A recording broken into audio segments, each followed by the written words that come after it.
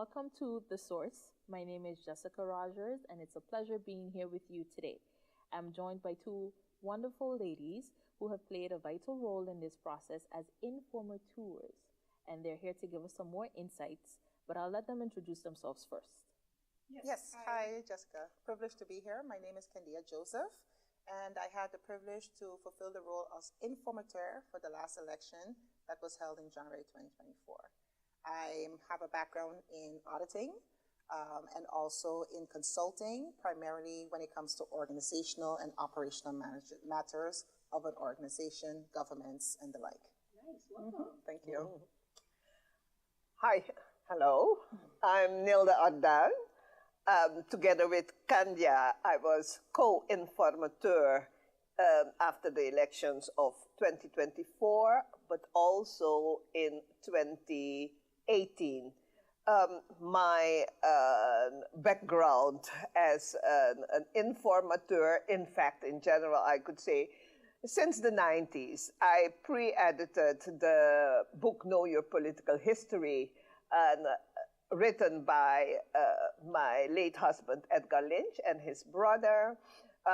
In the 90s, leading up to 2010, I authored various essays on constitutional law, and presently I'm retired. However, I'm working as external consultant for the Netherlands Institute for Multi-Party Democracy.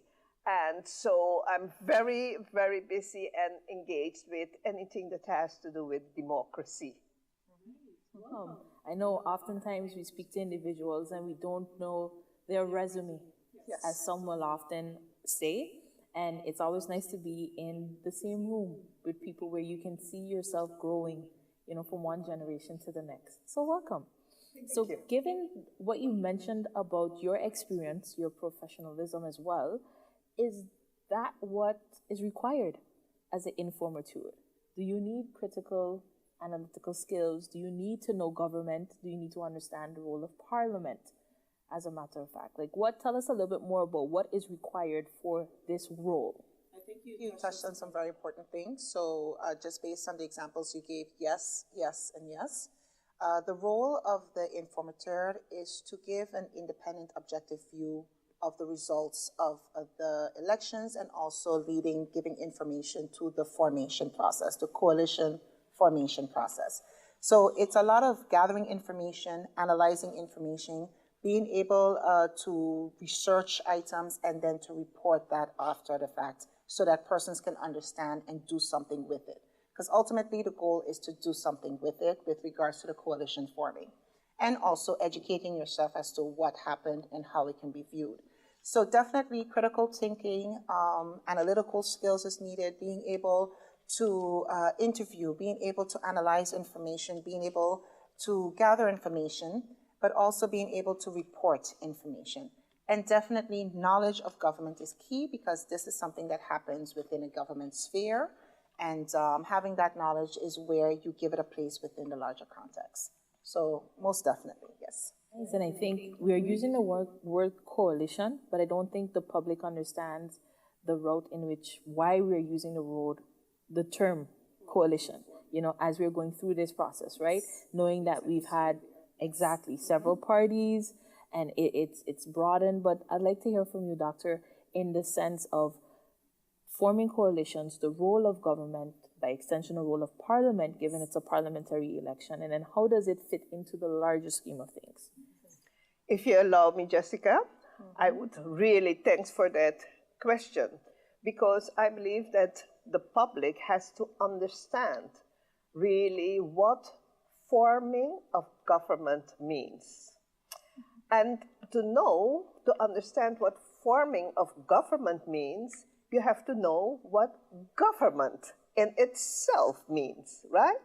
Because when the informateur come in, it is part of a, let's say, 4-step process after the elections. After the elections, you have coalition forming, program forming, then you have to divide the portfolios, and then you have to appoint ministers. However, having said all of that, let me, if you allow me, to explain with a very simple example. What is governing about? Governing about is all about organizing society. The smallest entity in society is the family unit. In a household, you have a father, a mother, or maybe a father alone or a mother alone. The children, the parents, they always have to look after the well-being of the family. Right? Responsibility. They have certain responsibilities, yeah, to organize the family. I'm going to take it a step further. Now, you have a big, large family, and the family is saying something that they once doing a lot lately. They have family reunions. Family reunions, the children, grandchildren, uncles, aunts, cousins, everybody of a family of 7 brothers and sisters, adults, right? Their parents, the parents of these 7 are still alive, and you can imagine if there were 7 brothers and sisters, they are now in their 60s, 70s, they have children, grandchildren, and about 200 people want to have a family reunion. Now, all those 200 people cannot organize this family reunion. One person wants to go on a cruise. The other person wants to go Aruba, where grandparents were born.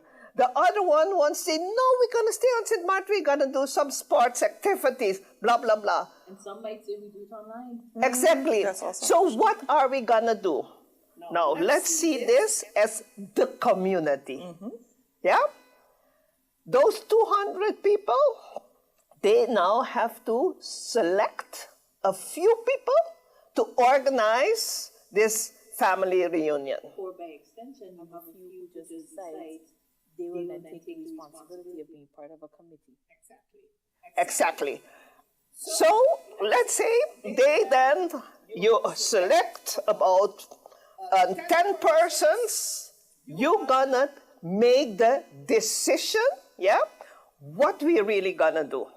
Whether we're gonna go on a cruise, but all in the interest of the whole family. Exactly. Yeah?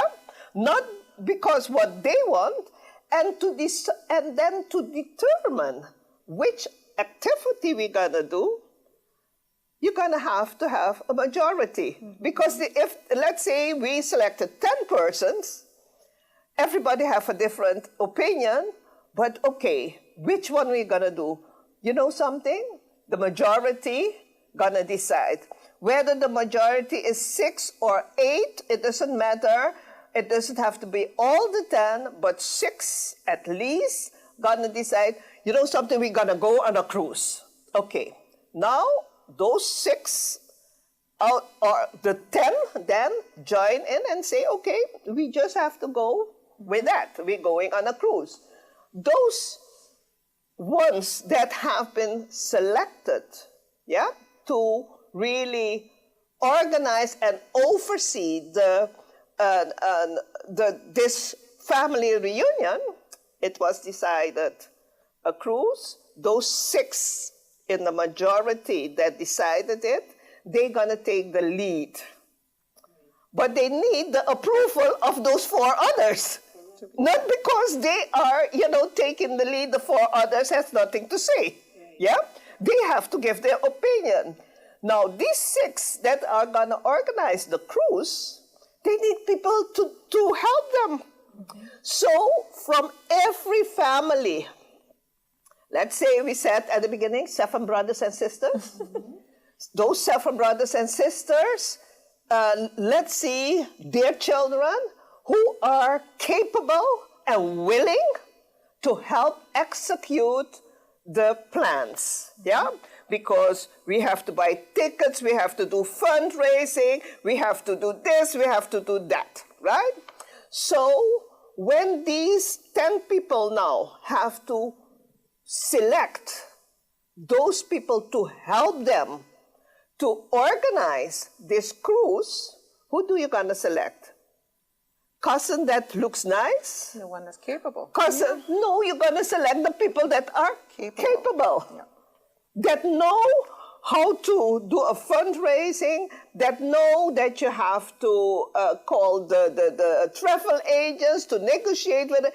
You're gonna take the people that are capable. Maybe from the 7 brothers and sisters, you know, that are on the top. Let's say they're the 7 parties, yeah? Maybe they don't have, not all of them have children that are capable and willing. But the main thing is to have that family reunion. You're not gonna select any and everybody, right? You're gonna select those people that you know that gonna do the task. Now, let's come to government. That whole story took up to government, right? The whole community is that family, the whole community.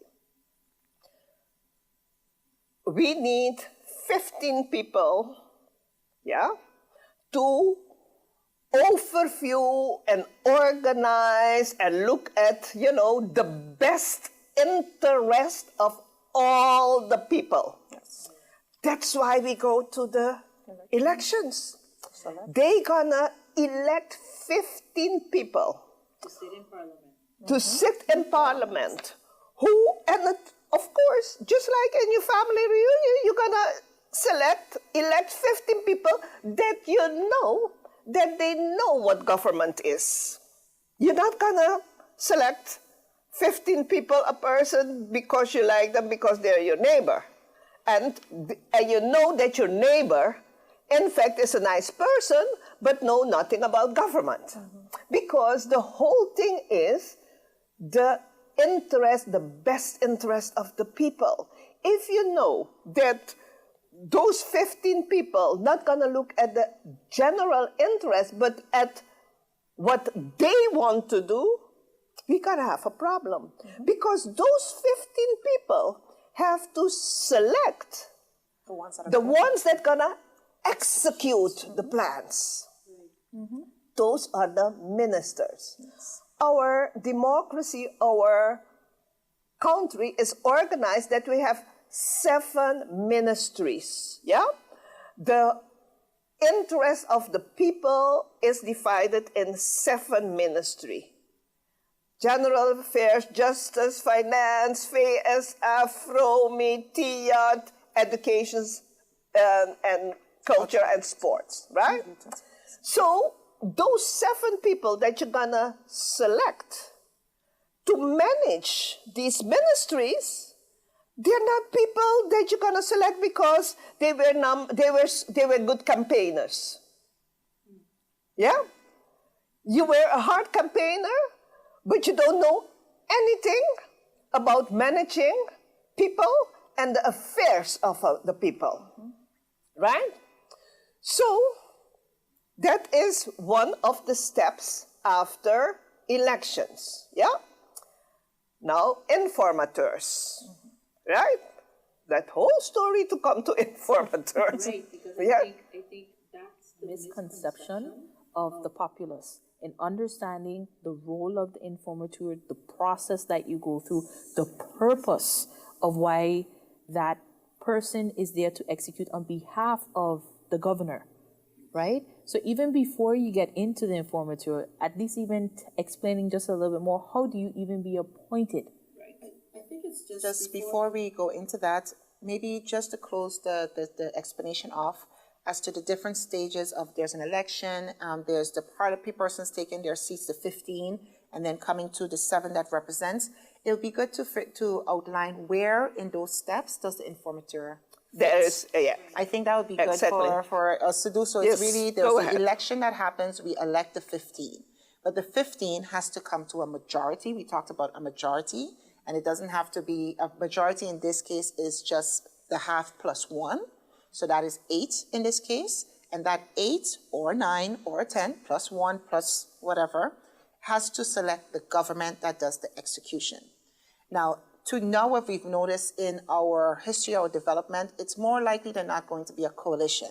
because of the number of parties that are taking place, the number of the choices that you have, the days of having one party that gets the outright win of 8, we have not seen that since 10-10-10. It's something that used to happen in the Netherlands and Antilles, but since we became a country within the kingdom, it has always been a formation of 2 or more parties, a coalition. Now, to make that choice as to how do I select who am I going to join up with to form this coalition, this majority, to take the next steps, that is a choice that there are different things that you have to consider. And how that's like how alignment, how do we work together? And the informateur role is to provide information for that process. So it happens after the 15 take place, before the majority is formed, the coalition is formed, to be able to appoint the executive branch. And that starts right after election day. There's still some things that happen in between because, again, it's a choice. Right. I don't know if everybody has noticed there have been more elections than there have been informateur processes. So it is a choice if an informateur process is needed, and it happens on consultation basis and questioning, is it needed to delve in a little further to provide the information to come to a coalition? And who consults? Okay. So very important procedure that Kanya explained, right? And I'm coming back from where I left off, right? In our system, there's the whole process of coalition forming, that what happens after election, is not written law. Yeah. It is custom, right? And remember, we come from 10-10. We have about 14 years custom. However, we are using the system of the Netherlands, right, as part of the kingdom. When we hear that, for example, one query whether you need an informateur and whether the governor needs to appoint an informateur, the custom has been that the governor appoints informateur, because the governor, that was the system in the Netherlands until 2012, yeah, it was the king that would appoint an informateur, right? The Netherlands moved away from it in 2012. The second chamber decided that they want to have the lead in that. So they changed, they took a decision and put in writing in their rules of order that they will now appoint an informateur. As long as our parliament do not make that decision that they want to appoint the informateur and put it in writing in the rules of order or whatever, the custom that the governor appoints the informateur will continue. Why the governor? What does the governor do? We have explained 15. You have elections, 15 persons are selected. Going back to my example of a family reunion, and you have to look at the best interest of the family, those 15 people now have to look at the best interest of the people and the country, St. Martin. How do they do that? Not we don't have, because we have different parties, since 10-10-10 we never had one party having the majority. So that means you have to form coalitions. Just like I explained with the family, one wants to do cruise, the other one, no, you can't have a coalition whereby one wants to go left and the other right. That's exactly. That means that the parties that acquired seats in parliament will have to talk with each other to see where their visions for the country match. Yes. It is not just a sum of 1, 2, 3, 2 by we have 8. No, that is not the idea, because we can have 8 persons that have different ideas But the objective is for the country to be run according to a mutual agreement of those that will be running the country.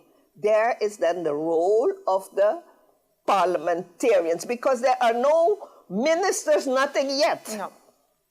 Very first thing, the governor, after the election, speaks with all the leaders of the parties that got seats. So that's the first part of the process. Right, there the process starts. He talks with the high councils of state, yeah? The General Audit Chamber, Council of Advice, and other stakeholders. And the electoral college. Right? Yes. To check, hey, listen, these are the results, how that's gonna go. There might be parties that say, you know something, we want to work together. However, the governor cannot say, okay, you're gonna work together without knowing whether their philosophies align. Yeah? Okay.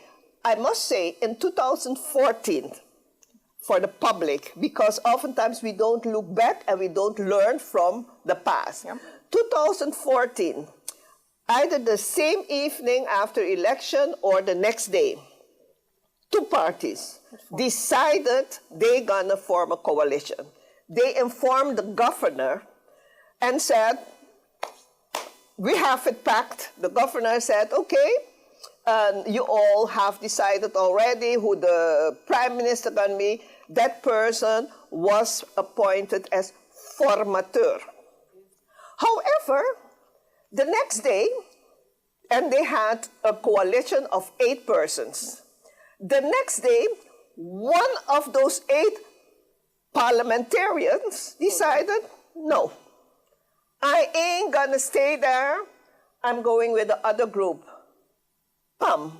That coalition, yeah, and there you see the danger of forming a coalition without sitting together, align each other's visions, establish goals, etc.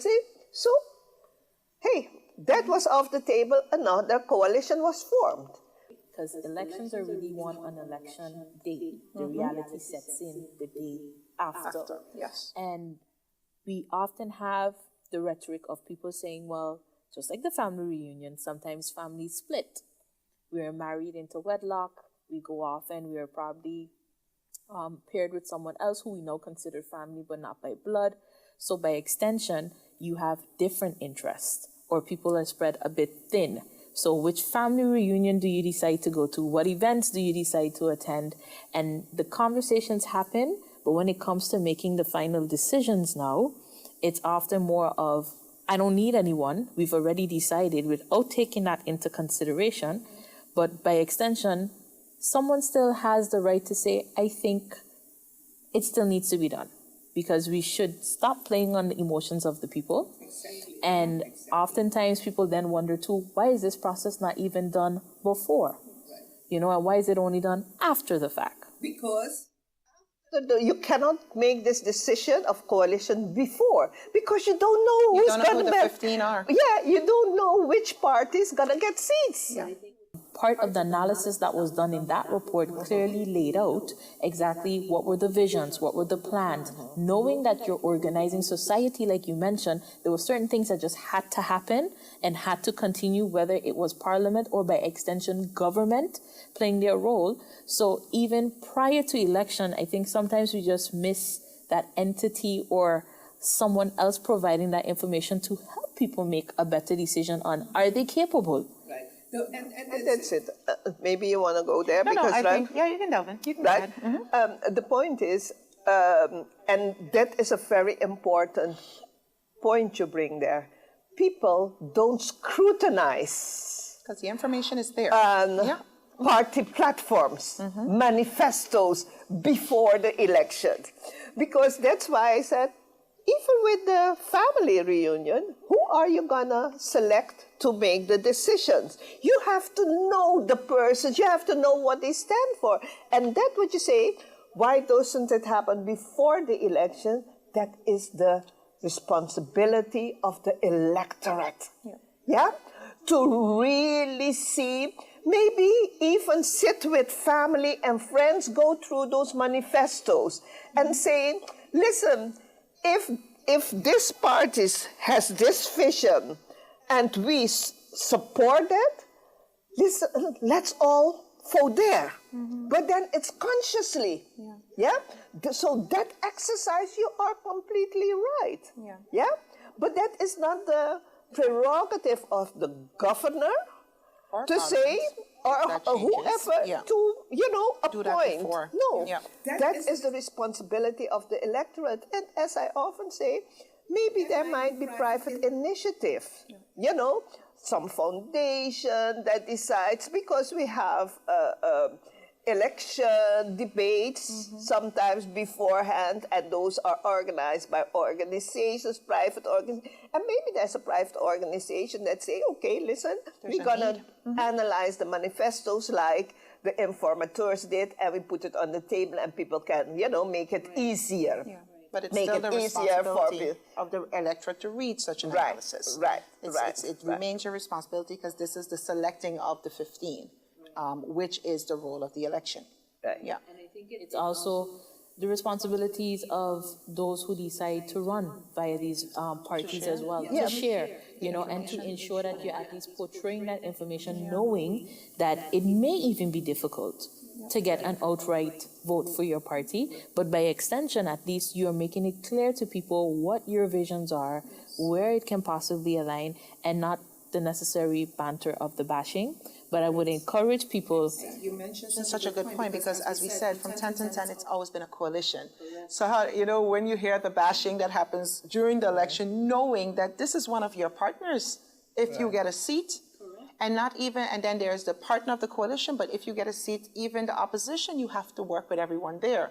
So I believe, just given the way how things have gone in our current electoral system, it would be good if parties consider the coalition aspect in their convincing of the people of what you're going to do. But that right now it's really each party for themselves until we find out the results.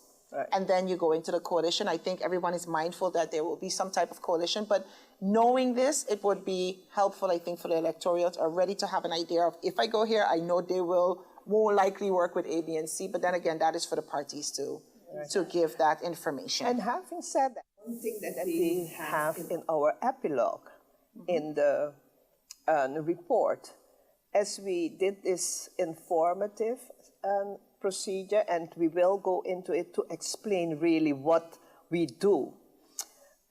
We realized, and that we realized in 2018 already, that politicians moved away from party philosophy. What a party really stands for. Before, you could really see, let's say, X party is more social-minded, A party is more business-minded, right? Now, it does not matter because there is no clear distinction.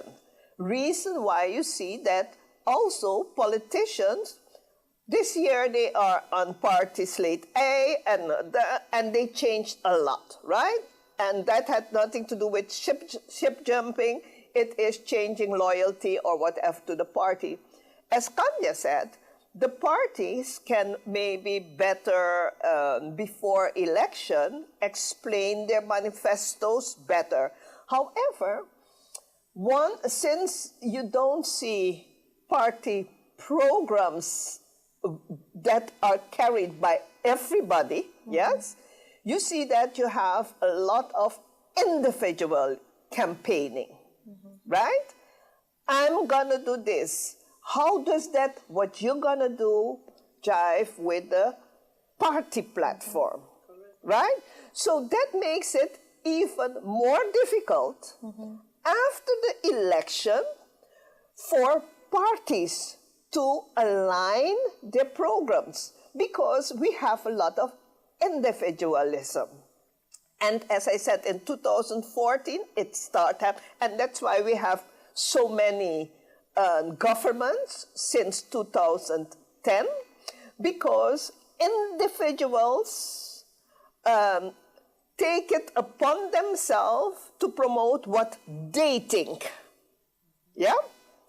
And so, in fact, you are right when you ask the questions.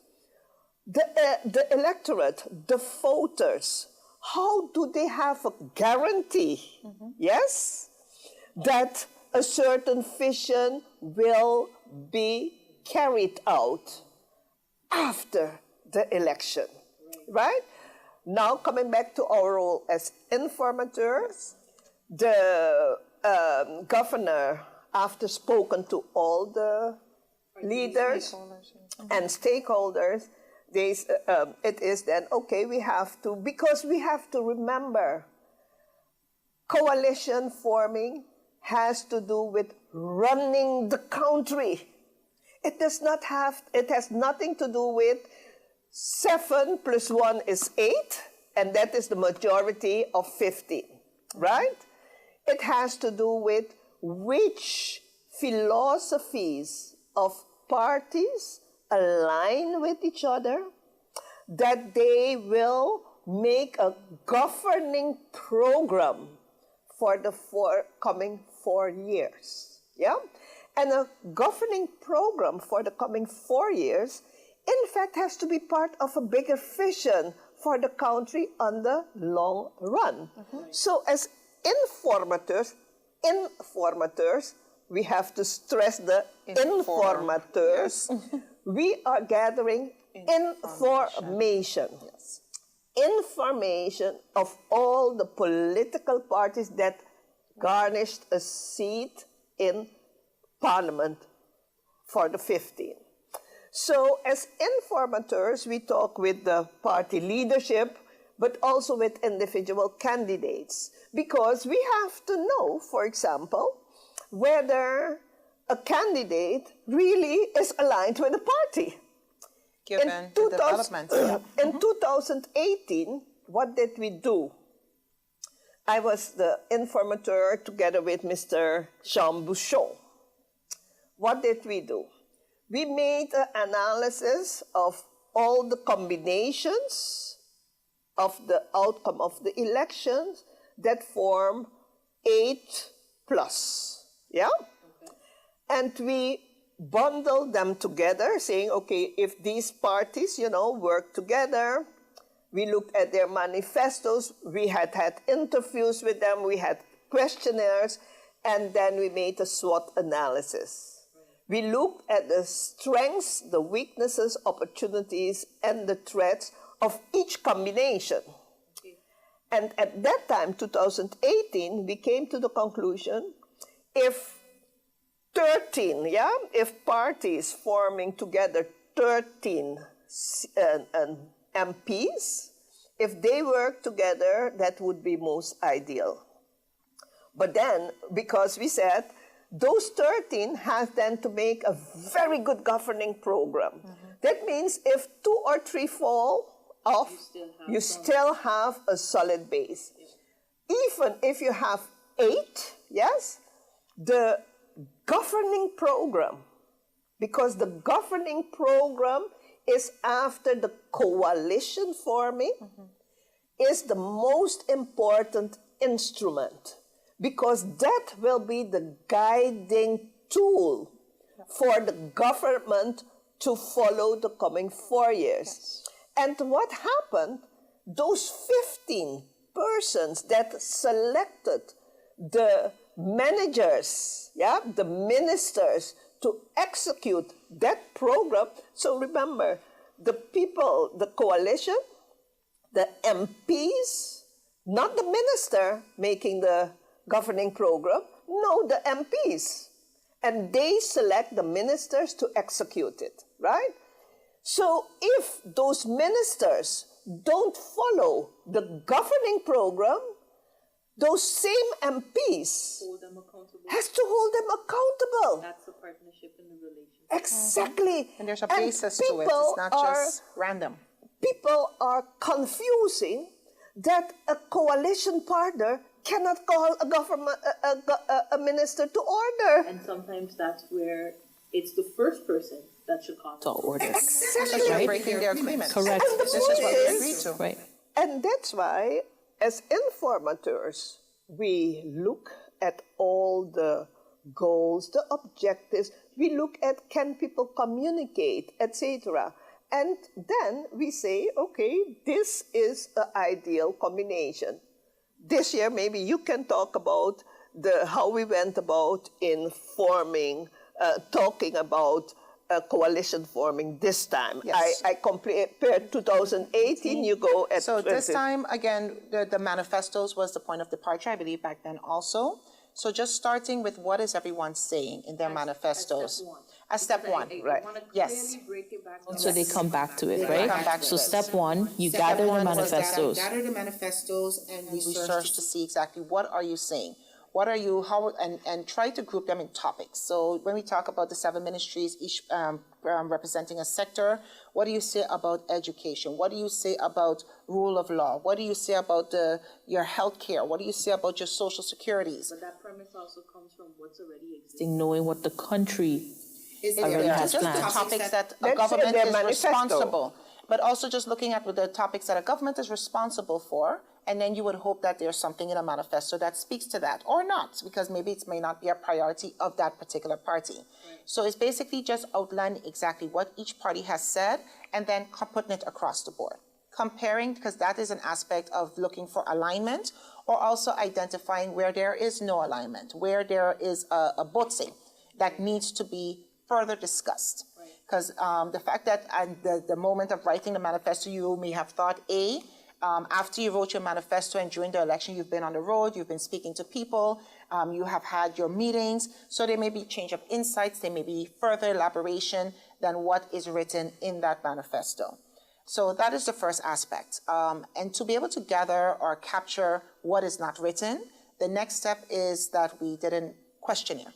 So really to go further and given the opportunity to be able to expound on things or explain things that may have been said, or and also to gather further information on things that we saw as what is your priorities, what are your deal breakers, how do you look at communication, how do you work with collaboration, how do you work with conflict, to get more information on those things of working together in a coalition. Like an interview. And then that. The basic requirements. Look at the documents first. So we did that first. And then based on the manifestos, what you wrote, questionnaire, give us some more information, we went into the interviews. And that is where ideally it would have been per party. So each party, again, getting the opportunity to have the face-to-face, to make sure individuals are still aligned with their party, and just get further information on the things that were already given there, but again, that face-to-face gives you more information. And then based on that, we analyzed.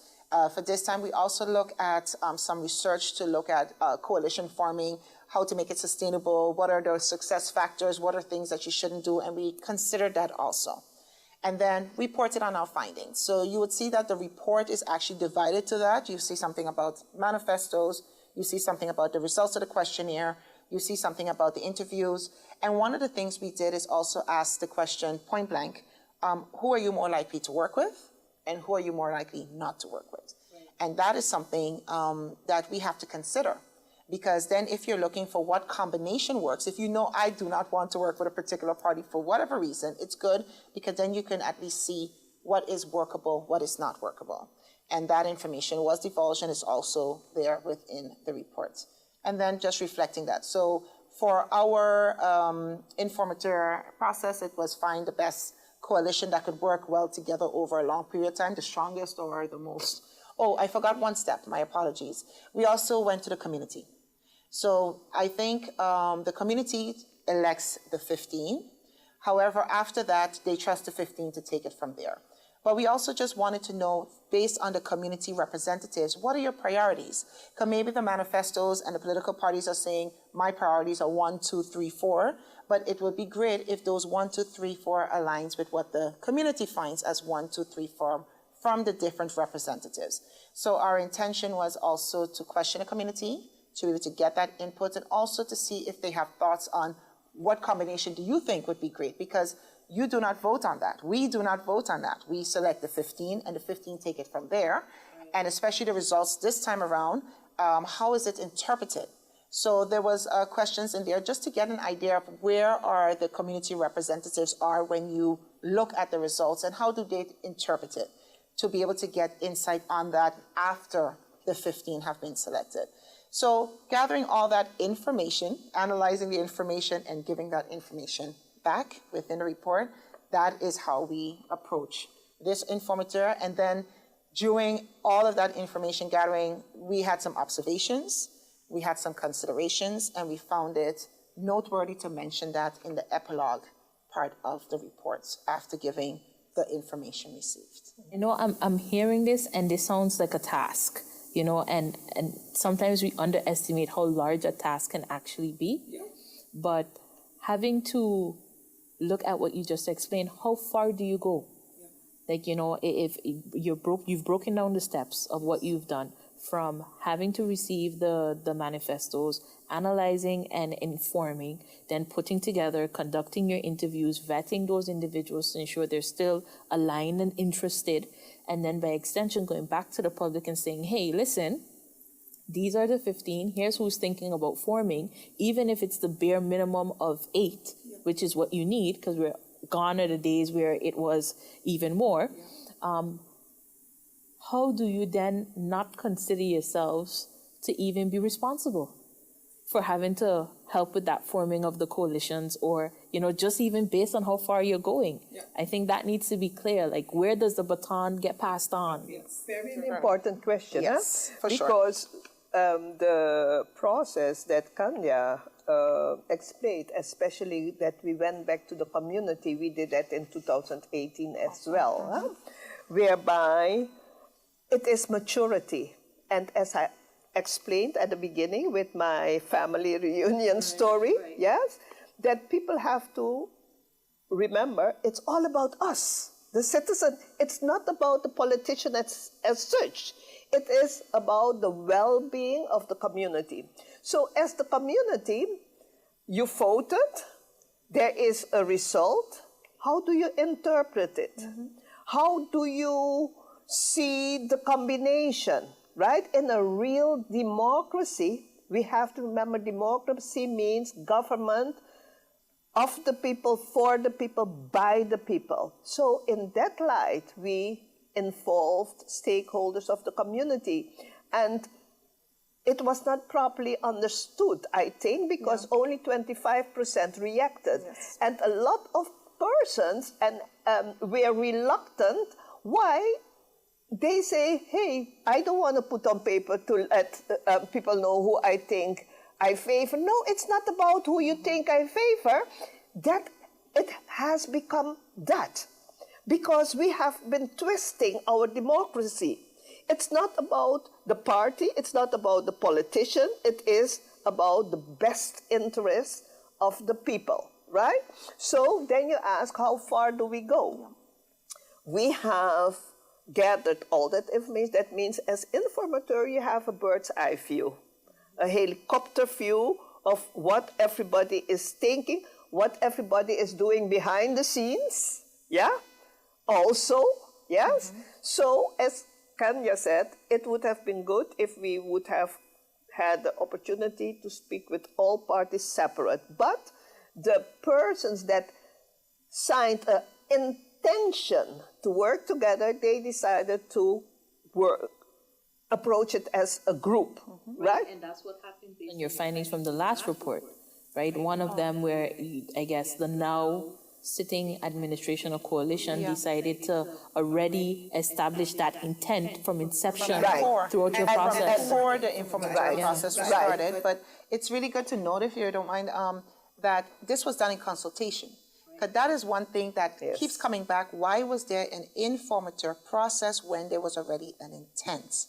However, the parties that had the intent were also consulted on the intention to have an informator process, and they went along with that. Yeah, they agreed to that. So if it was that they were like, no, like that year that it happened, no, we're fine. We have our coalition already, so we do not need this informator process.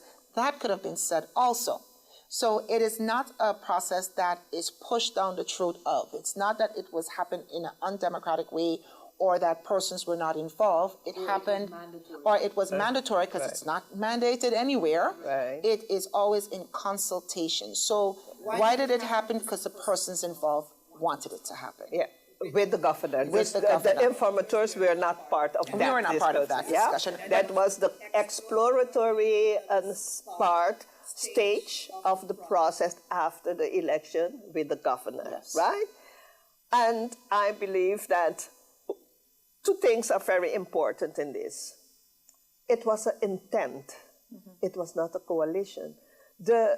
And so if there's an intent, it is the duty of the governor to do due diligence. The due diligence means that all parties has to be consulted. Yeah? And there you need an informateur to bring back that information.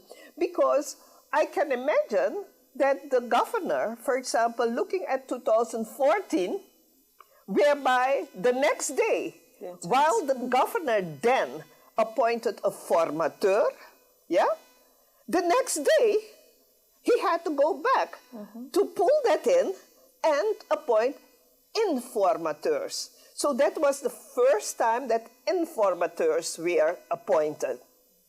We saw that we had elections after in 2016, 2018, and 2020, yes. In 2008, not all the time, informateurs were appointed. In the years where you had coalitions that firmly said, this is it, yeah? And then the governor did not appoint informateurs, but now it was the intent. And they, as Kanya said, agreed. And for the public to understand that procedure, how far does the informateur go? I explained after the exploratory period and the coalition forming, you're now going to have a governing program. The informateur can assist the parties that are forming the coalition. Right. The informateurs can go so far to assist them in that process, right? Because remember, we made that overview of the manifestos. We know what they have in common and what not. We have the enquête. We know, who are aligned with each other, and we have interviews. So what did the informateurs do before they finalize their rounds of information?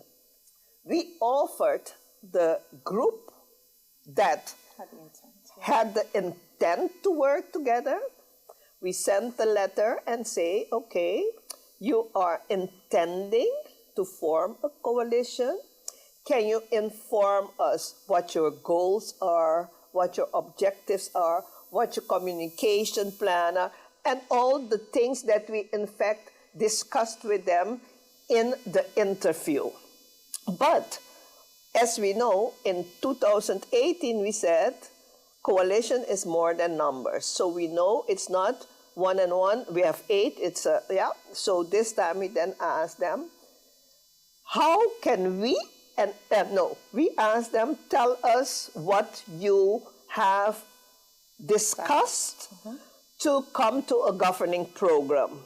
And lastly, what can we as informateurs still mean to you? Because if as informateur you want us to sit with you, to look at these items which are very important for governing, beyond the coalition, we are willing. However, the response was, no, we have it under control, right? So then is that the informateur's job stop. Again, if you say, if the parties that intend to form the coalition say, no, we want you to sit with us still to look at this and this, the informateur will go further. In 2014, I did not find the report, but I read on it. The informateurs at that time they had presented a draft governing accord. In 2018, we did not give a draft governing accord because there was no coalition formed yet. This time, if the parties that had the intention wanted us to sit a little more, I think we would be willing, to go a little further. That's why we asked it, right? But the function of the informateur stops the moment that the parties indicate that. Yes? And what would happen then? Coming to you live. A formateur is appointed. There is a coalition. And the right? baton is passed. And the they are baton ones is who passed. take it over. Because at that time, then those that had the intention said, okay, we have it under control, we're gonna just let the governor know that we are ready. And then we pass the baton. And usually when you pass the baton, you pass it on to who is going. So we got an assignment and we give the results of our assignment to the governor, and then the governor coordinates the next step in the process. Right. Okay. Yes. But as informateur, it leaves from your hands, and then the formateur comes into play, and that's usually the person who would possibly be the prime minister. Exactly, exactly has been the role. So what happened, the governor takes the report and looks at it. In the report, it is stating these intend to, governor, based on what they said, you can appoint a formateur.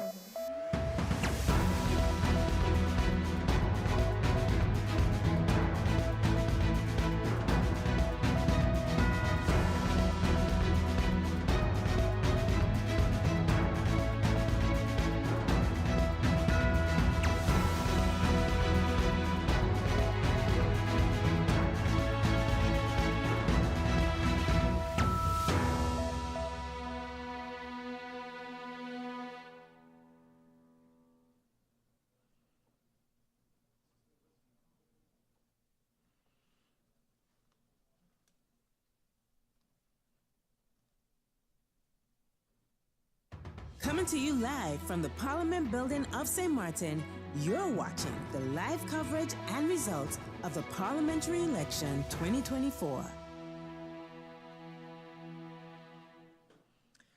Coming to you live from the Parliament building. Good evening and welcome to the St. Martin Parliamentary Snap Elections, August 19th, 2024. This evening, I'm going to introduce you to the Central Voting Bureau Chairman, Ms. Nathalie Tackling.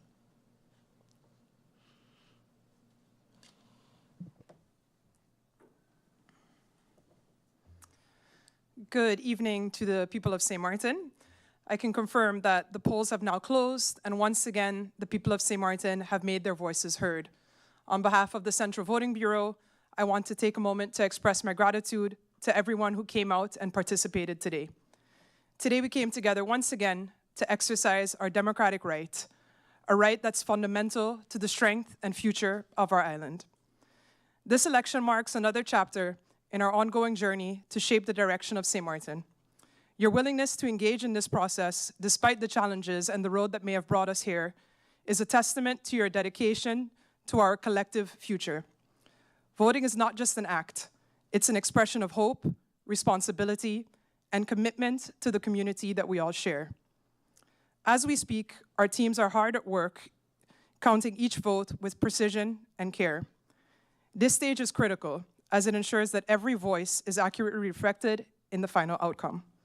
We ask for your patience as we finalize the results and remain dedicated to upholding the highest standards of transparency and fairness. The preliminary numbers indicate that 13,828 voters participated in today's election, which represents 61% of the eligible voters. I reiterate that these are preliminary numbers. Again, we're piloting software, so we're comparing the numbers that were inputted into the software along with what's being called in and what's officially stated in the process verbal that we will get throughout the evening. So it may be that you see changes in the voter turnout, but what matters, of course, are the valid votes cast. To give you an idea, in January, there was a voter turnout of 14,000 719. I would also like to take this opportunity to extend my sincere thanks to everyone who played a part in making today's election possible. To the staff of the polling stations, the dedicated team at the Civil Registry, the callers that we have upstairs in the building compiling those numbers for you, our data analyst, the staff of GEBE for keeping the power on, and all others working hard behind the scenes. Your hard work and commitment have been invaluable. Your efforts ensure that our democratic process remains strong and that every vote is counted. In the meantime, I want to reiterate our commitment to delivering the election results as soon as they're available. I know that we're all anxious. I know that none of us want to be here until 6 o'clock in the morning. We're doing our best, but we also want to ensure that the data is accurate. I understand the anticipation and the significance of this moment, and we're here to ensure that every step of this process is conducted with integrity. Thank you again to the eligible voters of St. Martin for your active role in this election. Your participation today is a powerful reminder that our democracy is alive and well. Please stay tuned for further updates as we move forward, and I'll turn this back over to Amanda Bedminster, who will be giving you some preliminary numbers for the available polling stations so far, along with voter turnout. Thank you very much. Thank you, Natalie Thackling. We do have the 8 p.m. station count, and I'll begin. Station 1, John Larmany Center, registered voters 937. The turnout was 575, with a turnout rate of 61.37%. Station number 2, Sundial School, registered voters 1,391, with a turnout of 803, turnout rate 57.73%. Polling station number 3, St. Martin Senior Citizen Recreational Center, registered voters 1,444. The turnout 954. Turnout rate 66.07. Station number 4, Sister Marie Laurent School, with a registered amount of 1,440. The turnout 900, with a turnout rate of 62.50%. Station number 5, Dutch Quarter Community Center, registered voters 1,434, turnout 854, with a turnout rate of 59.55%. Station number 6, Milton Peters College, registered voters 1,435, with a turnout of 969. Turnout rate 67.53%. Polling station number 7, Rupert I. Maynard Center, registered voters 1,422. Turnout 917. Turnout rate 64.49%. Polling station number 8, St. Martin Academy, registered voters 1,408. Turnout 889. Turnout rate 63.14%. Polling station number 9, Butte Hotel, registered voters 1,460. The turnout 841. Turnout rate 57.60%. Polling station number 10, NIPA, National Institute for Professional Advancement. Registered voters 1,427. Turnout rate 880. Percentage 61.67%. Polling station number 11, Charles Leopold Bell School. Registered voters 1,288. Turnout 759, and the turnout rate is 58.93%. Polling station number 12, Leonard Connor School, registered voters 816, 456 votes casted, 55.88% turnout rate. Polling station number 13, Simpson Bay Sports Community Center, registered voters 1,119, turnout 567, turnout rate 50.67%. Polling station number 14, Belvedere Community Center, registered voters 1,475, turnout 943, with a turnout rate of 63.93%. Polling station number 15, Melford Hazel Sports and Recreational Center, registered voters 1,438, turnout 802, with a rate of 55.77%. Polling station number 16, Methodist Agogic Center, registered voters 1,247, turnout 812, with a turnout rate of 65.12%. Polling station number 17, Dutch Quarter Community Help Desk, with a registered voter amount of 506, turnout 309, percentage 61.07.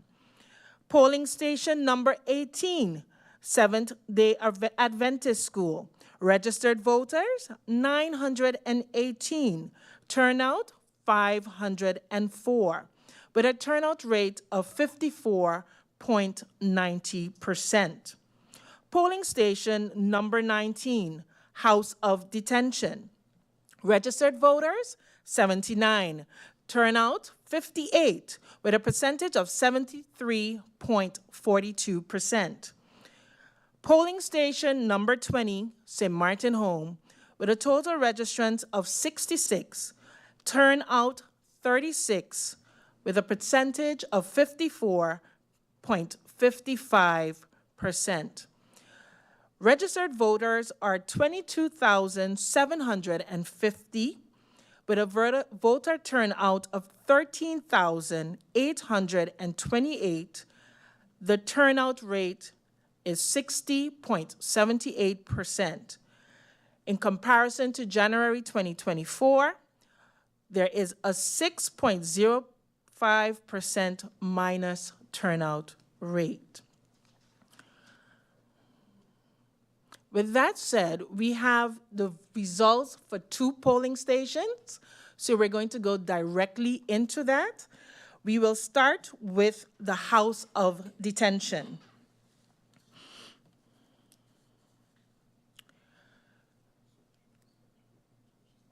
Total eligible voters was 79, total casted votes 58.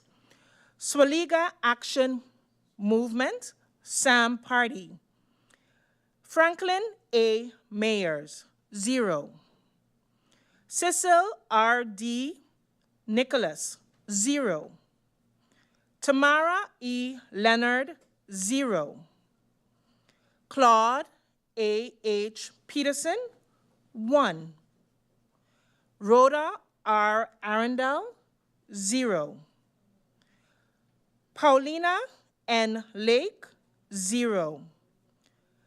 Pamela R. Gordon Geboren Carty, 0. Lucien O. Benschop, 0. Ruben A. B. Pantaflet, 0. Delano D. Samuel, 0. Billy Jean-Baptiste, 0. Marcus C. Henrietta, 0. Total votes casted for Sam, 1 at the House of Detention, polling station number 19. We go on to the second party, National Alliance, NA. House of Detention, Silveria E. Jacobs, 0. Egbert J. Duran, 0. Artwell M.R. Irian, 0. Cloyd L. Marlin, 1. Darrell T.J. York, 0. Edsel E. Gums, 0. Anna E. Richardson, 0. Angelique J. G. Ramu, 0. Shamila N. Williams Gebora Webster, 0. Curtis K.W. Thomas, 0. Hyacinth L. Richardson, 0. Alan K. Connor, 0. Shamira P. M. Hernandez, 0. A. Terrence Ray, 0. Ishmael Faustin, 0. Louis G. Hurtau, 0. Carlita L. A. Guy, 0. Total votes at the House of Detention for the National Alliance, 1. We now go to Empire Cultural Empowerment, ECE Party. House of Detention numbers: Nigel E. Wigley, 2 votes. Armando F. Gums, 0. Arnold E. Dorr, 0. Total votes casted for Empire Cultural Empowerment, 2 votes. We now go on to the Democratic Party, DP. Votes casted at the House of Detention. Candidate number 1, Sarah A. Westcott Gebora Williams, 0. Grisha S. Heiliger Gebora Martin, 25 votes. Dimar C. Labega, 0. Khalil K. Raven, 0. Viren V. Kotai, 1. Marinka J. Gums, 0. Benjamin S. Bell, 0. Fabio Doralis, 0. Mei-Ling A.M.R. Derby Gebora Chung, 0. Ruben J. Essett, 0. Alston A. Lawrence, 0. Richard J. Panafleck, 0. Quincy R. A. Rochester, 0. Oliver N. J. Williams, 0. Michael C. Barron, 0. Densley M. Adamus, 0. Dennis A. Williams, 0. Savante D. Hernandez Escarfuller, 0. Alexander I. Gums, 0. Ingrid A. Grell Gebora Davis, 0. Laurel B. Cozier, 0. Patrice A. Flanders, 0. Aken R. Richardson, 0. Total votes casted for the Democratic Party, 26 votes. We now go on to Kwalichi Movement for Change, OMC, House of Detention votes. Olivier E. Arundel, 0. Elvison J. Adamus, 0. Mario L. A. Arundel, 0. Lisa L. Alexander, 0. Louisa R. Lake, 0. Cleveland J. Codrington, 0. Edward S. Arundel, 0. Farley R. Elshot, 0. Samuel V. Caceres, 0.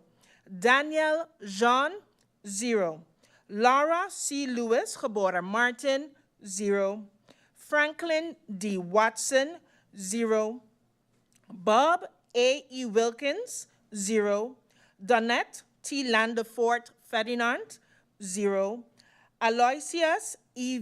F. Proctor, 0. San Francisco E. Lake, 0.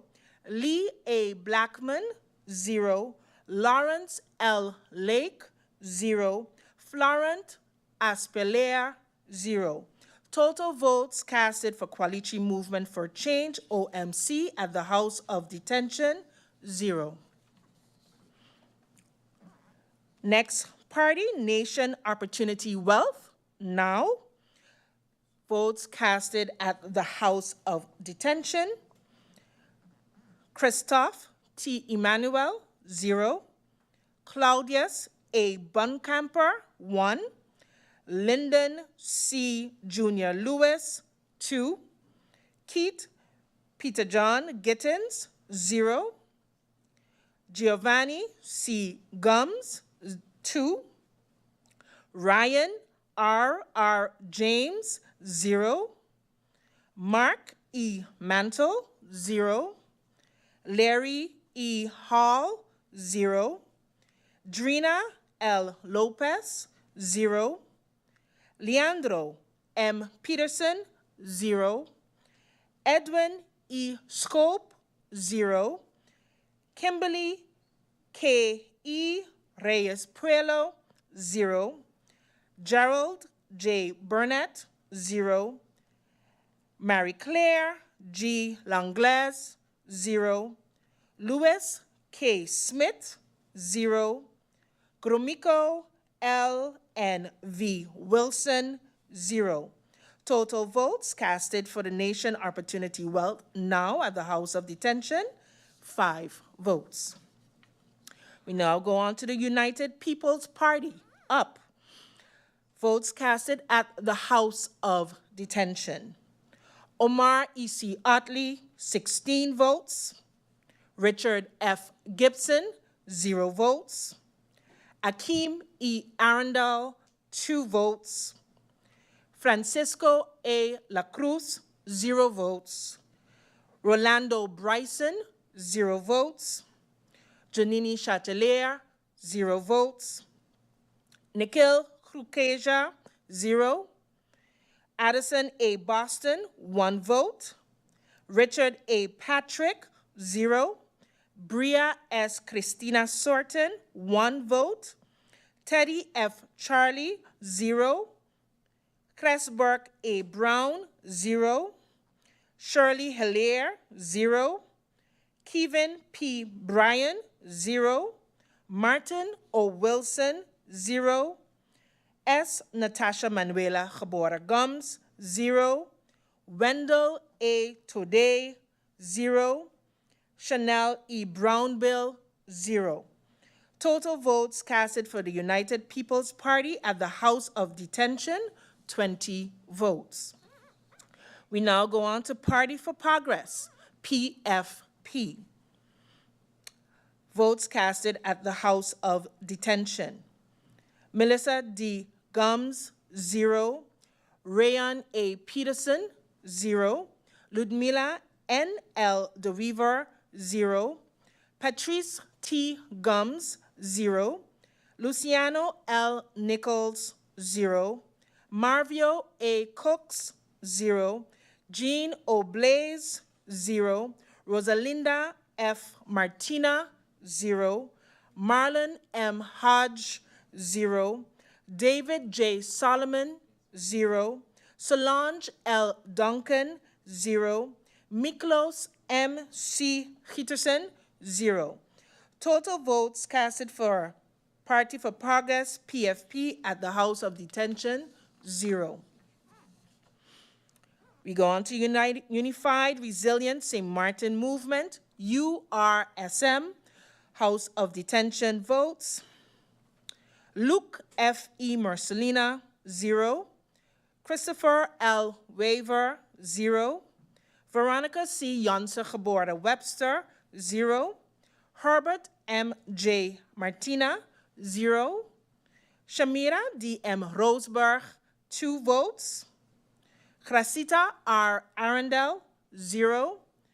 Richenil S. J. Brug, 0. Jason O. Matthew, 0. Joseph G. Peterson, 1 vote. Michael O. Summersall, 0. Delano L. Hutchinson, 0. Felicia C. M. Brooks, 0. Saul Y. Steyman Gebora Yao, 0. Paco J. Isinia, 0. Glenn C. Amer, 0. Total votes casted at the House of Detention for Unified Resilient St. Martin Movement, URSM, 3 votes.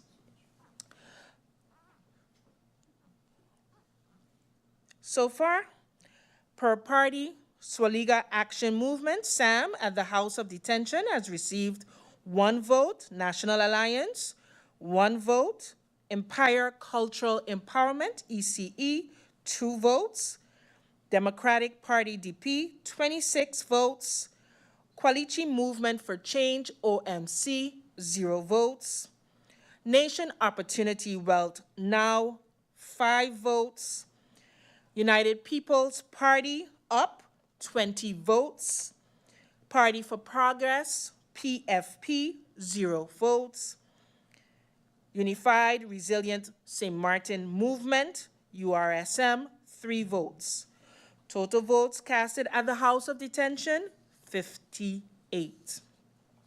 We now go on to the results for the St. Martin Home. District 20. Swaliga Action Movement. Franklin A. Mayers, 0. Cecil R. D. Nicholas, 1. Tamara E. Leonard, 1.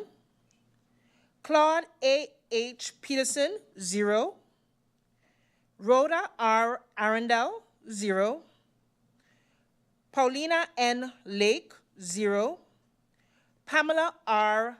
Gordon Gebora Carty, 0. Lucien O. Benschop, 0.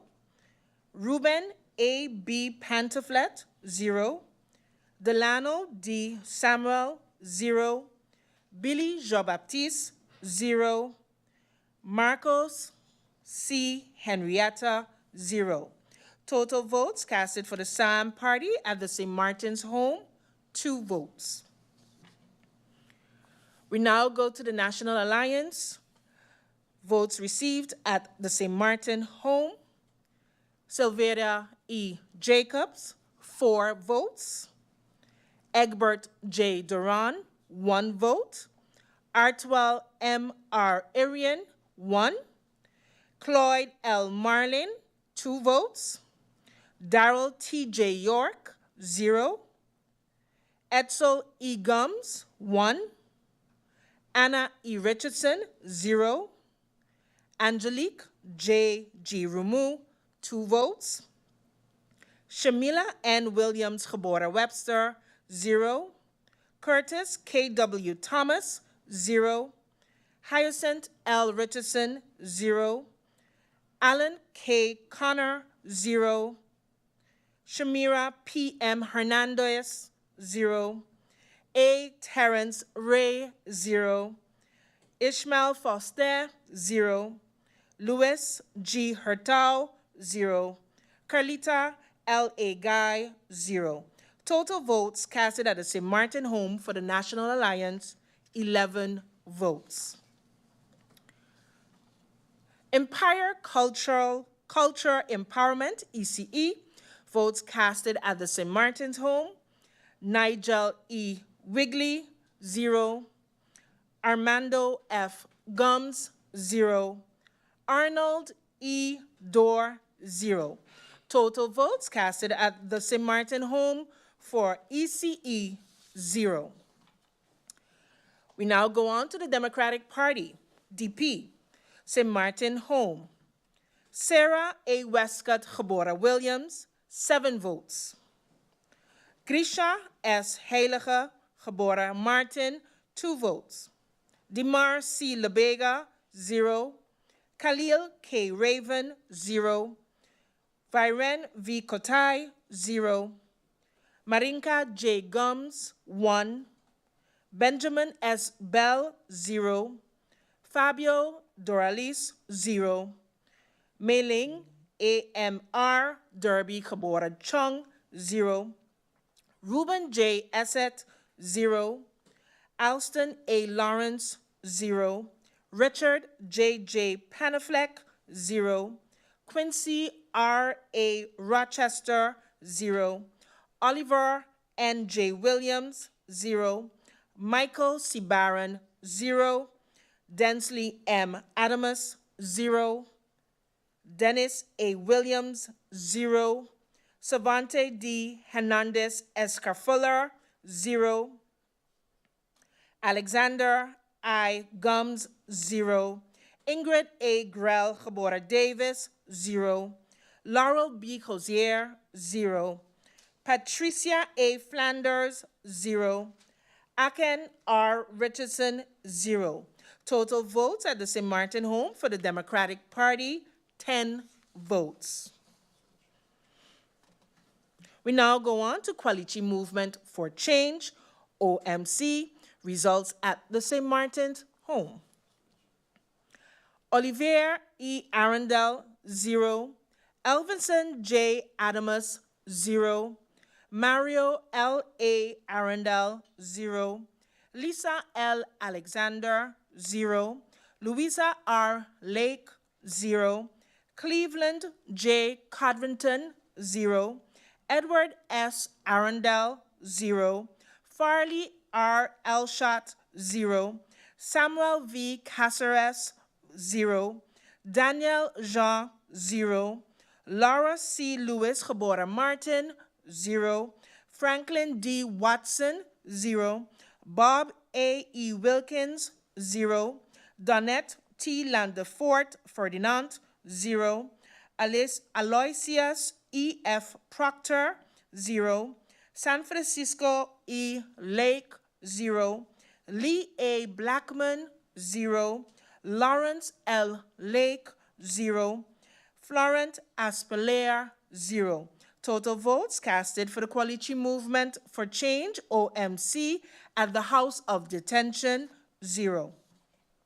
We now go on to the Nation Opportunity Wealth. Now, votes casted at the St. Martin home. Christoph T. Emmanuel, 1. Claudius A. Buncamper, 0. Lyndon C. Jr. Lewis, 0. Keith Peter John Gittins, 0. Giovanni C. Gums, 0. Ryan R. James, 0. Mark E. Mantle, 0. Larry E. Hall, 0. Drina L. Lopez, 0. Leandro M. Peterson, 0. Edwin E. Schoop, 0. Kimberly K. E. Reyes Prelo, 0. Gerald J. Burnett, 0. Marie Claire G. Langlaise, 1. Louis K. Smith, 0. Gromiko L. N. V. Wilson, 0.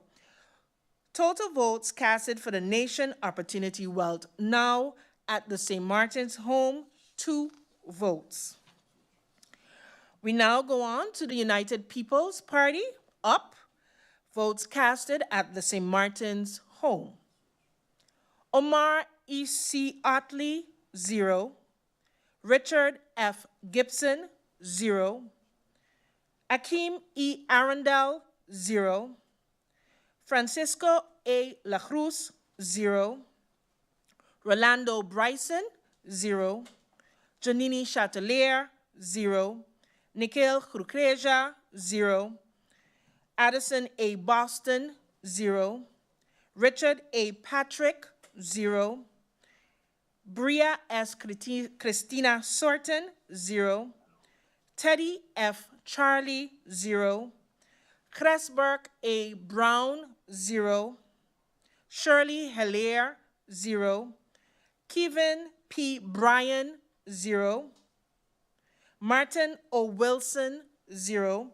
S. Natasha Manuela Gebora Gums, 0. Wendell A. Today, 0. Chanel E. Brownbill, 0. Total votes casted for United People's Party up at the St. Martin's home, 0. We now go on to Party for Progress, PFP, votes casted at the St. Martin home. Melissa D. Gums, 1. Rayon A. Peterson, 0. Ludmila N. L. DeWeaver, 0. Patrice T. Gums, 2. Luciano L. Nichols, 0. Marvio A. Cooks, 0. Jean Oblaze, 0. Rosalinda F. Martina, 0. Marlon M. Hodge, 0. David J. Solomon, 0. Solange L. Duncan, 0. Miklos M. C. Peterson, 0. Total votes casted for the Party for Progress, PFP, at the St. Martin's home, 3 votes. We now go to our last party, Unified Resilient St. Martin Movement, URSM, votes casted at the St. Martin's home. Luke F. E. Marcelina, 4 votes. Christopher L. Weaver, 1 vote. Veronica C. Janse Gebora Webster, 0. Herbert M. J. Martina, 0. Shamira D. M. Roseberg, 1. Gracita R. Arundel, 0. Richenil S. J. Brug, 1. Jason O. Matthew, 0. Joseph G. Peterson, 0. Michael O. Summersall, 0. Delano L. Hutchinson, 0.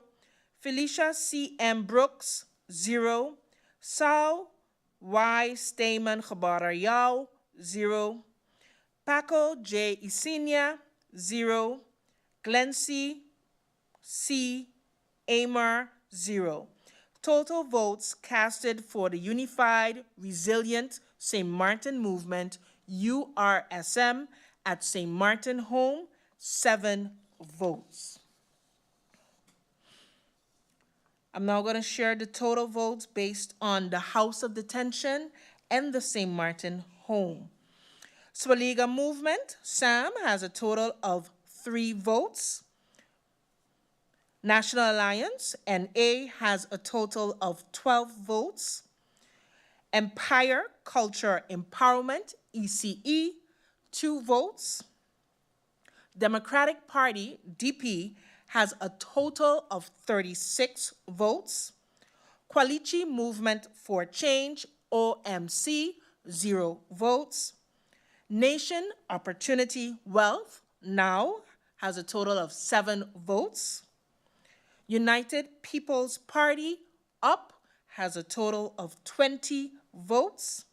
Party for Progress, PFP, has a total of 3 votes. Unified Resilient St. Martin Movement has a total of 10 votes. These are the 2 results thus far, the House of Detention and St. Martin's home. We will be coming to you in a few as soon as we get more results. Thank you.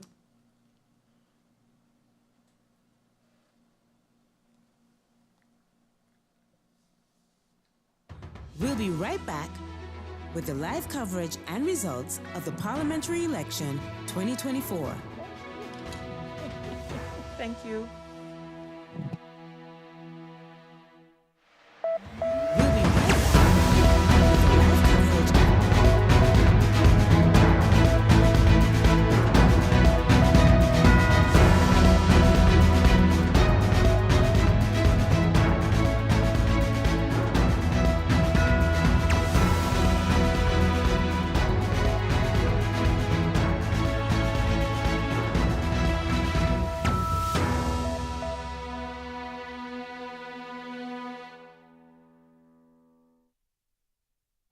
Welcome back. And again, my name is Jessica Rogers, and you're here with The Source. So I'm joined by these wonderful ladies who had the responsibility of being the informateurs for our recent election as of January this year. And I just want to pick back up on the conversation that we had before. You know, we went through the process, we understood the purpose, and we've touched on the role. And coming back to the role component, you guys have access to information, you have knowledge, you're gathering thoughts and opinions. How do you remain apolitical? Like, how are you instilling and ensuring that your integrity is in check, that you're pursuing ethical practices or approaches with what you're doing? Just allude to that a little bit more. It's about what is considered when choosing persons to fulfill this role. I think there must be a level of confidence in the persons that's fulfilling the role, and that's also done in consultation. So though the governor comes with candidates, these are also discussed and also brought forward to the leaders of the political parties that won seats, that they feel comfortable. And then when you talk about those competencies, I think being able to be objective and be independent, be apolitical, and to be confidential with information, I think that is definitely something that needs to be considered. For our role, for both of us, we both work in professions where these things come into play. As a lawyer, you have that confidentiality and things are based on facts, on laws, very straightforward. And when you are doing your cases, I can imagine you do it from a very neutral matter. And as an auditor, that's also something that it's about handling confidential information and being very factual about what do you see and reporting that and being able to gather that information. So that is very key.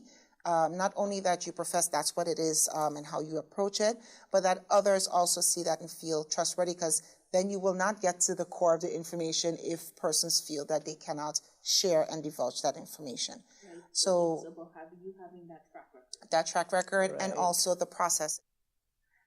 We use information received and agreed upon and not information that no one knows about. It's definitely information that is made public, the manifestos, and again, questionnaires, what you've told us, interviews, what you've told us. And we use that to bring back an analyzed version of that.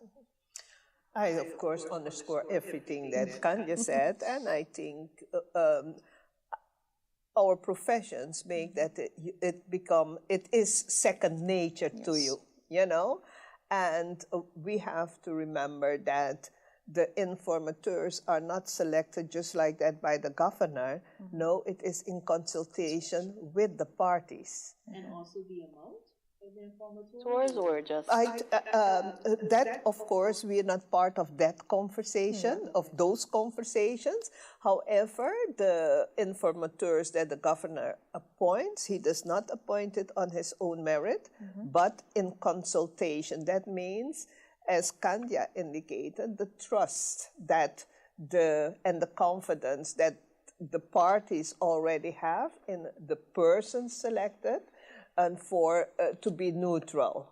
Yes. And so there is a basis of trust, and as you mentioned, your track record.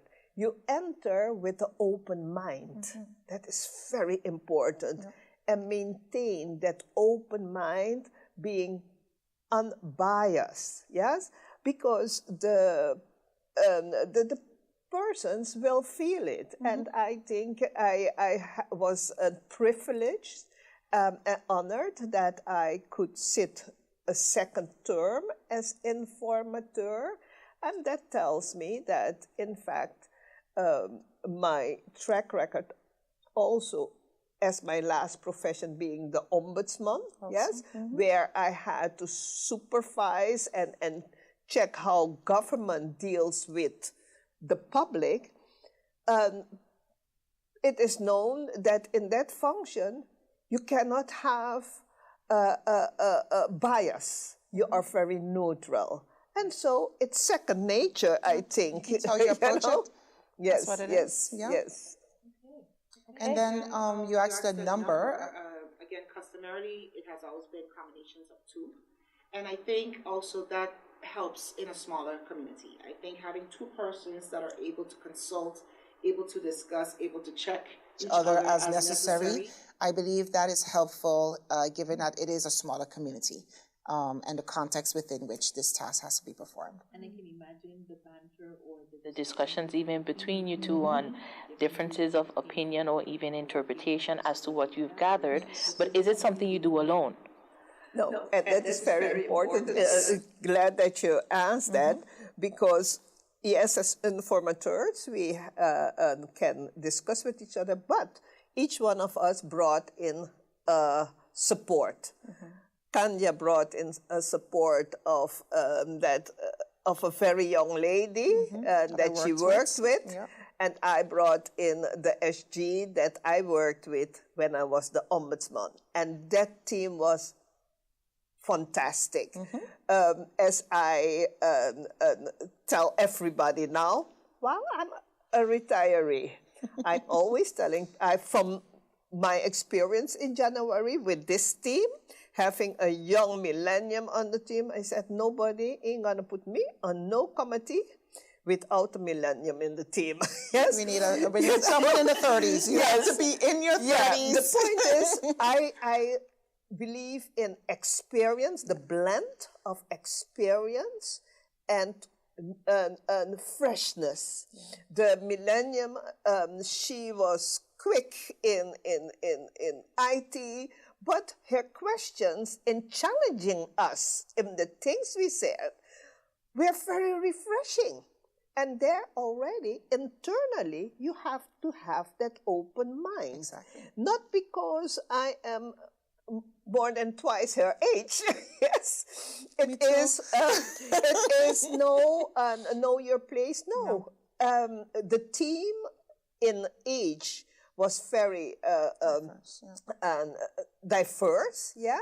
And so the input of them was very important, apart from the fact that the work itself is too much for two persons. Yes, you know, in other countries, you might hear that there's one informateur, but the barrage of support, administrative support that they have is huge, which you don't see, you know? Yeah, behind the scenes. And I often tell people this even for myself. I'm a product of my environment. So wherever I put myself is where exactly I learn, I engage, I question, I analyze, right?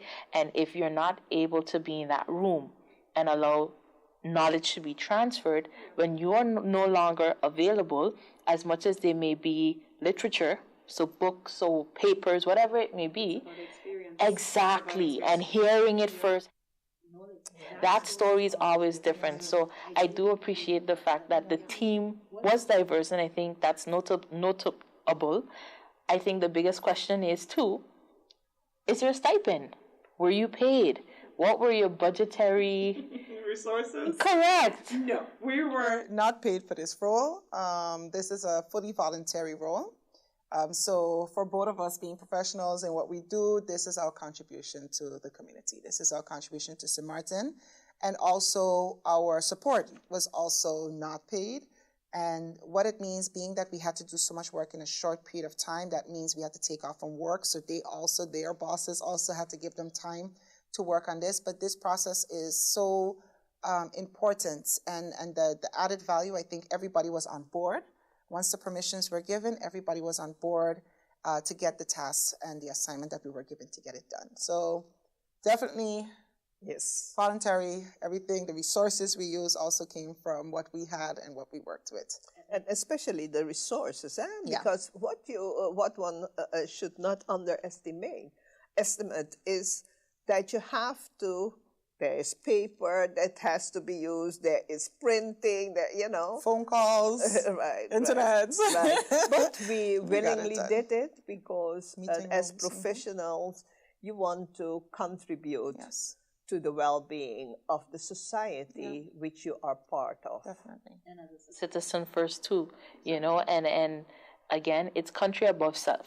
And Absolutely. You're fueled by passion, you're fueled by understanding the need. And I think sometimes we forget, outside of the posters, outside of the public meetings, the sponsored ads, the radio conversations, there are people that still work in the background, to ensure we're getting the information, it's correlated in the way we need it to be, reports are done as required, and we underlook that. But thank you on behalf of the country for your contributions.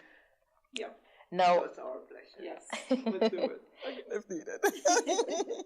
What's also good to kind of look back on is, as much as the report was in place and you had the epilogue, how could you express a little bit more of the challenges or the bottlenecks, or what is something that you wish you had a little bit more of, given the dynamics of the type of parties that we have in play, the rate or the numbers of people that came out to vote, even, the feedback from stakeholders and the public themselves, like, allude on that a little bit more.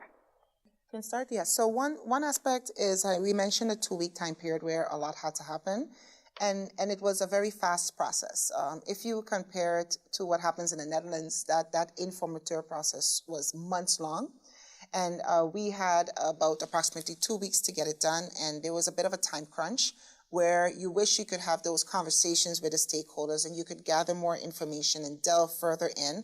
But given some of the timelines that were already communicated, it was important for us to remain within that timeline to not delay any other processes that were already agreed to.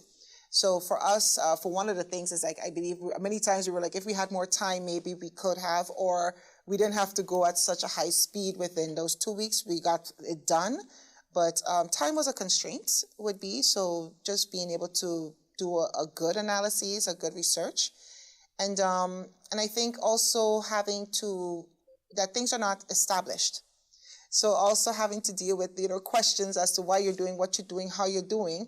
It's not written down anywhere. It's an important process, but it's not a process that, as mentioned many times throughout the process, it is not written down, it is not codified, it is not formally established. It is customary, it's looking at others who have done it before that is comparable with our political system. So I think that is something that could have been, it would have made it easier if it was very clear, there was a written down rules of order and established that this is the role of the informateur and this is how it should be executed. I think that's something that would have contributed to an easier process.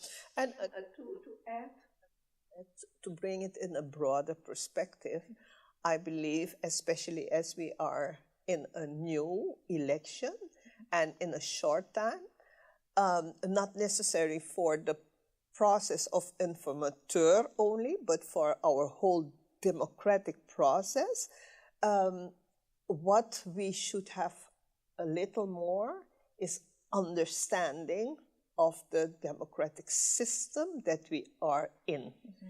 Because the discussions that we hear out there and the conflicts, quote unquote, are often based on not properly understanding the system and the democracy. And as I have the habit to do, and I share that with my co-informateur at the beginning, I don't listen to social media. Mm-hmm. When I'm doing investigations, researches, services, information gathering, I don't listen to social media because there are so many conflicting informations and misinformation given.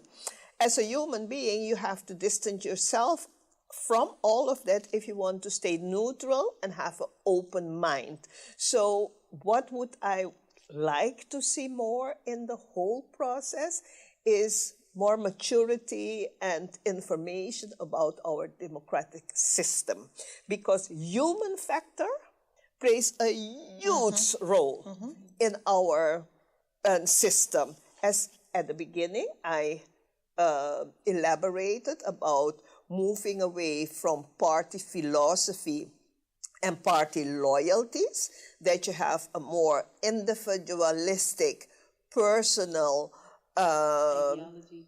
Yes. That means I saw it in 2018, and this time again, the human factor, that the personal loyalty to parties, the personal ambition to get in office, the personal ambition for power, whereby you obscure almost the principles of a democracy. With democracy, you end up with leaders. You end up with officials, because a leader can be anyone within a room, but that leader is now appointed to be an official, to speak to the people, for the people, by the people, and by extension, appoint who they may feel will also do the same as extension, you know? And I think that goes back to your family dynamic. You know, we're often in a household, whether it's a single parent, guardians, or even, how would you say, grandparents, you know, and you're raising a child to be the better version of you, you know, to contribute to society. And sometimes I think we forget that when we are considering who we're electing. You know, how can they work together? You know, and knowing that there will be collaboration, there will be a coalition that has to work together to achieve something to represent the community, to work for.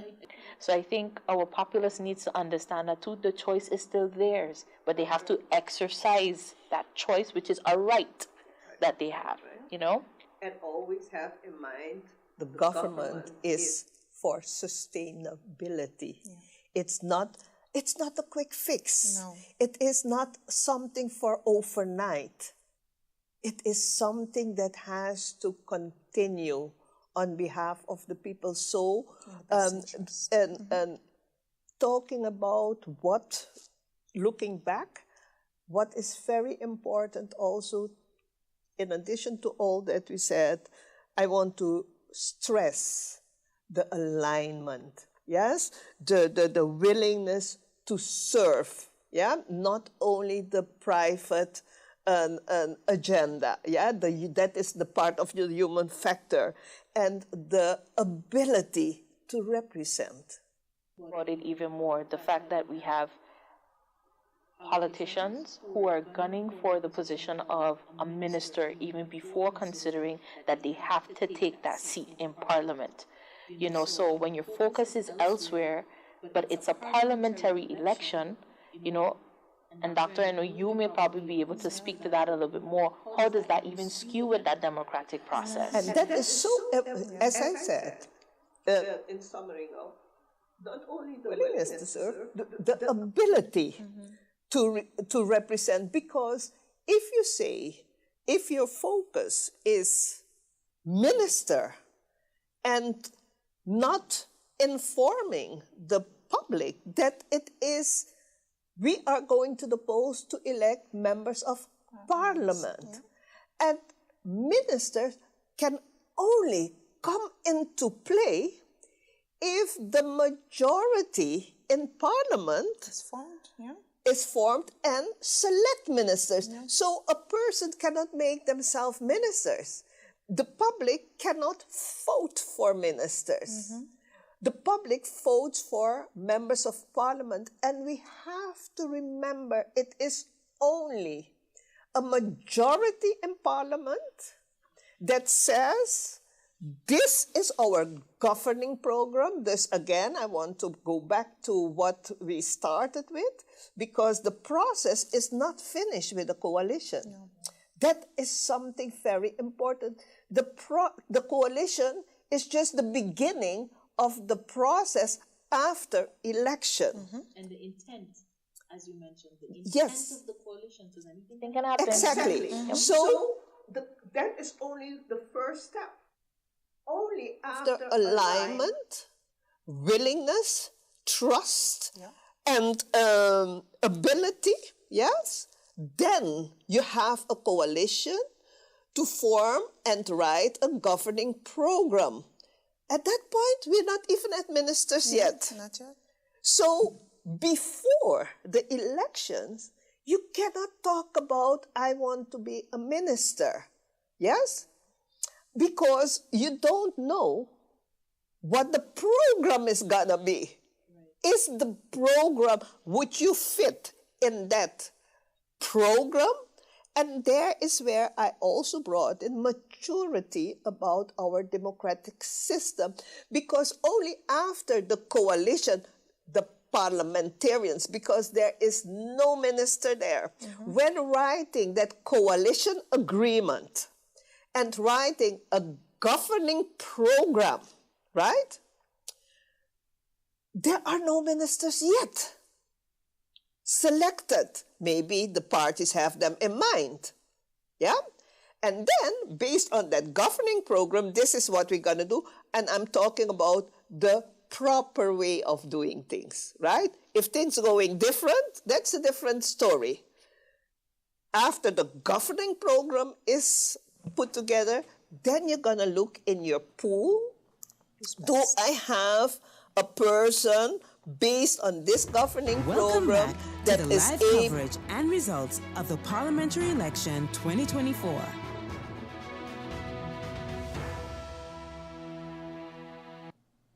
Good evening and welcome back to our results for our 2024 August 19 parliamentary elections. We now have the results for District 13, Simpson Bay Sports Community Center. With a total eligible voters of 1,119, total votes cast was 567. We start with the Swaliga Action Movement SAM Party. Franklin A. Mayers, 13 votes. Cecil R. D. Nicholas, 1. Tamara E. Leonard, 4. Claude A. H. Peterson, 4. Rhoda R. Arundel, 1. Paulina N. Lake, 2. Pamela R. Roseanne, Gordon Gebora Carty, 0. Lucien O. Benschop, 0. Ruben A. B. Pantaflet, 0. Delano D. Samuel, 0. Billy Jean-Baptiste, 0. Marcos C. Henrietta, 0. Total votes cast for Swaliga Action Movement, SAM, 25 at the Simpson Bay Sports Community Center. We go to National Alliance, NA. Votes cast at District 13, Simpson Bay Community Center. Silveria E. Jacob, 3. Egbert J. Duran, 11 votes. Artwell M. R. Arian, 5. Cloyd L. Marlin, 1. Darrell T. J. York, 0. Edsel E. Gums, 3. Anna E. Richardson, 2. Angelique J. G. Ramu, 2. Shamila N. Williams Gebora Webster, 3.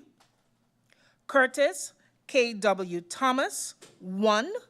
Hyacinth L. Richardson, 2. Alan K. Connor, 0. Shamira P. M. Hernandez, 0. A. Terrence Ray, 0. Ishmael Foster, 0.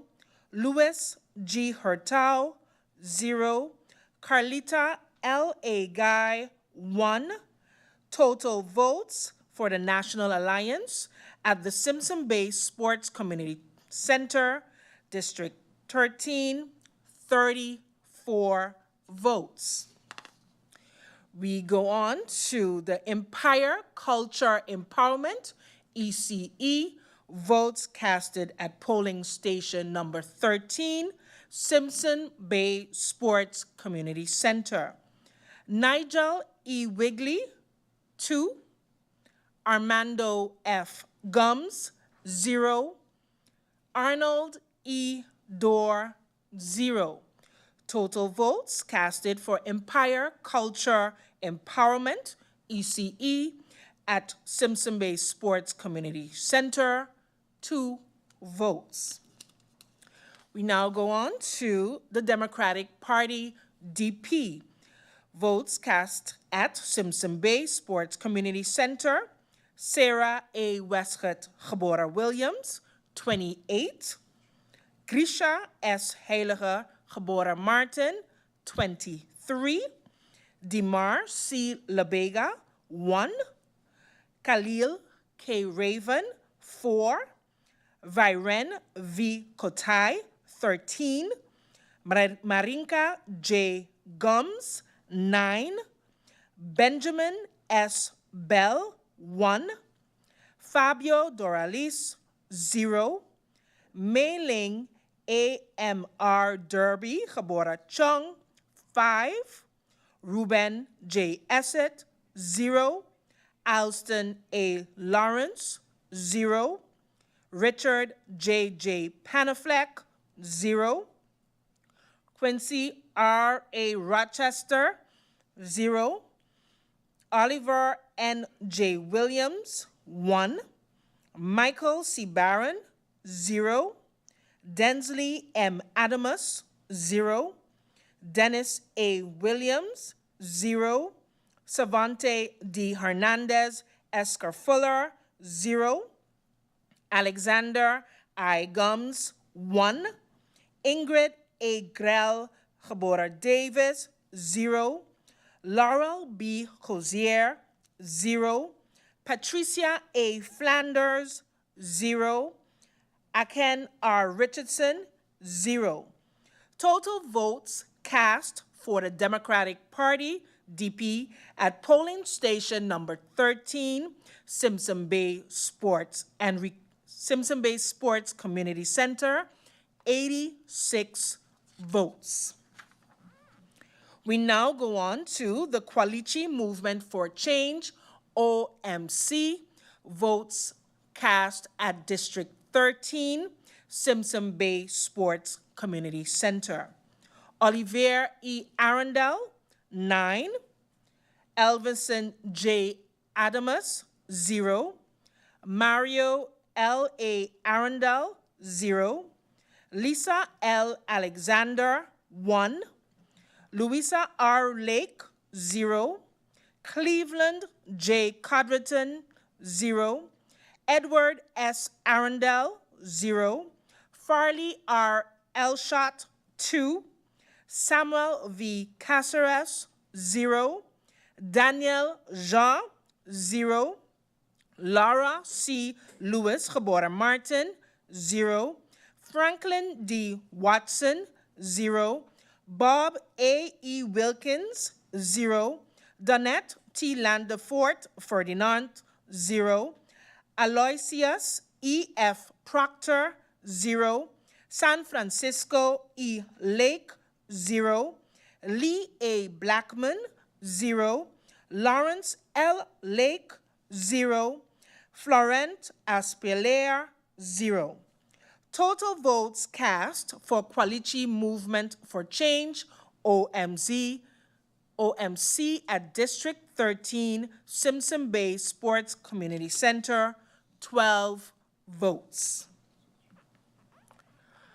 We now go to Nation Opportunity Wealth, now vote cast at District 13, Simpson Bay Sports Community Center. Christoph T. Emmanuel, 3. Claudius A. Boncamper, 0. Lyndon C. Junior Lewis, 9. Keith Peter John Gittins, 2. Giovanni C. Gums, 6.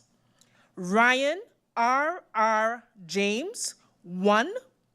Mark E. Mantle, 0. Larry E. Hall, 0. Drina I. Lopez, 0. Leandro M. Peterson, 1. Edwin E. Schoop, 0. Kimberly K. E. Reyes Prelo, 0. Gerald J. Burnett, 0. Marie Claire G. Langlaise, 0. Louis K. Smith, 0. Gromiko L. N. V. Wilson, 0. Total votes cast for the Nation Opportunity Wealth, now at District Polling Station 13, Simpson Bay Sports Community Center, 22. We now go on to the United People's Party, up. Votes cast at District Polling Station 13, Simpson Bay Sports Community Center. Omar E.C. Otley, 27. Richard F. Gibson, 5. Akeem E. Arundel, 1. Francisco A. La Cruz, 6. Rolando Bryson, 15. Janini Chatelaire, 1. Nikhil Kukreja, 4. Addison A. Boston, 0. Richard A. Patrick, 0. Bria S. Christina Sorton, 0. Teddy F. Charlie, 0. Cresberg A. Brown, 0. Shirley Hilaire, 0. Kevin P. Bryan, 10. Martin O. Wilson, 0. S. Natasha Manuela Jabora Gums, 0. Wendell A. Today, 4. Chanel E. Brownbill, 1. Total votes cast for United People's Party up at District Polling Station 13, Simpson Bay Sports Community Center, 74. We now go to the Party for Progress, PFP, votes cast at the District 13 polling station, Simpson Bay Community Center. Melissa D. Gums, 46. Rayan A. Peterson, 57. Ludmila N. L. DeWeaver, 44. Patrice T. Gums, 17. Luciano L. Nichols, 1. Marvio A. Cooks, 1. Jean Oblaze, 0. Rosalinda F. Martina, 1. Marlon M. Hodge, 0. David J. Solomon, 4. Solange L. Duncan, 0. Miklos M. C. Hitterson, 4. Total votes cast for Party for Progress, PFP, at polling station number 13, Simpson Bay Sports Community Center, 175. We now go to the Unified Resilient St. Martin Movement, URSM. Votes cast at District number 13 polling station, Simpson Bay Sports Community Center. Luke F. E. Mercelina, 85. Christopher L. Weaver, 7. Veronica C. Yonsa, Gabora Webster, 6. Herbert M. J. Martina, 1. Shamira D. M. Roseberg, 8. Gracita R. Arundel, 11. Rishnil S. J. Brug, 3. Jason O. Matthew, 1. Joseph G. Peterson, 8. Michael O. Summersall, 0. Delano L. Hutchinson, 0. Felicia C. M. Brooks, 1. Sao Y. Stamen Gabora Yao, 1. Paco J. Isinia, 0. Glensley C. Amer, 0. Total votes cast for Unified Resilient St. Martin Movement, URSM, at District Polling Station 13, Simpson Bay Sports Community Center, 132. This evening, for the total votes per party, we have total eligible voters at District 13 Simpson Bay Sports Community Center, 1,119. Votes cast, total votes cast, 567. Total valid votes, 562, with a total invalid votes of 5 votes. Swaliga Action Movement, SAM, total 28 total. This is inclusive of District 13, 19, and 20. National Alliance, NA, total votes cast thus far, 46. Empire Culture Empowerment, ECE, 4 votes total. Democratic Party, DP, 122. Kwalichi Movement for Change, OMC, 12 votes. Nation Opportunity Wealth, NOW, 29 votes. United People's Party, UP, 94 votes. Party for Progress, PFP, 178 votes. Unified Resilient St. Martin Movement, URSM, 142 votes. The total votes thus far for District 13, 19, and 20 cast was 661. Valid votes, 655. Total invalid votes, 6. That's it for District number 13. As soon as we receive more results, we will be with you shortly.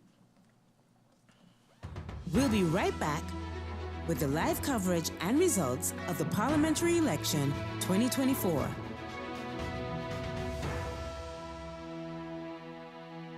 To be the Minister of Justice. Can he execute that? And is aligned with what the governing program is Exactly. talking about. Your minister selected has the ability, and also there's alignment and clarity as to this is what we would like to see happening. And what I'm understanding is that we Underestimate how important that role or how much leverage that member of parliament has. Absolutely. Minded tremendously. We are electing the person that makes the decisions on execution, direction, and how the country will be governed and how the community will be affected in the short, medium, and long term.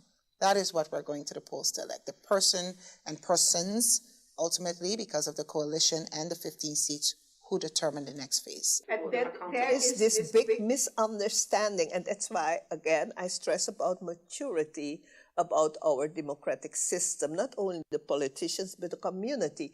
Because if a MP, a member of parliament of the coalition, calls his or her minister to order, people start wondering what happened. The coalition gonna break? correct, and that shouldn't be.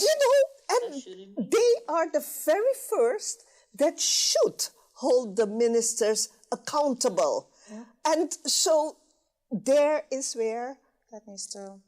It has to be understood. But also the manner in which you do that, and if there's a basis of it. So it's like, I'm holding you, I'm calling you to order because we agreed on X, Y, and Z. Right. I see 1, 2, and 3 happening. Yes. Have the discussion. Give them an opportunity to course correct. Again, it's all part of our democratic process. It's not supposed to be a fad or a sensation. This is part of governing and the whole government system. But important to mention that team dynamic, because if I can't have that discussion with you as someone who is part of that coalition, as I'm sitting in parliament and you're my respective minister, then who's supposed to have it for me?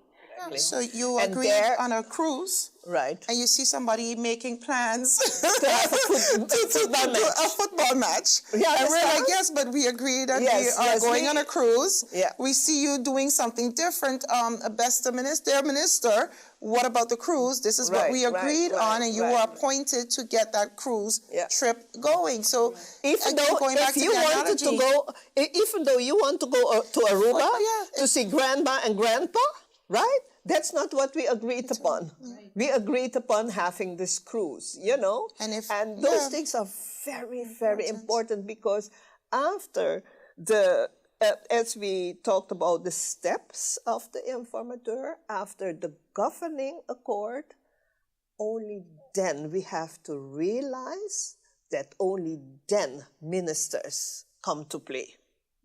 When there's clarity.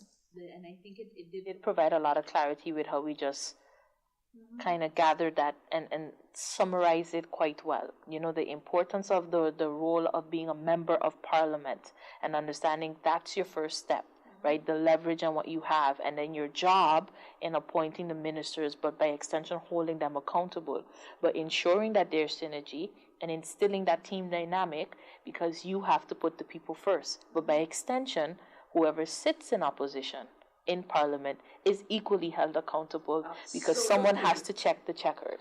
Exactly. So that's like so that nicely. it works. I love that. Right, Yeah, right, check the right. They checkers. have to check the checkers. And the checkers Absolutely. are the first line, the coalition, second line, opposition. So if We talk about, I know we use the word majority, and after the last election, the one statement that kept going around was certain parties had the majority of votes. And by extension, automatically people assumed that they would have been the ones to form a coalition or should have been given first preference. But I know that there's a difference of opinion, more so from a fact point of view in how things should be done, that I want you to kind of explain a little bit more on.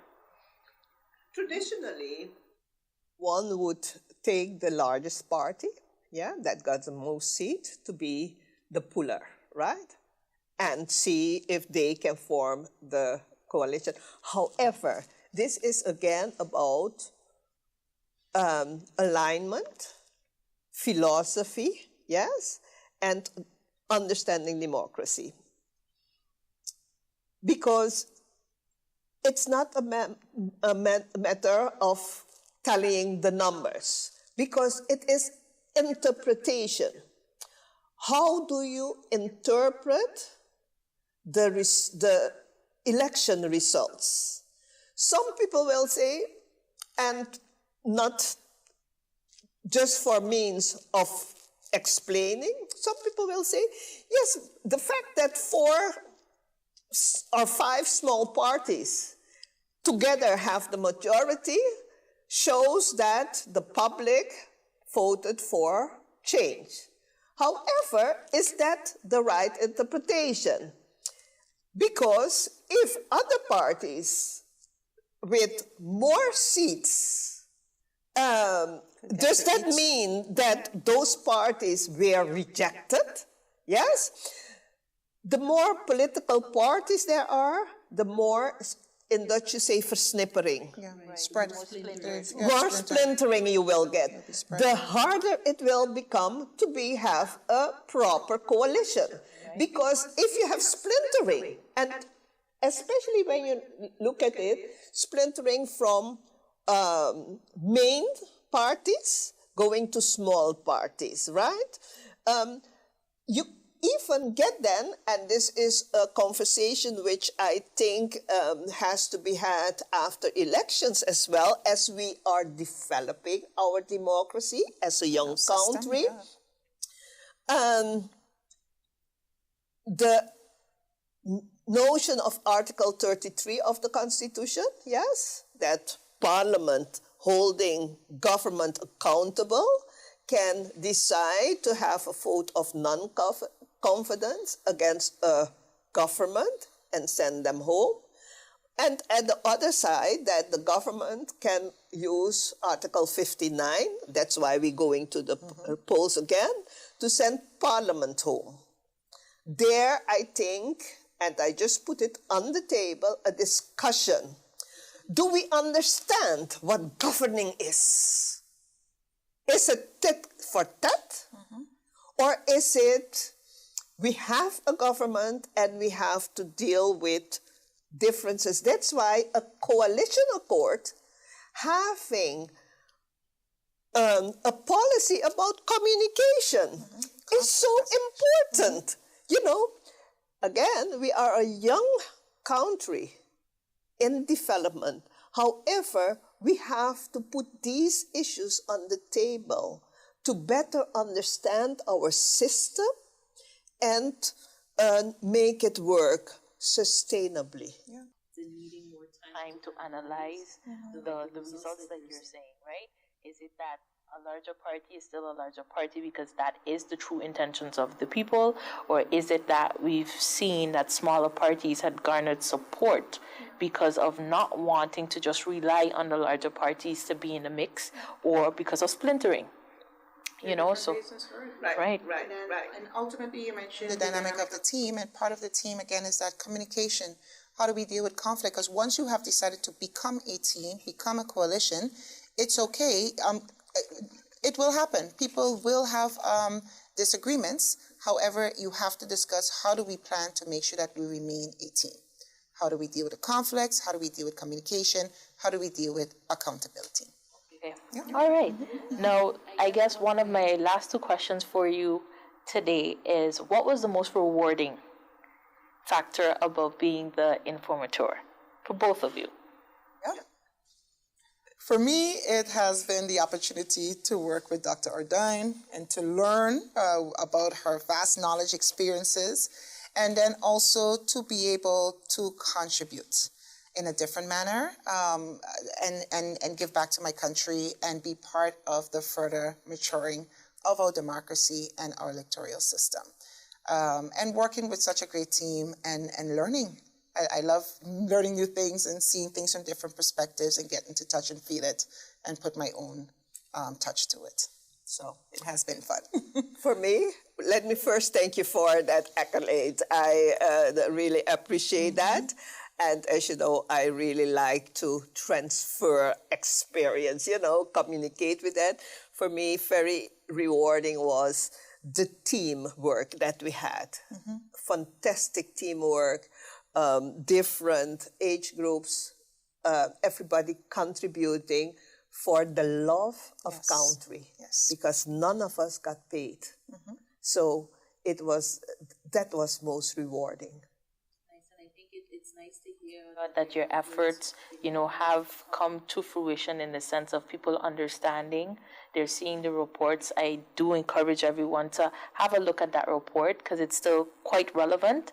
But it was clear today that we understood your role, the process that you went through, who allows you to go through that process, the difference between it being mandatory to it being customary, what changes we can make so it's clear for those who are partaking in this process how important your role is, and then by extension, need of understanding that we are heading towards further elections where coalitions will come into play, but knowing what that means and how important it is to understand and align and know that becoming a member of parliament is your first point of entry, understanding the accountability, the maturity, and everything that comes with it.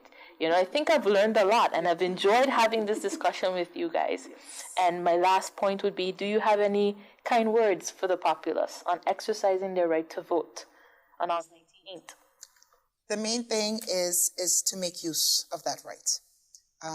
Everybody's frustrated. I could imagine we're going into elections so quickly after. But more importantly, we do have the right, and even if you don't, you're exercising a voice, you're saying something by not voting, and you're saying something by voting. But exercise that right and do the work, do the research, and do the vote. I would say choose wisely. Listen to the facts, yes, and see who and which party aligns with your vision for St. Martin. So thank you, ladies, both. And I think I'd like to end off to the populace with what Dr. Ordine mentioned in the beginning. We're planning another family reunion. We're here at the table again. We all know exactly what we would like to experience at this gathering, and we have to ensure that the right person is preparing the meals we enjoy, the right person is ensuring it's within our budget, and that they're understanding that when we come back to this gathering, hopefully within a 4-year period, that we've met the goals of what it meant for us having a family, and we're ensuring that we understand it more so for the country. So exercise your right to vote. It is important, and by not doing so, you may still put certain peoples in places that you would have not hoped to. But let's be sure to use the right that we have and that's given to us on August 19th. Thank you both, and thank you for tuning into The Source.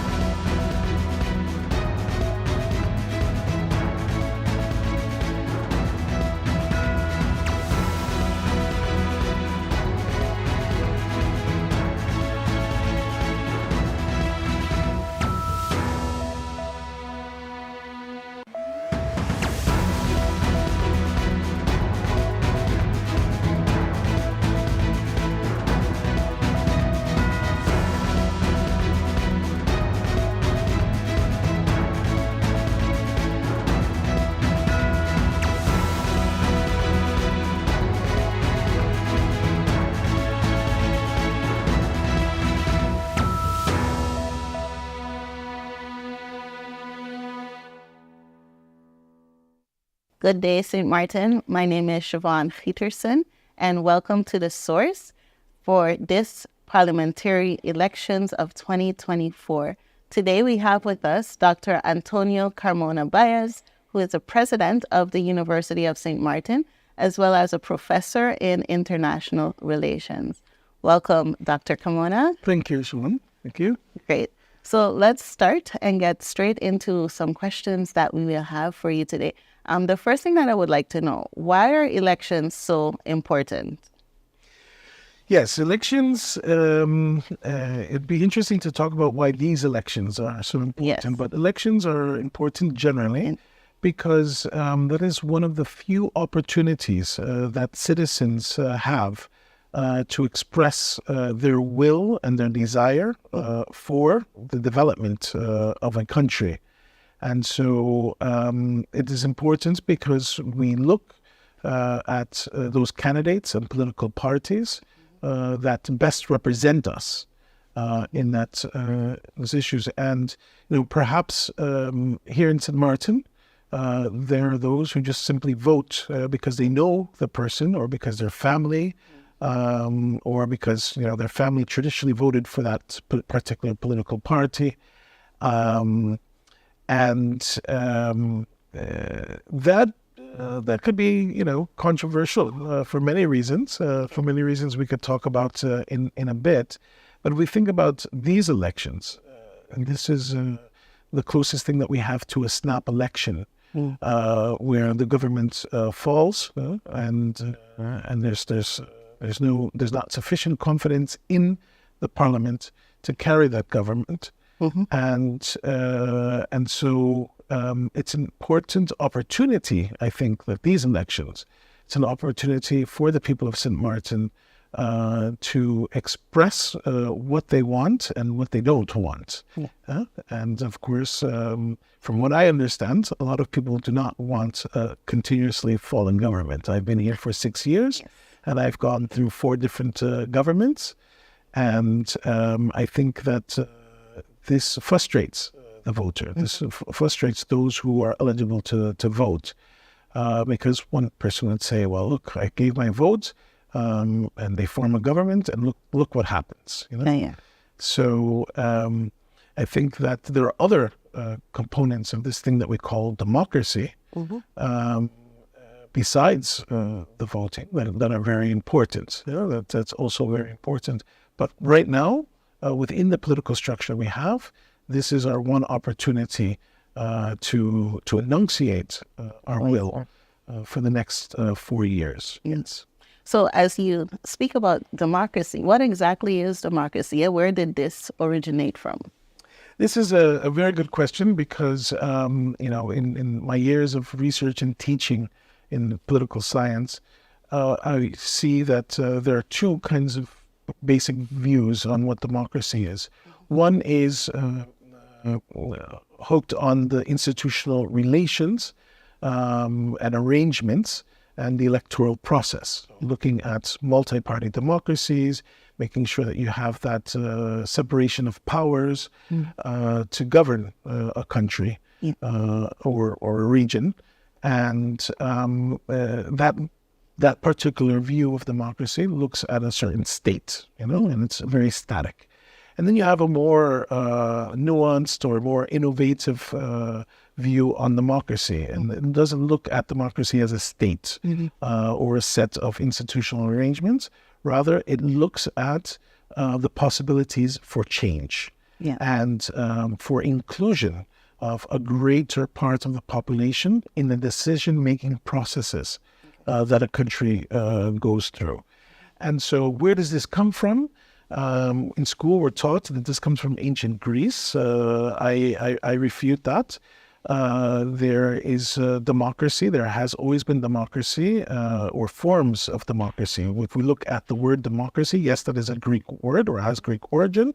So rule by the people, for the people. You've had that, of course, in other civilizations, in Asia, in ancient China, and throughout Africa. I sincerely believe, and we know through historical findings that our indigenous ancestors here in the Caribbean, they had their forms of decision making that also was inclusive of the community. But the system that we currently have, the political structure that we have, is largely shaped by the Western experience, by Western civilization. So yes, we inherit a lot of our practices from European, particularly Western European democracy. Now the question is, does that democracy fit us? Is it functioning well for us? Does it make sense to have a parliament of 15, composed of 15 members, to determine the fate, the social, political, economic, cultural fate of a country? And so some people, they see democracy as, this is it, we cannot change from it, this is the way it has to happen. No, even in the Constitution of the United States, it does say that the arrangements can also always be changed. Of course, we have to use the Parliament in order to make those changes. But what we have right now doesn't have to be. We could always change that. And so I think it's very important to take into consideration that second definition of democracy, that is a process. And it's a process of inclusion. It's a process of making sure that everyone feels represented. So do you think that a representative system could truly genuinely be democratic? I think so, but it cannot just be simply the multi-party electoral process, right? So, you have the different types of Western democracies. One is more presidential, winner takes all, and the other one is more inclusive because the governments, when they do not have a majority, the political parties, when they do not have a majority, they have to form a government with another. That means that there's compromise. That means that there's negotiation going on what the process is and what the priorities are. Problem is, here in St. Martin, we do not have political parties. We have lists. We have lists and conglomerates of different interests, different ideologies. We do not have parties in the traditional sense that carry an ideology, that carry a mission, that looks towards transforming society according to the needs and desires of the population. And of course, we're a very young democracy, only 14 years, right? That we have this status as country in St. Martin within the kingdom. We're not an independent country. We are a territory within the kingdom, an autonomous territory, but a territory nonetheless. That means that a lot of our reality, our political reality, is determined outside of our hands, right? Outside of the... Still need to go. So that's why that second kind of process-oriented, a process of inclusion-oriented definition of democracy is so important. Yeah. Because I can't say that people are happy with the way politics runs in this country. On the island. On the island, yes. You've heard the feedback. I've heard the feedback. I've been here for 6 years. Again, I've been, in the 6 years, I've seen 4 governments, and we see them, rise, fall. We finally saw a government that carried out its full term, and which was, I think, that's very important for the confidence in our leaders and the confidence in our political leaders. And it was during a very tumultuous time. It was after Hurricane Irma and during COVID. Yeah. And in those moments, you need strong government, right? In order to take care of the things that you need to take care of. But then we saw the elections in January. It took about 3 months, 4 months, I think, in order to form a government. And I call that the government the 2 weeks of hope, because the discourse that was coming out of that government was very promising. But they were not allowed to prove themselves, through it all. And, it's no secret the person who was responsible for pulling out he publicly admitted. Came out. Right, it's, Yeah. and you know, I think this also has a very big effect on the voter, and you know, and you know, especially young people. They're saying, you know, what kind of leaders are we voting for? And does it make sense to vote for an individual for my individual interests, or do we need more collective aspirations? Yeah. And that's what I mean by building real parties that have a clear vision of what their view of development is. You know, some people think about development in terms of, you know, economic development, purely economic development, more buildings, more hotels. And, you know, I'm sure there are enough people on the island that look at developments from a different point of view, that look at, you know, the state of our schools, for instance, the state of healthcare on the island, you know, how are elderly being treated, you know, how is our nature being treated, you know, these are all questions that fall within the realm of politics, which is power. And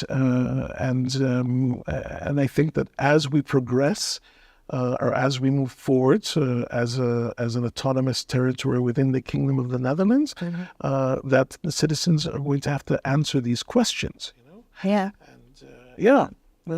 Which brings me to the question of, so when we look at a civil right, political right, and democracy, right, how does that relation tie in? So, right. So, again, democracy should not only be about that electoral process. It should be continuous. We should have spaces where people can express their opinion, but also their needs and their interests, you know? So not just Facebook. Not just Facebook, right, exactly. Not just Facebook, not just LinkedIn. Yeah. But actual face-to-face meetings with different sectors of society. There, I think that the civil rights, the cultural rights,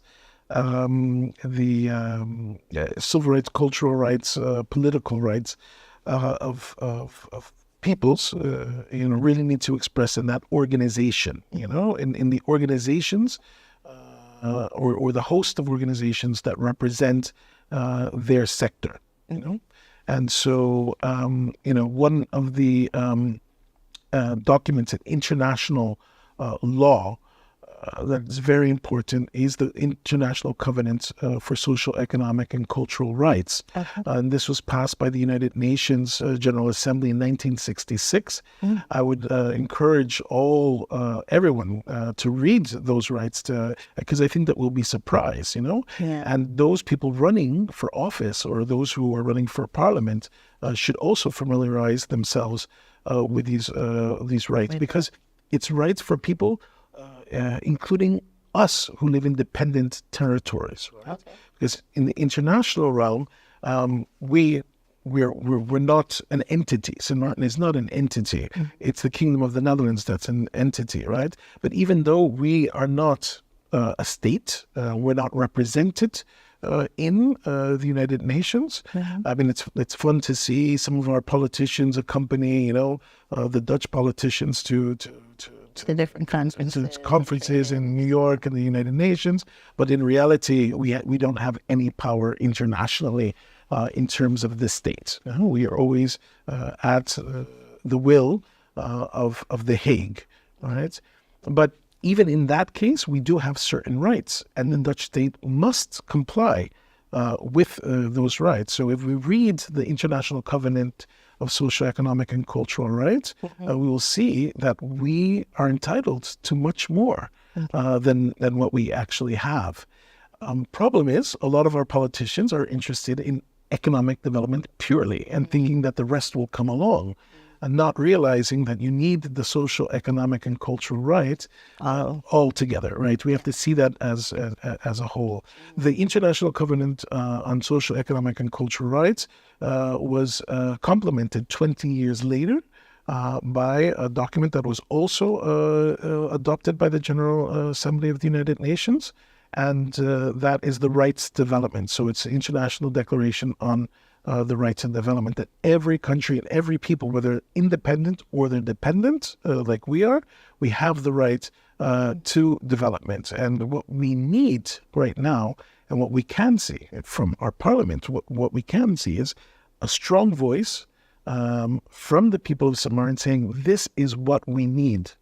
And that needs to be sent to the Netherlands so that the Netherlands understands, okay, these people, they understand that. Yeah. They know what they're talking about. What they're talking about. Exactly. Okay. But what role would you then see schools and even the University of St. Martin, what role do you see them actively taking to address, these democratic rights? Right. So let's start off with all the civil society organizations. They can voice the opinion. They could also voice the needs of certain sectors of society. So, for instance, we have immigrant groups in society. Here, immigrant groups and associations are very important in St. Martin. They need to start talking to each other so that they can cover a larger sector of the population that might feel excluded from the democratic process or might have particular needs in terms of defending their own rights. And same thing with other organizations, with labor unions.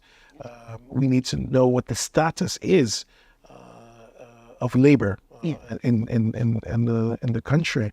And if you look at educational institutions or the University of St. Martin, the role that the university can play, the higher education and scientific research. Of course, we're doing this not for political gain. We're conducting research and we are developing accredited degree programs for the preparation of our people to participate in the decision-making process, as well as recommending policies. Welcome back to the live coverage and results of the Parliamentary Election 2024.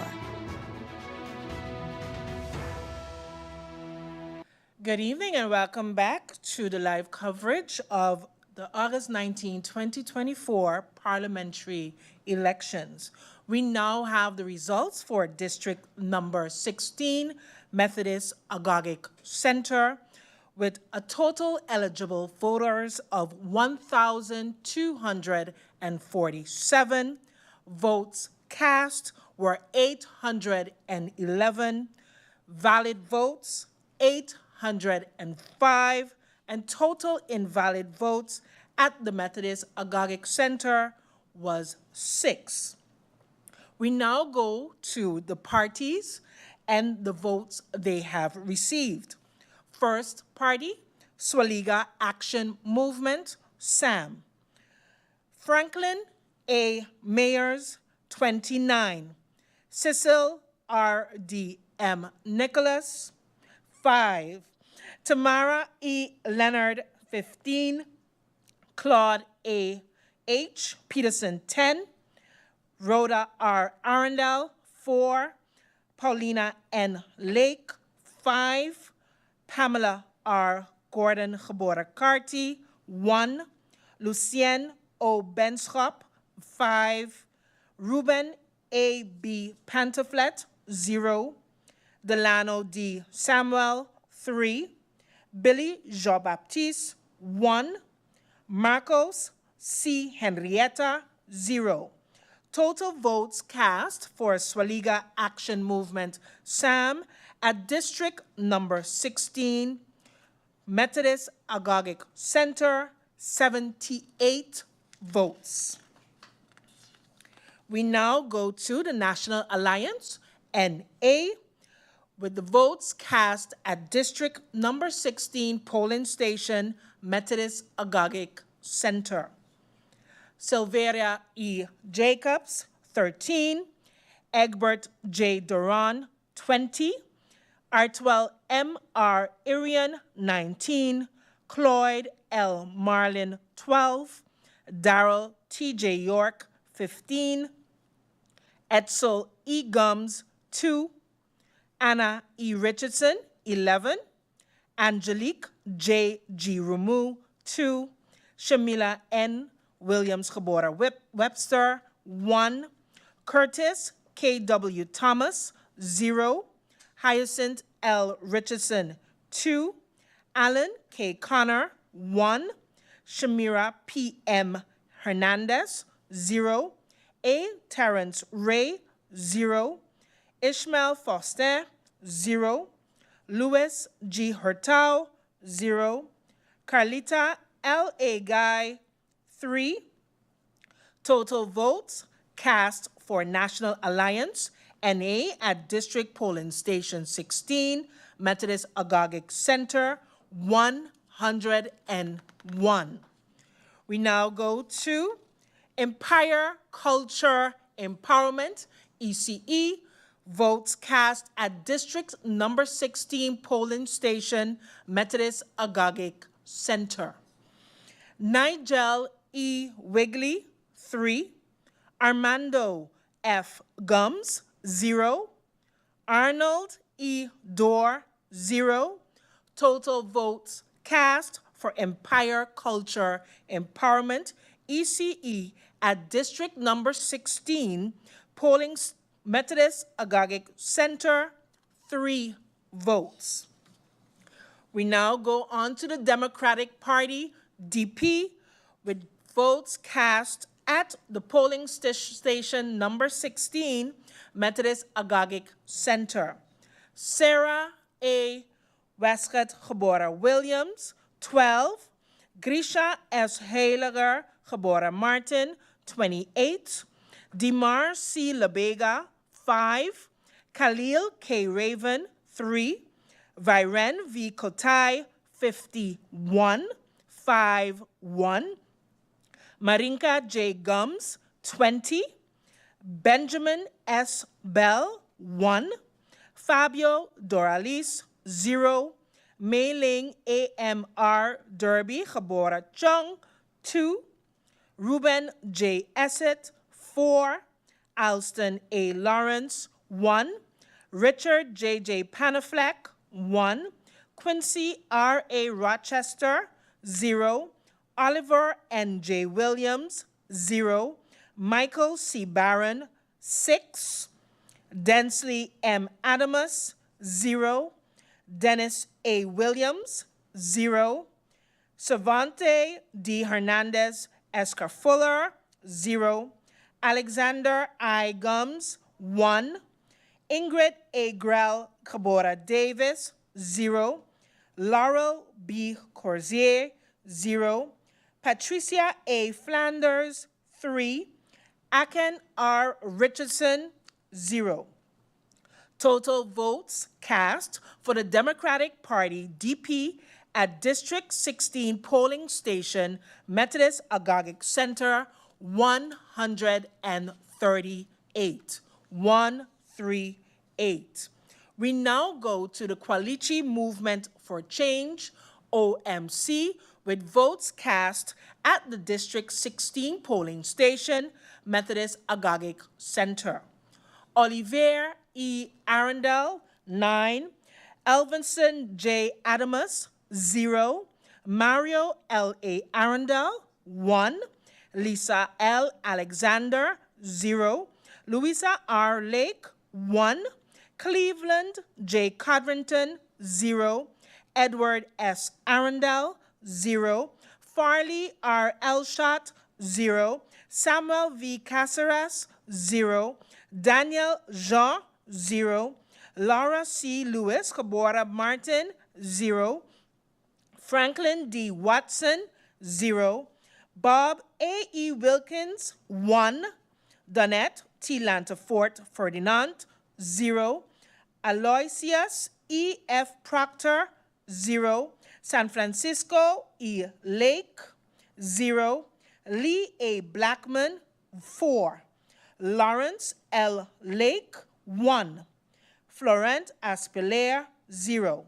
Total votes cast for Kwalichi Movement for Change, OMC, at District number 16 Polling Station, Methodist Agagik Center, 17.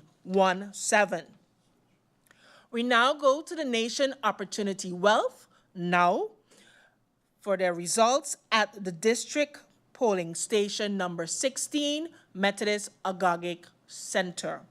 Christoph T. Emmanuel, 5. Claudius A. Boncamper, 17. Lyndon C. J. Lewis, 20. Keith Peter J. Gittens, 4. Giovanni C. Gums, 6. Ryan R. R. James, 0. Mark E. Mantle, 2. Larry E. Hall, 2. Drina I. Lopez, 0. Leandro M. Peterson, 0. Edwin E. Scope, 0. Kimberly K. E. Reyes Prelo, 0. Gerald J. Burnett, 1. Marie Claire G. Langlaire, 0. Louis K. Smith, 0. Gromiko L. N. V. Wilson, 4. Total votes cast for Nation Opportunity Wealth Now at District 16 Methodist Agagik Center, 61. 6-1. We now go to the United People's Party, up for the votes cast at District number 16 polling station, Methodist Agagik Center. Omar E.C. Otley, 38. Richard F. Gibson, 2. Akeem E. Arundel, 9. Francisco A. La Cruz, 7. Rolando Bryson, 8. Janini Chatelaire, 2. Nikhil Kukreja, 42. Addison A. Boston, 3. Richard A. Patrick, 0. Bria S. Christina Sorton, 8. Teddy F. Charlie, 2. Cresburg A. Brown, 1. Shirley Hilaire, 0. Kevin P. Bryan, 0. Martin O. Wilson, 0. S. Natasha Manuela Gabora Gums, 1. Wendell A. Today, 1. Chanel E. Brownbill, 1. Total votes cast for United People's Party, up at District 16 polling station, Methodist Agagik Center, 125. 125. We now go to Party for Progress, PFP, with the results at District number 16 polling station, Methodist Agagik Center. Melissa D. Gums, 37. Rayon A. Peterson, 20. Ludmila N. L. DeWeaver, 60.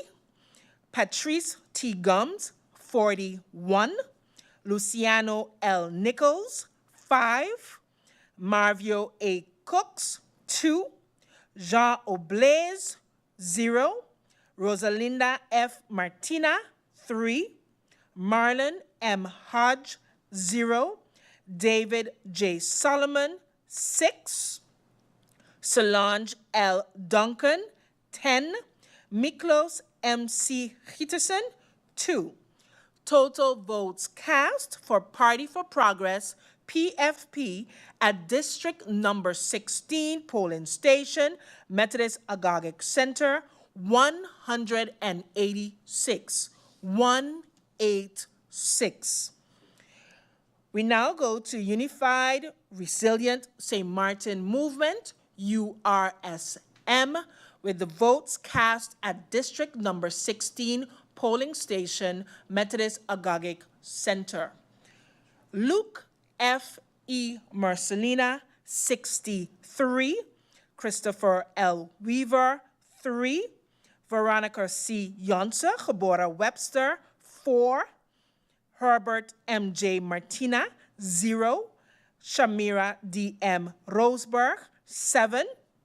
Gracita R. Arundel, 3. Richelieu S. J. Brugh, 9. Jason O. Matthew, 5. Joseph G. Peterson, 0. Michael O. Summersall, 0. Delano L. Hutchinson, 0. Felicia C. M. Brooks, 0. Sao Y. Stamen Gebora Yao, 1. Paco J. Isinia, 1. Glensley C. Amar, 0. Total votes cast for Unified Resilient St. Martin Movement, URSM, for District Number 16, Methodist Agogic Center, 9696. This evening, we had a total votes of 2,250 for District 13, 16, 19, and 20. There were 1,472 votes in total. Valid votes, 1,460. Total invalid votes, 12. Party numbers. Swaliga Action Movement, SAM, total votes thus far, 106, 106. National Alliance, NA, 147, 147. Empire Culture Empowerment, ECE, 7. Democratic Party, DP, 260 votes, 260. Qualichi Movement for Change, OMC, 29. Nation Opportunity Wealth, NOW, 90. United People's Party, UP, 219, 219. Party for Progress, PFP, 364 votes, 364. Unified Resilient St. Martin Movement, 238 votes, 238. And that's it for this evening. Thus far, we have results for voting, polling stations 13, 16, 19, and 20. The voting turnout at the Methodist Agogic Center was 53.97%. We are therefore waiting on the remaining results to come in, and as soon as we have received that, we will share those figures with you. We'll be back shortly. We'll be right back with the live coverage and results of the Parliamentary Election 2024.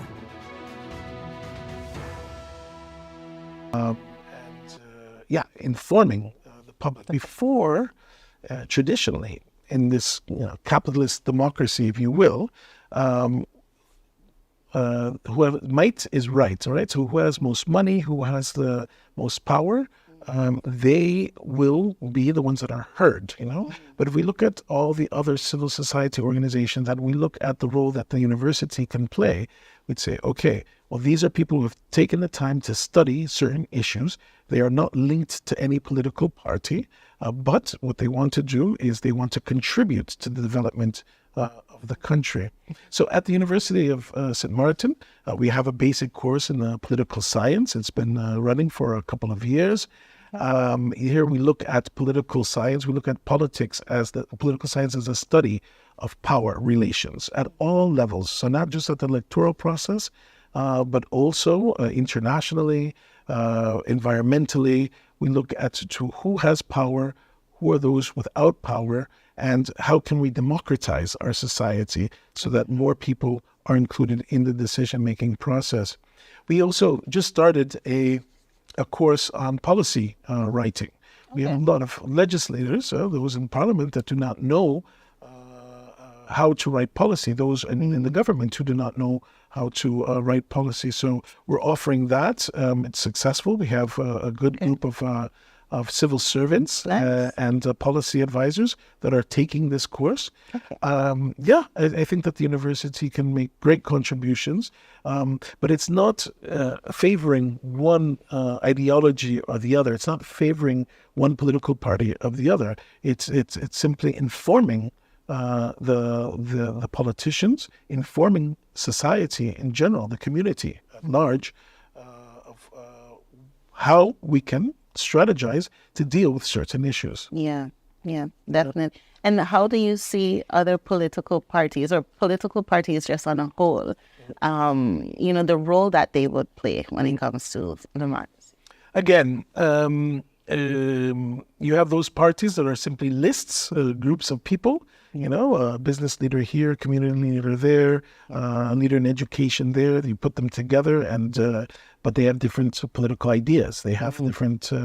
They're not coherent, right? Okay. So I think that as we grow as a democracy, as we enter the 15th year of our existence, what we can hope for is political parties that have their program, they have their manifesto, but they're also true to a certain ideology or a certain strategy for the development of the country.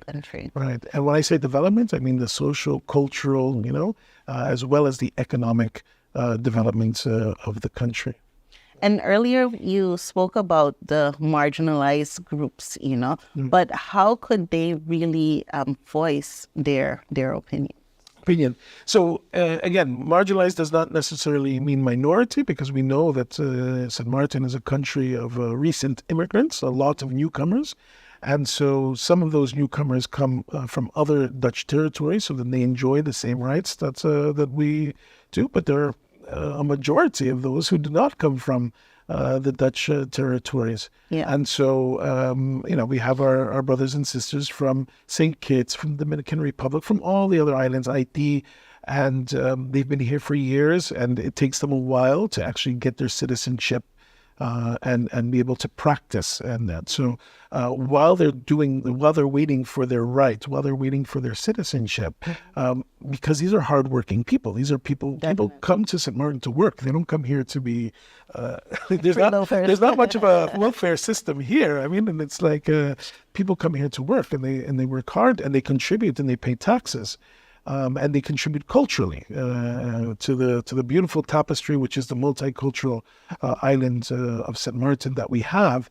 Those immigrant communities need to talk to each other, and they also need to come out with public statements,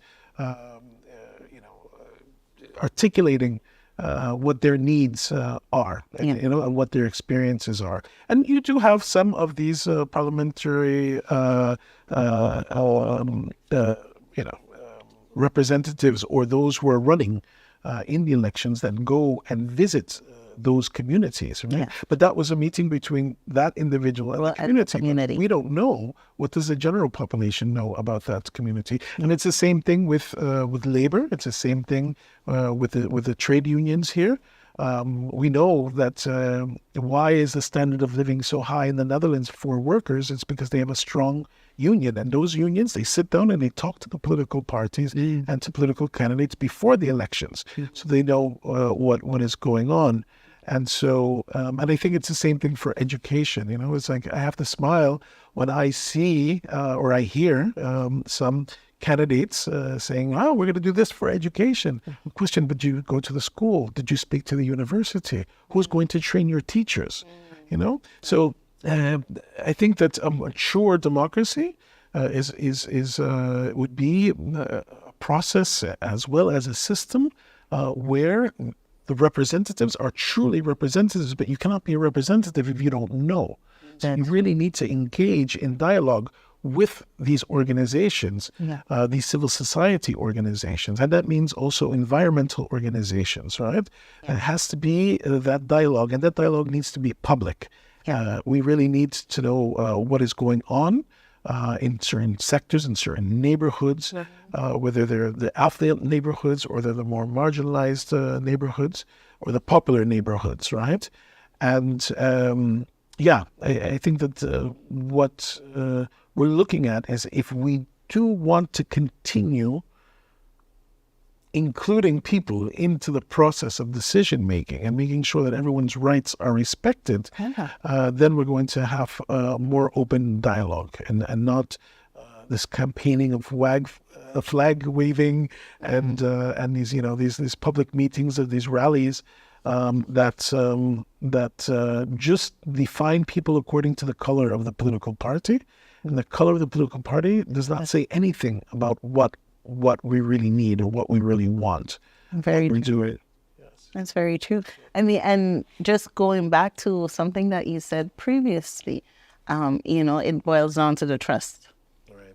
The trust of the people. So how can, the people of St. Martin, how can they strengthen their trust in this electoral process? Because as you mentioned, it's been 6 years that you're on the island and you've seen 4 different governments. So how can they feel like the people, for them to feel that their voices actually being heard? How can we strengthen that trust and get them back to the polling stations to vote, even if it's for the fifth time since you're here? No, it's very. I'm very curious to see what the voter turnout is going to be this time, because what happened in May was, the fall of this last government was only there for 17 days. I think that is going to have a big impact, especially amongst the youth. Is it worth it? Is it,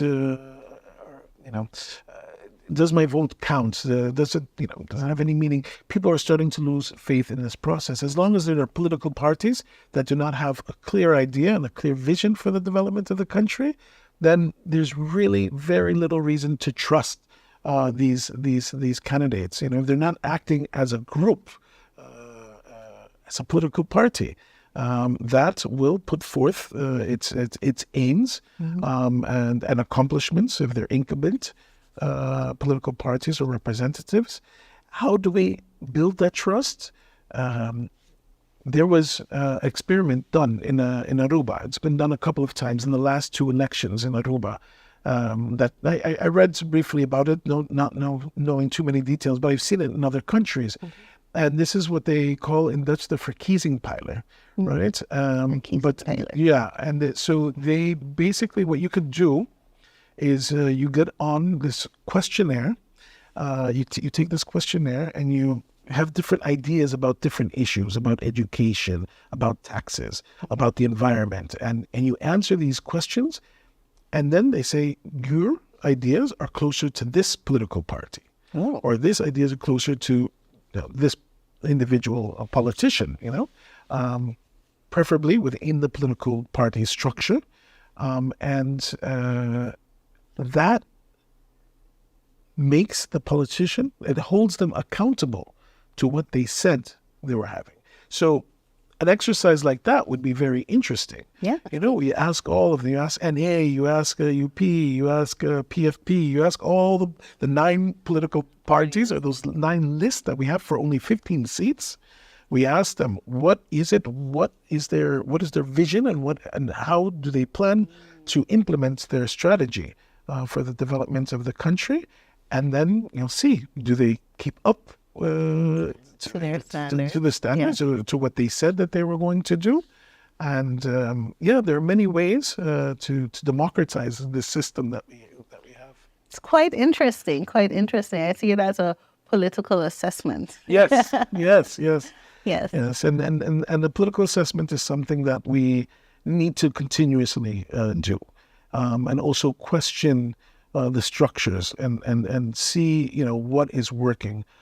Sean, one of the most fascinating, and I don't mean this in a positive or negative sense, well, I do mean it in a negative sense, is the fact that the laws of country St. Martin are in Dutch, and the vast majority of the residents of this country do not speak Dutch. And I'm wondering, after 14 years, isn't it time that we have a political party that puts an end to that? Because that is not democratic.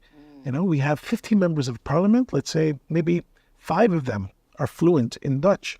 So they're legislating and they're deliberating on legislation without knowing exactly what the law is saying. Right. So, hopefully we'll see that change over time, and we'll have people in Parliament who are questioning the structures and seeing how they can be democratized.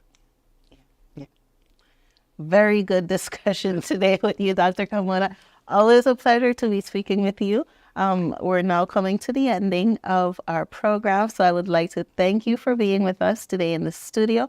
Before we leave, if you could tell the public, tell St. Martin, if you have one message to tell St. Martin, what would it be for this parliamentary election? I would say 2 things. Let's not have the recent violence that we've experienced in the last couple of weeks define our country. It really is. And I came to a country, of course, with many problems, with many contradictions.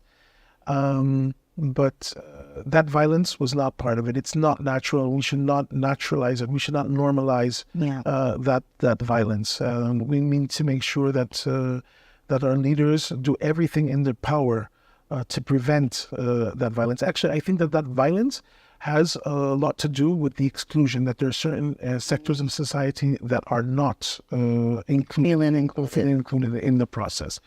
Because who has time to be shooting at other people? Like, how much are you being paid to do that? It's certainly not enough to get you out of your situation. That is one thing. The other thing I would say is that hold your leaders accountable. Push for a system where we have real political parties that have their defined ideologies and they have a defined strategy for the development of the country. St. Martin. Yes. Well, thank you so much. It's been a pleasure sitting with you here today and having this discussion. You are watching The Source. Thank you for having us today.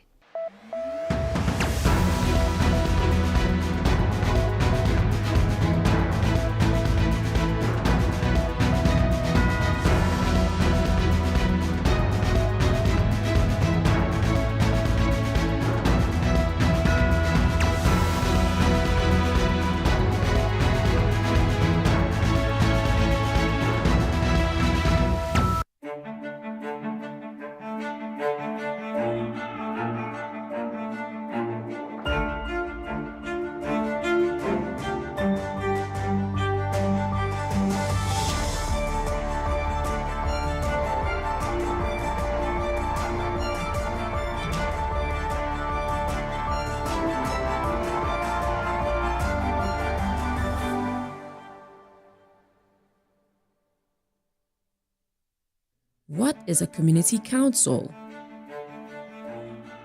Community councils are groups of people who care about their community and want to make their district a better place to live. Their role is representative, to consult the local community, to put forward these views to local authority and other organizations, including the government.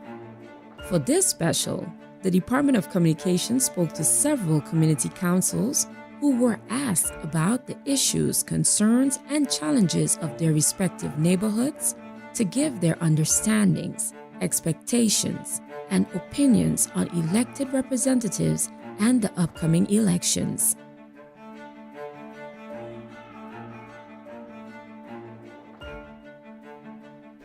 Yes, so I think what is most important to know in the elections, in the upcoming election, is that as a young voter, I believe that it's important to know the political party's manifesto and to see and comprehend if the manifesto is aligned with your vision for St. Martin, and then you can look at the candidates and see which candidate is best to execute that vision for the country St. Martin.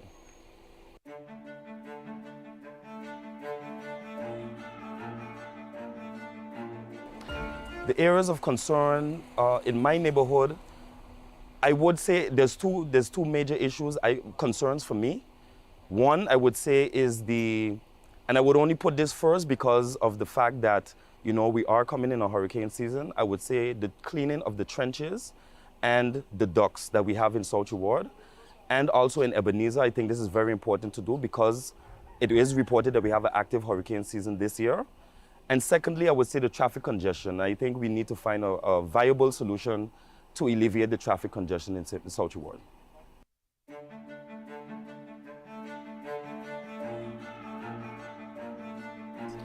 What should be expected from the elected representatives is that the electorate, the people that have voted these representatives to represent the country, St. Martin, should be held accountable.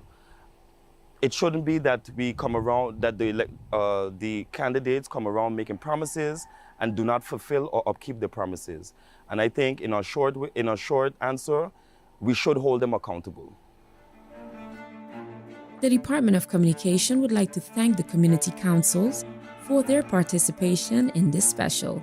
And we encourage all voters to let their voices be heard by casting your vote. DCOM wishes everyone a safe election.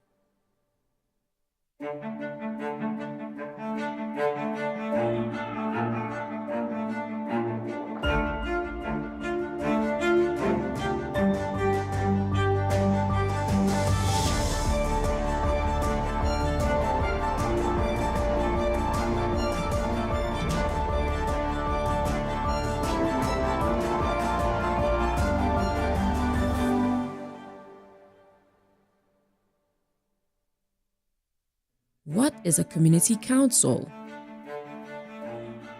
Community councils are groups of people who care about their community and want to make their district a better place to live.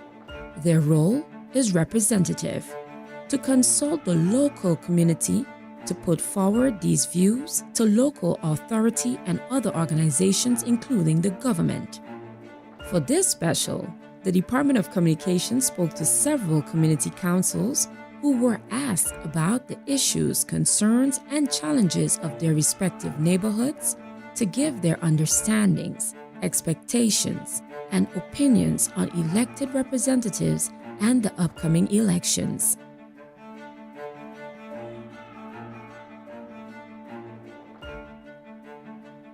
Well, I think the first thing that comes to mind when it comes to elections is which political parties are participating. And of course, who's on the list. It's important to know also from out of your community as to what standards and what do you desire to see in your community as a voter, and in which parties you could relate to, and hopefully then cast your vote to those individual parties.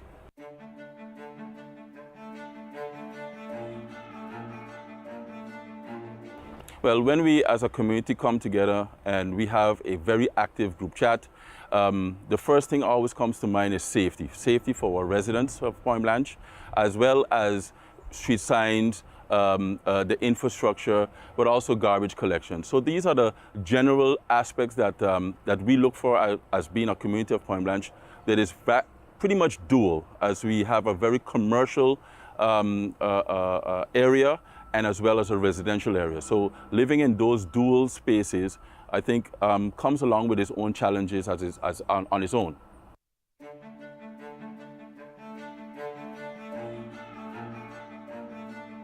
Well, the famous thing is to just do your job. Do exactly what you're being hired to do, hired by the people of St. Martin, hired by your community, hired by the residents. I think that is important to know first and foremost. That's why when choosing a right party or person to represent you, you know what they represent and what they are standing for. So I think those are the little aspects I think is baseline for any voter to know and any political party to present themselves to the community. The Department of Communication would like to thank the community councils for their participation in this special. And we encourage all voters to let their voices be heard by casting your vote. DCOM wishes everyone a safe election. On October 10, 2010, St. Martin became one of the 4 countries within the Kingdom of the Netherlands, which came with a lot of new challenges and new institutions. On that same date, the Parliament of St. Martin was born. What is Parliament? If you look in a dictionary, you will find that Parliament means a consultative or legislative assembly in any country. Another definition for Parliament is the action of speaking. So, wait, a parliament is a body where a whole lot of speaking goes on, and it also seems to do something with legislation.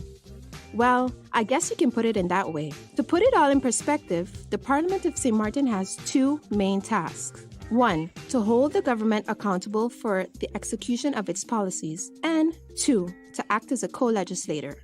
But what does this actually mean? Parliament can call in ministers to have debates about important topics that affect you as a citizen, such as healthcare, environment, crime and education, to get more clarity as to how government is dealing or plans to deal with these issues. Parliament can also propose new laws called national ordinances, amend existing laws, and challenge the government's work and hold it accountable. To learn more about Parliament, please watch our subsequent videos. In our previous video called What is Parliament? It was explained what the role is of the Parliament of St. Martin. This video will zoom in on the organization of the Parliament. How many members does the Parliament have? The Parliament of St. Martin currently has 15 members. This is regulated in our Constitution. However, in case the population increases, the number of members can also increase to 17 at first, then of documents, live streaming and recording of meetings, public relations and protocol activities, events planning, facility management, legal advice, and budget management. The staff of the Secretariat is impartial and independent. Members of Parliament who belong to the same faction can also hire faction staff to assist and support them from a political perspective. Do political parties have a role to play in Parliament? Members of Parliament that belong to the same political party are called a faction. Each faction has a leader. The faction leaders meeting consists of leaders of the different factions. In this forum, political matters are discussed before they are handled in a public meeting. The faction leaders meeting is chaired by the President of Parliament. To learn more about Parliament, please watch our subsequent videos. Be sure to keep up to date with the Parliament of St. Martin via our website, Facebook, and Instagram. Welcome back to the live coverage and results of the Parliamentary Election 2024.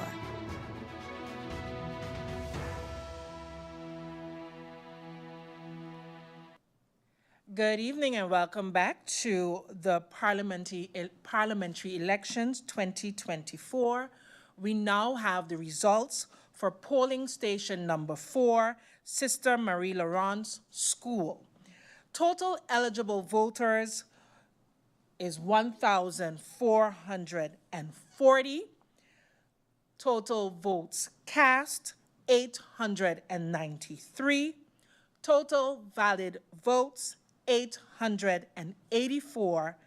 Total invalid votes at polling station number 4, 9. We now go to our first party, Swaliga Action Movement, SAM. Franklin A. Mayers, 34. Cecil R. D. Nicholas, 6. Tamara E. Leonard, 16.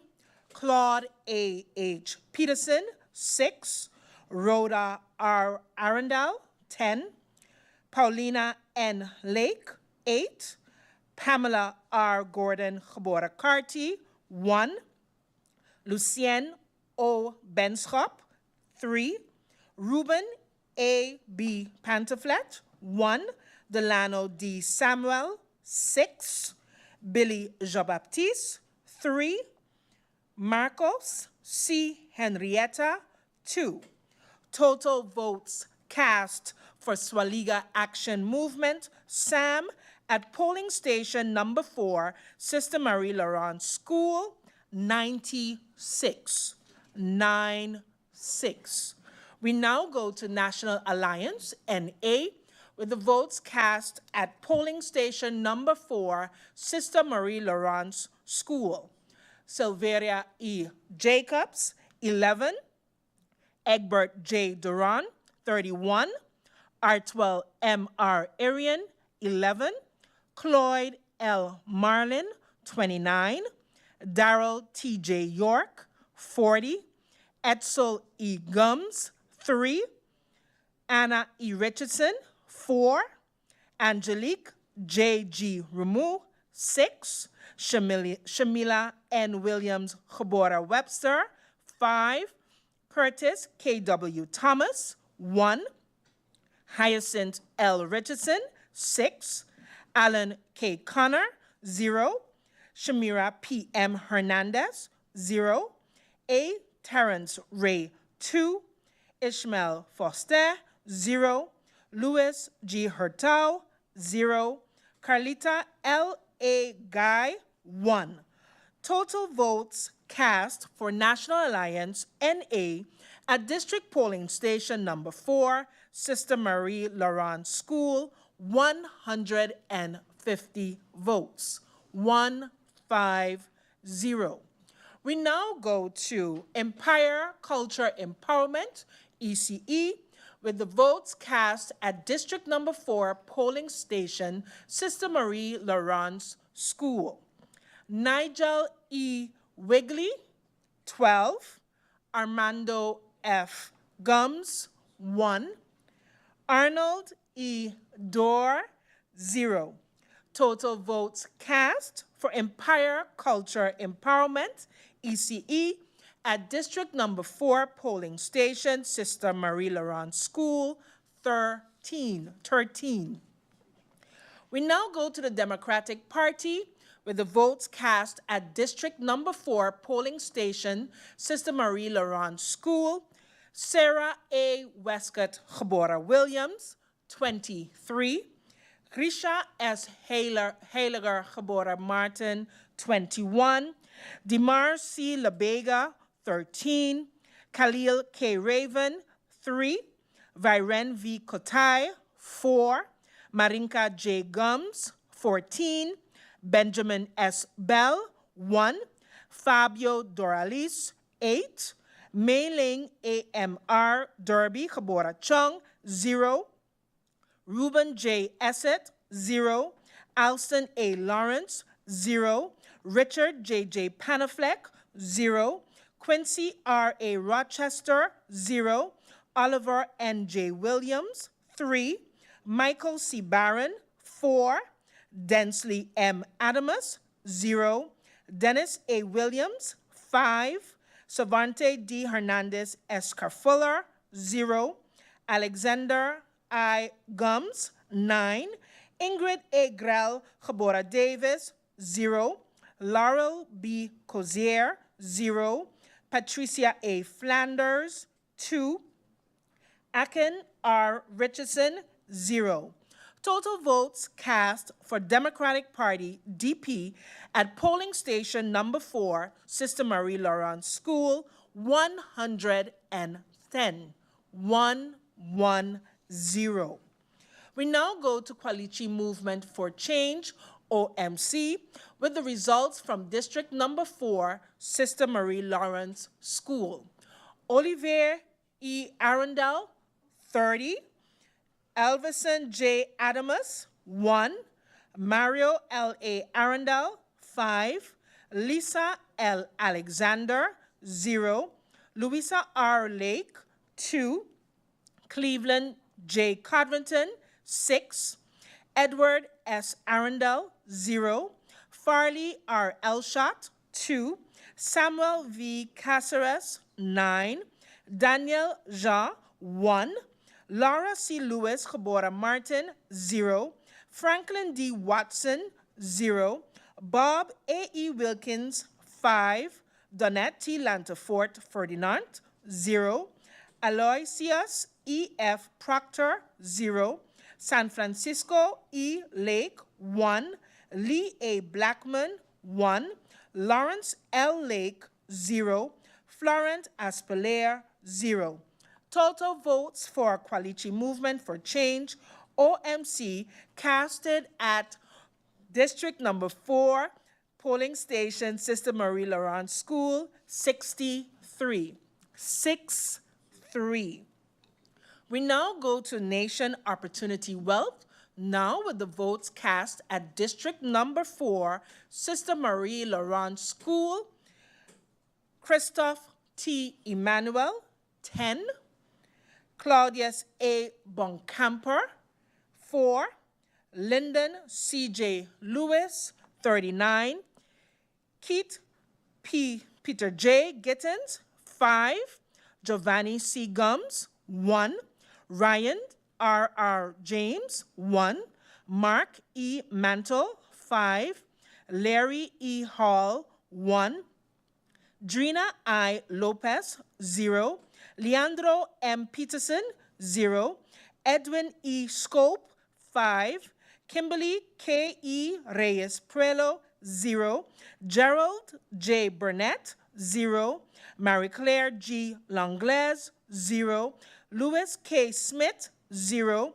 Gromiko L. N. V. Wilson, 2. Total votes cast for Nation Opportunity Wealth at District Polling Station number 4, Sister Marie Laurent School, 73. 73. We now go to the United People's Party, up, with the votes cast at District number 4, Sister Marie Laurent School. Omar E.C. Otley, 49. Richard F. Gibson, 0. Akeem E. Arundel, 2. Francisco A. La Cruz, 11. Rolando Bryson, 26. Janini Chatelier, 6. Nikhil Kukreja, 0. Addison A. Boston, 15. Richard A. Patrick, 1. Bria S. Christina Sorton, 0. Teddy F. Charlie, 0. Cresburg A. Brown, 4. Shirley Hilaire, 0. Kevin P. Bryan, 9. Martin O. Wilson, 5. S. Natasha Manuela Jabora Gums, 1. Wendell A. Tode, 0. Chanel E. Brownbill, 2. Total votes cast for United People's Party, up, at District number 4 polling station, Sister Marie Laurent School, 131. 131.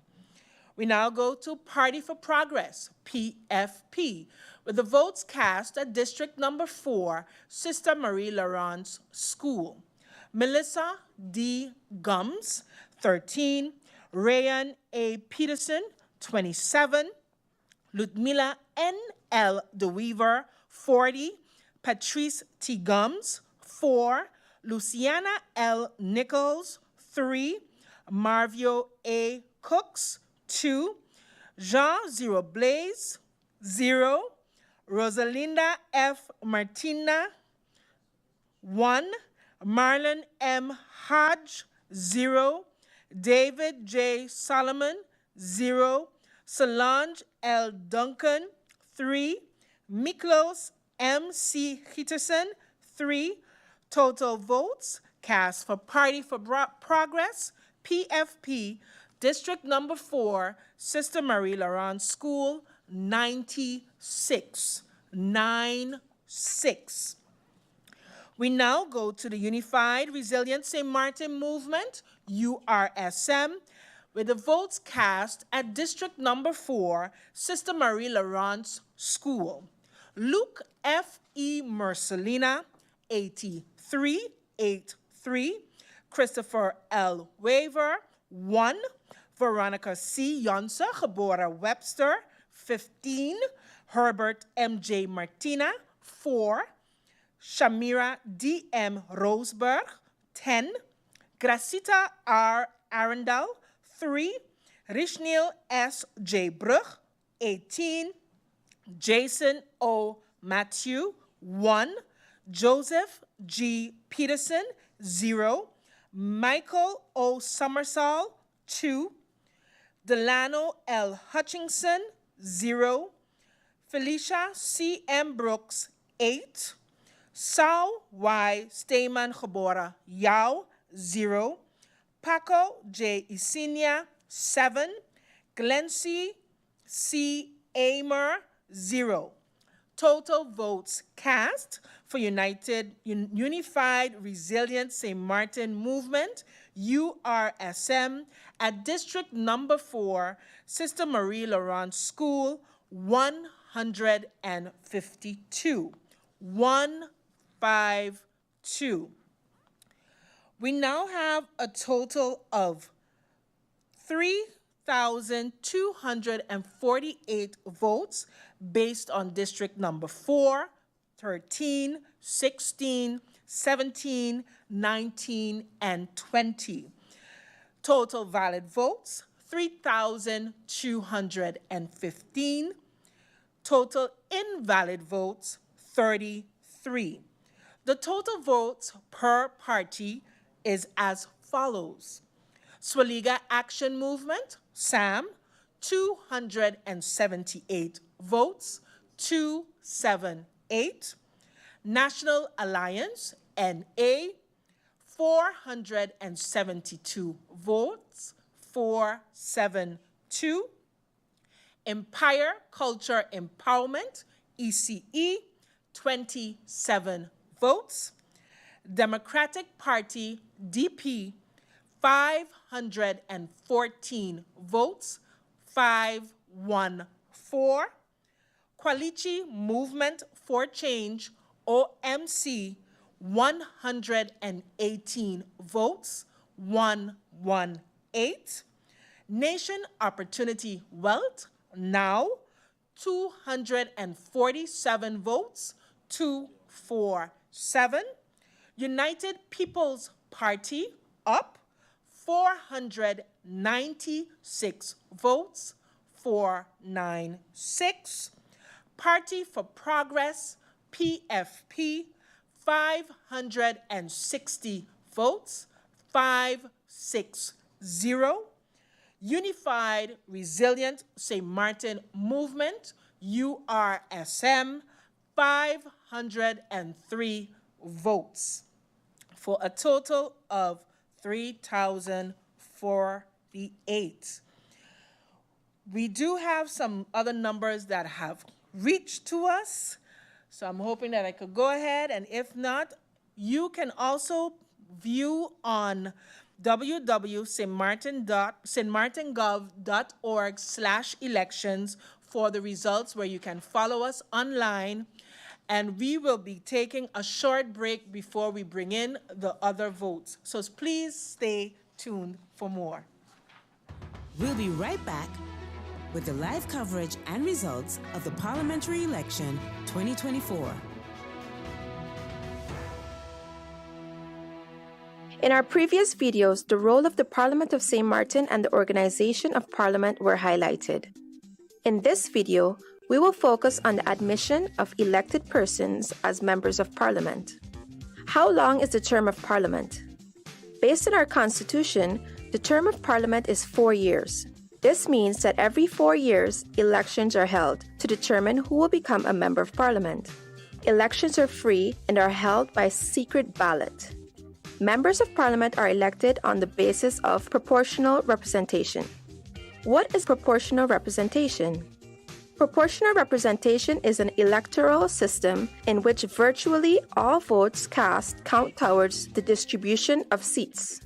The total number of votes cast is divided by the number of seats. The result is called the quota.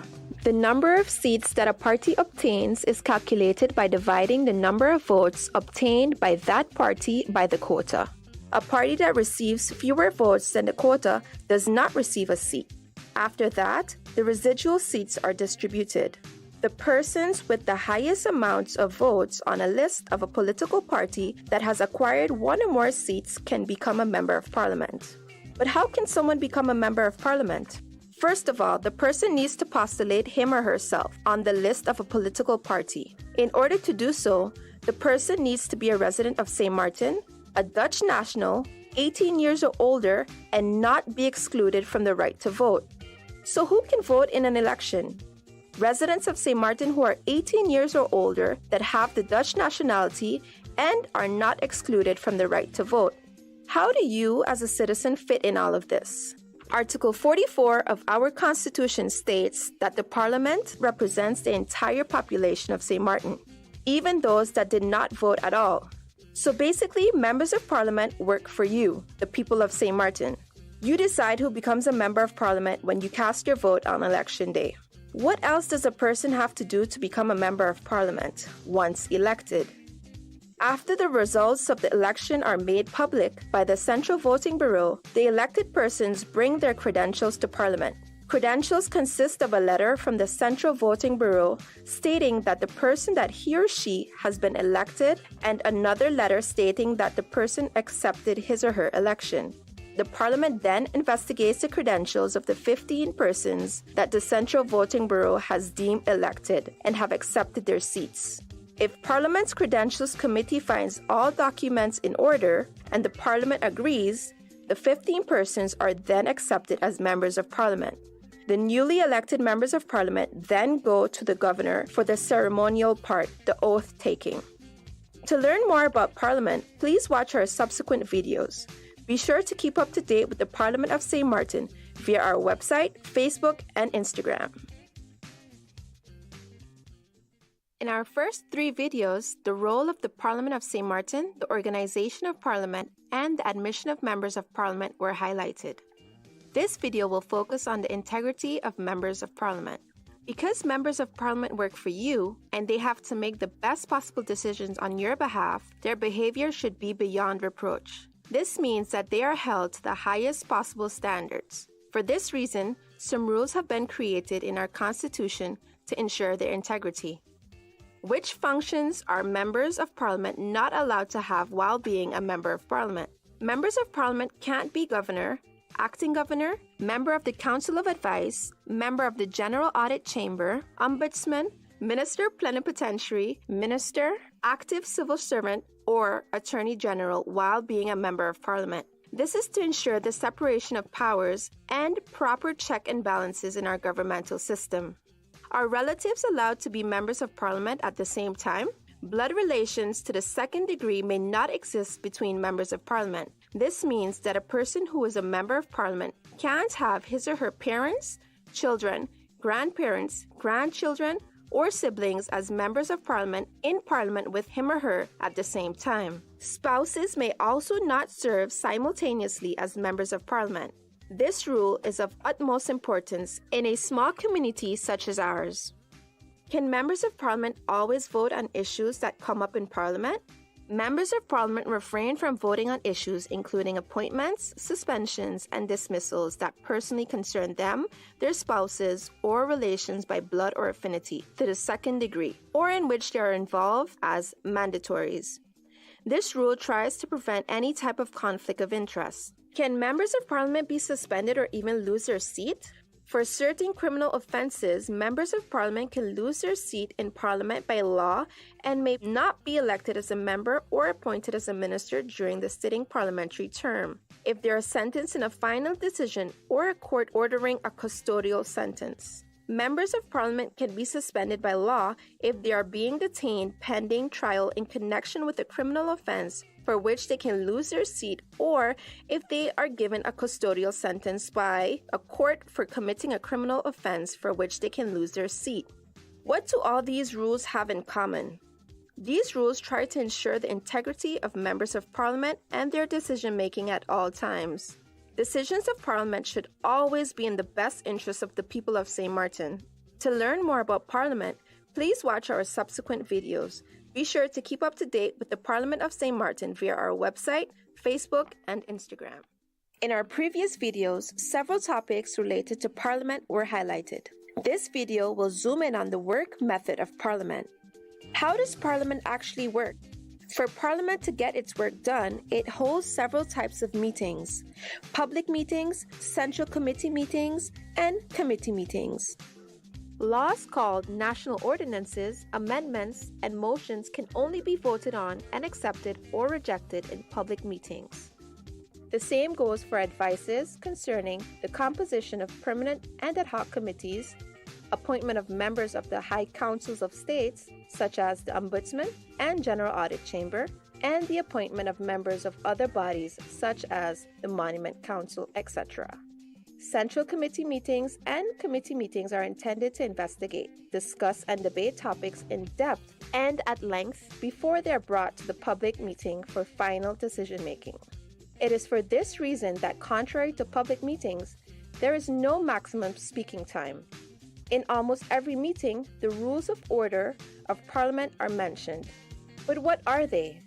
Our Constitution stipulates that the Parliament establishes its rules of order for its meetings. Rules of order are guidelines for Parliament about how meetings should be called and conducted, who is allowed to speak and when a meeting can start, what the tasks are of the President and Vice Presidents, when and how motions and amendments can be presented, how to vote, etc. Only Parliament is bound to its own rules of order. But why don't meetings always start at the scheduled time? For public meetings, there have to be at least 8 members signed in on the attendance list in order for a meeting to start. This is called the quorum. For Central Committee meetings, this is the same unless there are third parties, for example, ministers, invited to the meeting. Are all meetings accessible to the public? Public meetings of Parliament are accessible to the public, unless it's a closed-door meeting. A closed-door meeting can only be held if the President deems it necessary, or at the request of at least 4 members if it's a public meeting. In case of a committee or Central Committee meeting, the request can come from a member of the committee or a minister. What does immunity entail? All members of Parliament, ministers, and other persons that participate in meetings of Parliament cannot be persecuted or held liable for that which they have said in these meetings, or what they have provided in writing in these meetings. To learn more about Parliament, please watch our subsequent videos. Be sure to keep up to date with the Parliament of St. Martin via our website, Facebook, and Instagram. Welcome back to the live coverage and results of the Parliamentary Election 2024.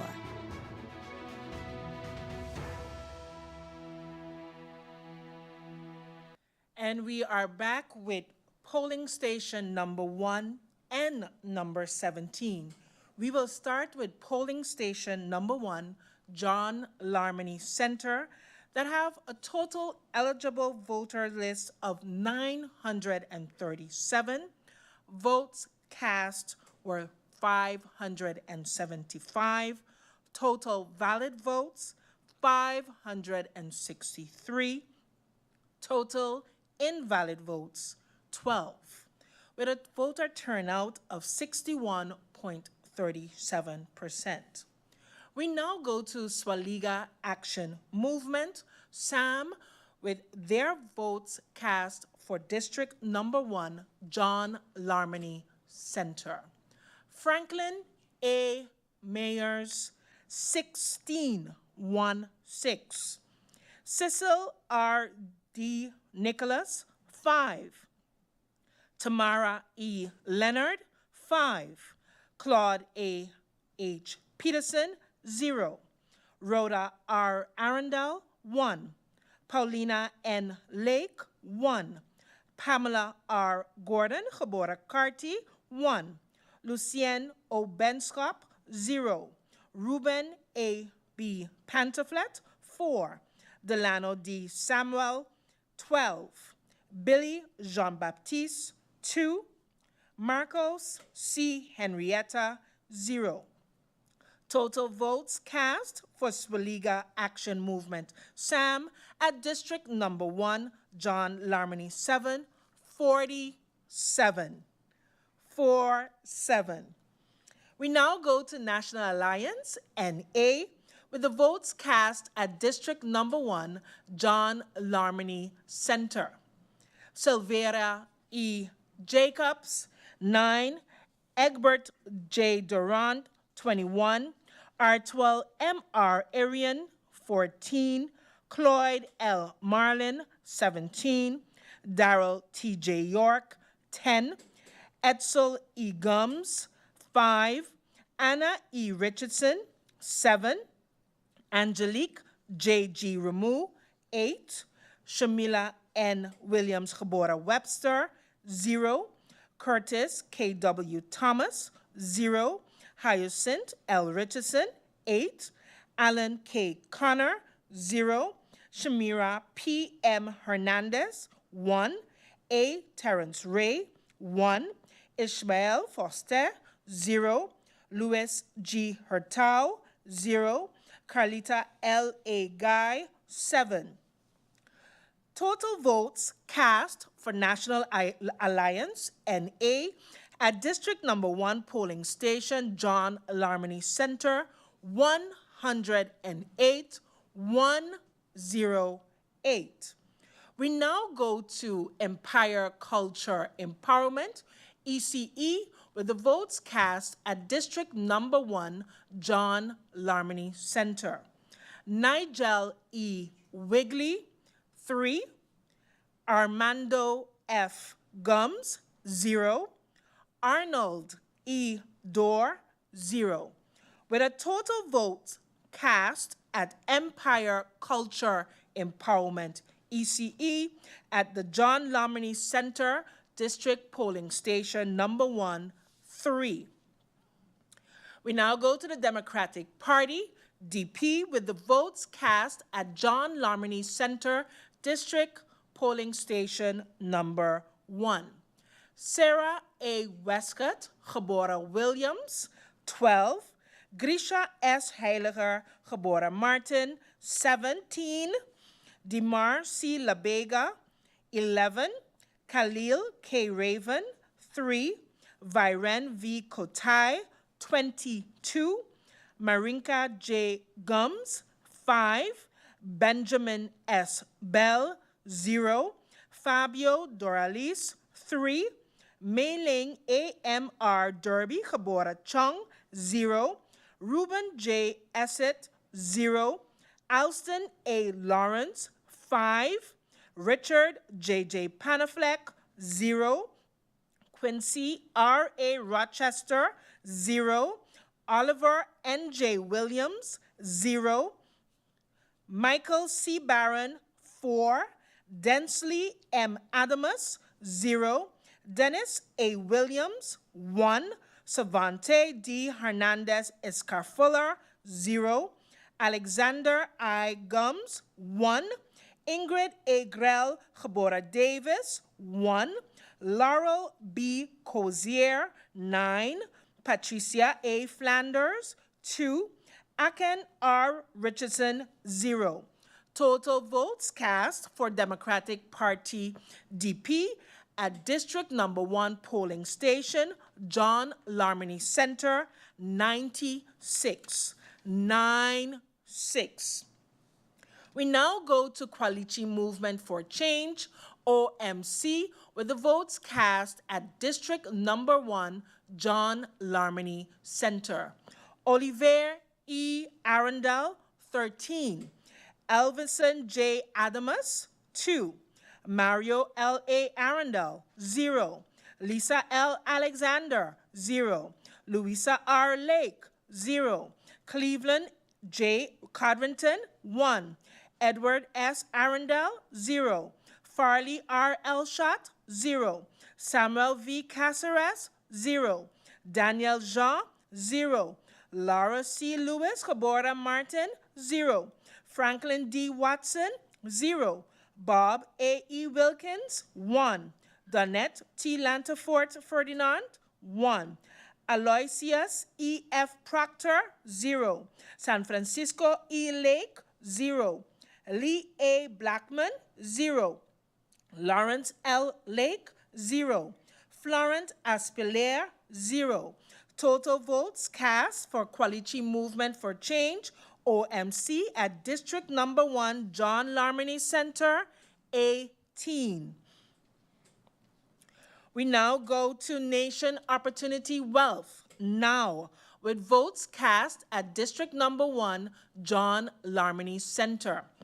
Christoph T. Emmanuel, 13. Claudius A. Boncamper, 7. Lyndon C. J. Lewis, 22. Keith Peter J. Gittins, 1. Giovanni Christopher Gums, 2.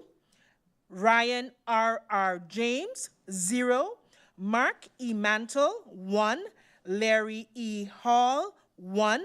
Drina I. Lopez, 1. Leandro M. Peterson, 0. Edwin E. Scope, 1. Kimberly K. E. Reyes Prelo, 0. Gerald J. Burnett, 3. Marie Claire G. Langlaise, 0. Louis K. Smith, 0. Gromiko L. N. V. Wilson, 3. Total votes cast for Nation Opportunity Wealth, now at District Polling Station Number 1, John Lomerny Center, 55. 5. We now go to United People's Party, UP, with the results cast at District Number 1, John Lomerny Center. Omar E.C. Otley, 39. Richard F. Gibson, 1. Akeem E. Arundel, 1. Francisco A. La Cruz, 14. Rolando Bryson, 10. Janini Chatelaire, 8. Nikhil Krukreja, 12. Addison A. Boston, 4. Richard A. Patrick, 0. Bria S. Christina Sorton, 2. Teddy F. Charlie, 1. Cresberg A. Brown, 0. Shirley Hilaire, 1. Kevin P. Bryan, 2. Martin O. Wilson, 7. S. Natasha Manuela Jabora Gums, 0. Wendell A. Tode, 1. Chanel E. Brownbill, 5. Total votes cast for United People's Party up at District Number 1 John Larmeny Center, 108. 108. We now go to Party for Progress, PFP, with the numbers cast at District Number 1 voting station, John Larmeny Center. Melissa D. Gums, 7. Rayon A. Peterson, 6. Ludmila N. L. DeWeaver, 37. Patrice T. Gums, 8. Luciano L. Nichols, 1. Marvio A. Cooks, 0. Jean O. Blaze, 0. Rosalinda F. Martina, 0. Marlon M. Hodge, 1. David J. Solomon, 1. Solange L. Duncan, 0. Miklos M. C. Peterson, 2. Total votes cast for Party for Progress, PFP, at District Station Number 1, John Larmeny Center, 63. 63. We now go to the Unified Resilient St. Martin Movement, URSM, with the votes cast at District Number 1, John Larmeny Center. Luke F. E. Mercelina, 37. Christopher L. Waver, 0. Veronica C. Janssen Gebora Webster, 6. Herbert M. J. Martina, 2. Shamira D. M. Roseberg, 5. Gracita R. Arundel, 4. Rishnil S. J. Brook, 5. Jason O. Matthew, 0. Joseph G. Peterson, 0. Michael O. Summersall, 3. Delano L. Hutchinson, 0.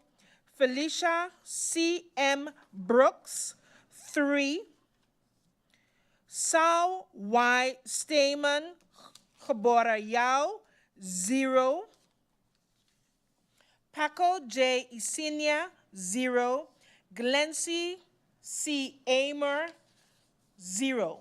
Total votes cast for Unified Resilient St. Martin Movement, URSM, at the John Larmeny Center, 65. 65. We now go to the votes cast at District Number 17, Dutch Quarter Help Desk. With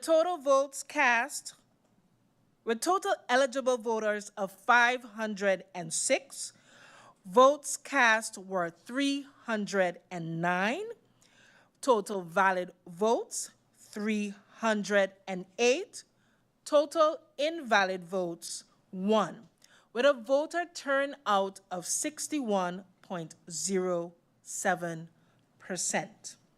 We now go to Swaliga Action Movement, SAM, and the votes that were cast at District Number 17, Dutch Quarter Help Desk. Franklin A. Mayers, 11. Cecil R. D. Nicholas, 2. Tamara E. Leonard, 6. Claude A. H. Peterson, 0. Rhoda R. Arundel, 6. Paulina N. Lake, 0. Pamela R. Gordon Gebora Carty, 1. Lucien O. Benskop, 0. Ruben A. B. Pantoflet, 0. Delano D. Samuel, 1. Billy Jean-Baptiste, 2. Marcos C. Henrietta, 0. Total votes cast for the Swaliga Action Movement, SAM, at polling station number 17, Dutch Quarter, Help Desk, 29. 29. We now go to the National Alliance, NA, with the votes cast at district number 17, Dutch Quarter, Help Desk. Silveria A. Jacobs, 7. Egbert J. Duran, 9. Artwell M. R. Irian, 8. Cloyd L. Marlin, 10. Darrell T. J. York, 9. Edsel E. Gums, 5. Anna E. Richardson, 2. Angelique J. G. Ramu, 2. Shamila N. Williams Gebora Webster, 3. Curtis K. W. Thomas, 1. Hyacinth L. Richardson, 8. Alan K. Connor, 1. Shamira P. M. Hernandez, 1. A. Terrence Ray, 0. Ishmael Foster, 0. Louis G. Hurtau, 0. Carlita L. Guy, 1. Total votes cast for National Alliance at district number 17, Dutch Quarter, Help Desk, 67. 67. We now go to Empire Cultural Empowerment, ECE, with the votes cast at district number 17, Dutch Quarter, Help Desk. Nigel E. Wigley, 4. Armando Franklin Gums, 0. Arnold E. Dorr, 0. Total votes cast for Empire Culture Empowerment, ECE, at district number 17, Dutch Quarter Help Desk, 4. We now go to the Democratic Party, DP, with vote cast at district number 17 polling station, Dutch Quarter Help Desk. Sarah A. Westcott Gebora Williams, 14. Grisha S. Heiliger Gebora Martin, 15. Dimar C. Labega, 1. Khalil K. Raven, 1. Viren V. Kotai, 5. Marinka J. Gums, 3. Benjamin S. Bell, 0. Fabio Doralis, 1. Mailing A.M.R. Derby Gebora Chung, 0. Ruben J. Essett, 0. Alston A. Lawrence, 0. Richard J.J. Panafleck, 0. Quincy R.A. Rochester, 0. Oliver N.J. Williams, 1. Michael C. Barron, 1. Densley M. Adamus, 1. Dennis A. Williams, 3. Savante D. Hernandez Escafuller, 0. Alexander I. Gums, 1. Ingrid A. Grell Gebora Davis, 0. Laurel B. Hosier, 0. Patricia A. Flanders, 1. Aken R. Richardson, 0. Total votes cast for Democratic Party DP at polling station number 17, Dutch Quarter Help Desk, 48. 48. We now go to Kwalichi Movement for Change, OMC, with the results at polling station number 17, Dutch Quarter Help Desk. Olivier E. Arundel, 6. Elvison J. Adamus, 0. Mario L. A. Arundel, 1. Lisa L. Alexander, 0. Louisa R. Lake, 0. Cleveland J. Codrington, 0. Edward S. Arundel, 0. Farley R. Elshot, 0. Samuel V. Caceres, 0. Daniel Jean, 0. Laura C. Lewis Gebora Martin, 1. Franklin D. Watson, 0. Bob A. E. Wilkins, 0. Donette T. Lantafort Ferdinand, 0. Aloysius E. F. Proctor, 0. San Francisco E. Lake, 0. Lee A. Blackman, 0. Lawrence L. Lake, 0. Florent Aspelaire, 0. Total votes cast for Qualichi Movement for Change, OMC, at District Number 17 Polling Station, Dutch Quarter Help Desk, 8. We now go to the Nation Opportunity Wealth, the Now Party, with the results at District Number 17, Dutch Quarter Help Desk. Christoph T. Emmanuel, 4. Claudius A. Boncamper, 0. Lyndon C. J. Lewis, 10. Keith Peter J. Gittens, 5. Giovanni C. Gums, 3. Ryan R. R. James, 0. Mark E. Mantle, 3. Larry E. Hall, 0. Drina I. Lopez, 0. Leandro M. Peterson, 0. Edward E. Scope, 0. Kimberly K. E. Reyes Puelo, 0. Gerald J. Burnett, 0. Marie Claire G. Langlaise, 0.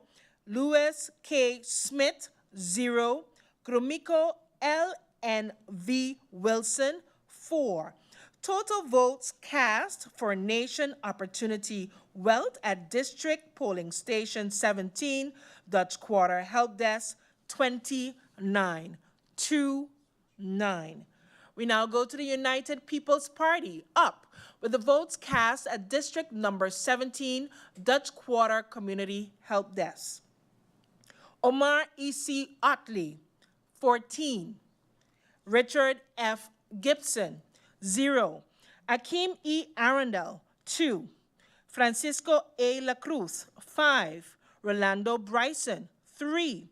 Janini Chatelaire, 0. Nikhil Kukreja, 1. Addison A. Boston, 4. Richard A. Patrick, 1. Bria S. Christina Sorton, 0. Teddy F. Charlie, 0.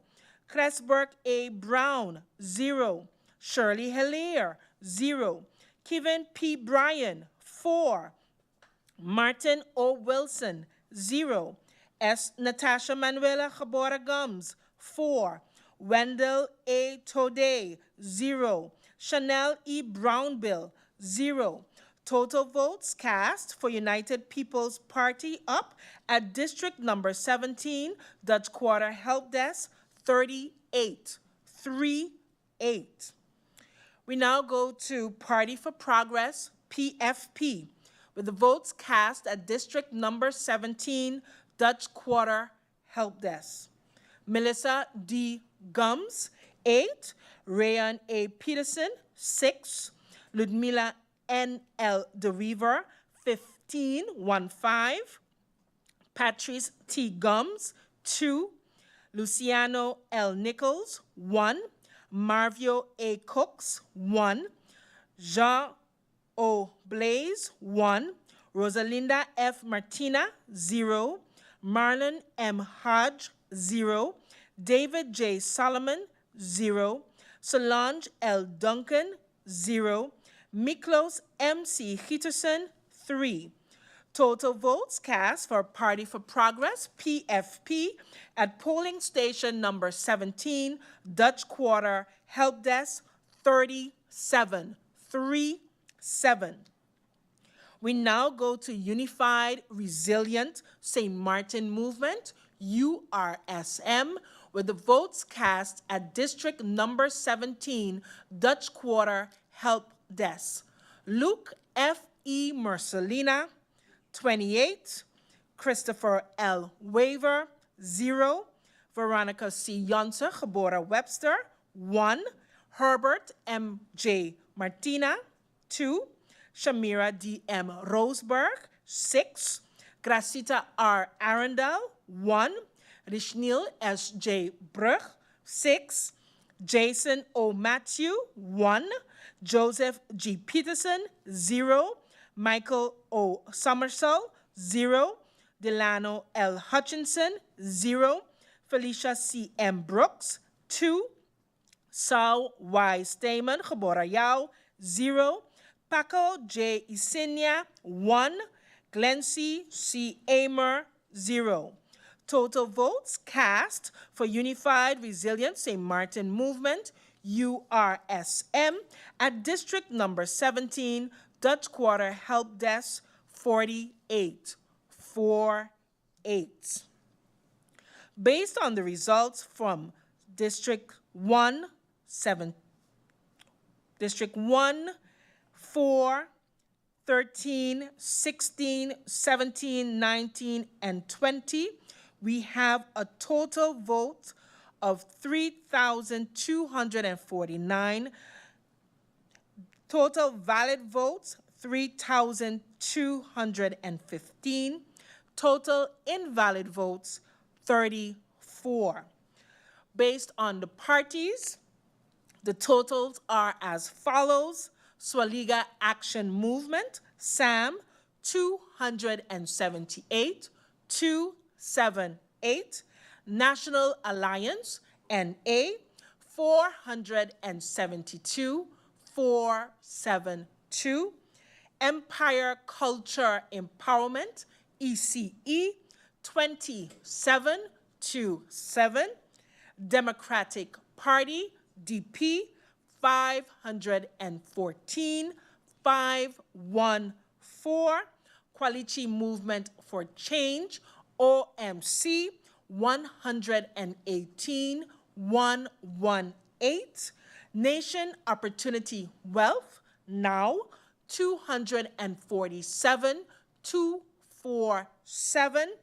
United People's Party, UP, 496, 496. Party for Progress, PFP, 560, 560. Unified Resilient St. Martin Movement, 503 votes, 503. Those are the total. These locations until water levels subside. Atillage Road Roundabout, Cul-de-Sac. Arch Road, Sucker Garden. Beacon Hill Road, Simpson Bay. Atillage Road, Border Monument, Belvedere, Lower Princess Quarter. Billy Folly Road, Coal Bay. Emma Plain, Phillipsburg. L.B. Scott Road, Cul-de-Sac. Rhine Road, Lowlands. Welkelican Road, Low K Roundabout, Cahill, Little Bay. Well Road, Wellington Road, and Orange Grove Road, Coal Bay. Yancho Rousquin Boulevard, Point Blanche, and Sakers Gut Road, Cul-de-Sac. Remember, safety comes first. Let's work together to keep our community safe. This public service announcement is brought to you by the Department of Communication.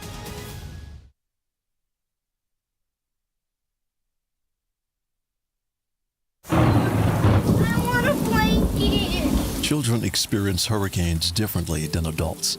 There may be possible physical, mental, educational, and emotional effects. Before a storm or hurricane, here are some methods to cope. Prepare your child to deal with the many issues. Explain to them what a hurricane is and its effects, and do so using simple age-appropriate words. In addition, as you prepare to hurricane-proof your home, let your child or children contribute in helping out. During a storm or hurricane, keep them safe, keep them busy, keep them calm. Play games, read. A tropical storm or hurricane presents a great deal of stress and some shock, but being prepared will ease your children's mind, especially after a storm or hurricane. To learn more on how you can keep yourself and your family safe this hurricane season, visit the official government website at stmartingov.org/hurricane. This public service announcement has been brought to you by the Department of Communication. Welcome back to the live coverage and results of the Parliamentary Election 2024.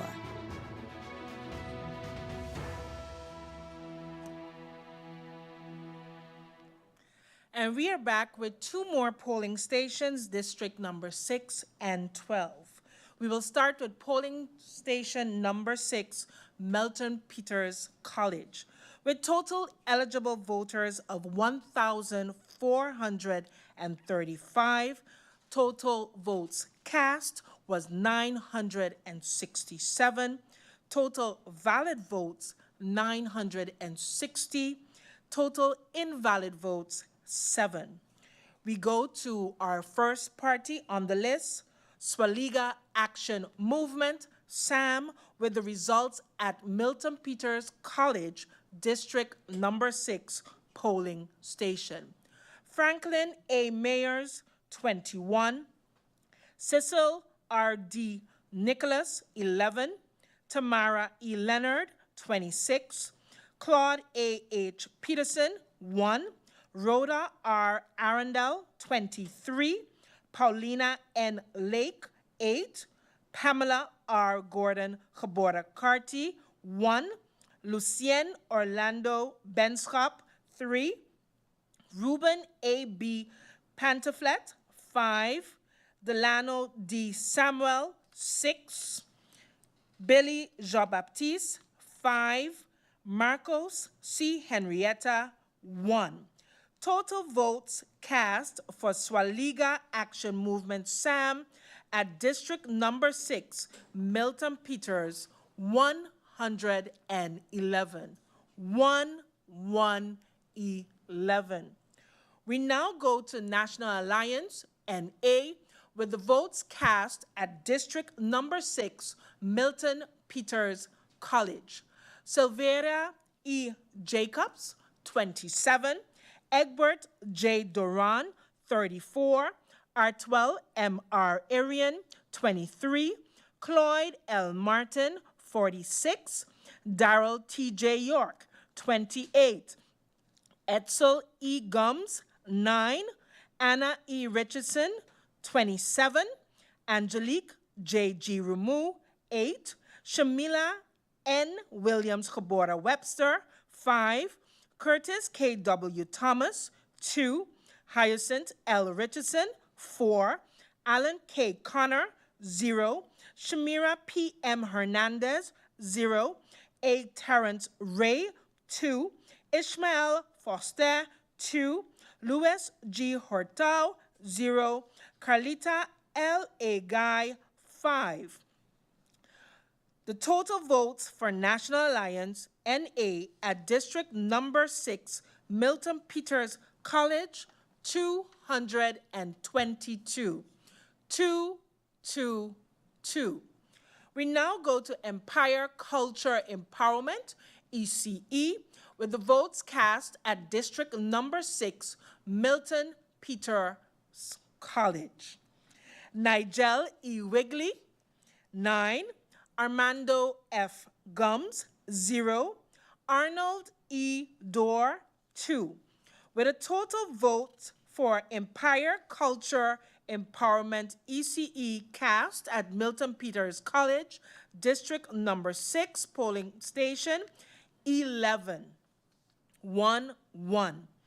We now go to the Democratic Party, DP, polling station number 6, Milton Peters College.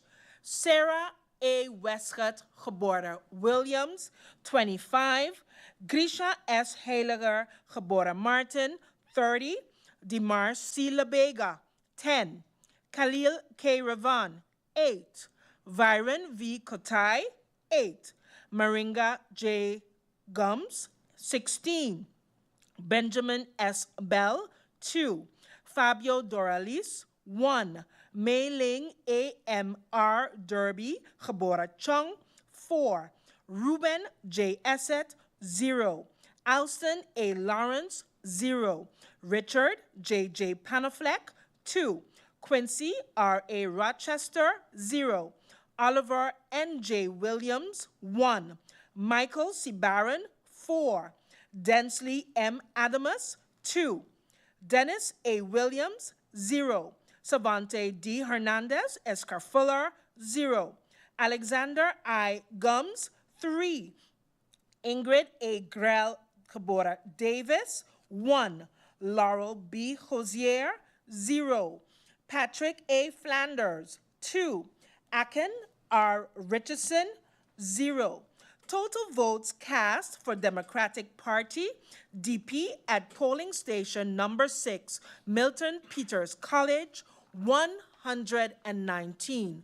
119.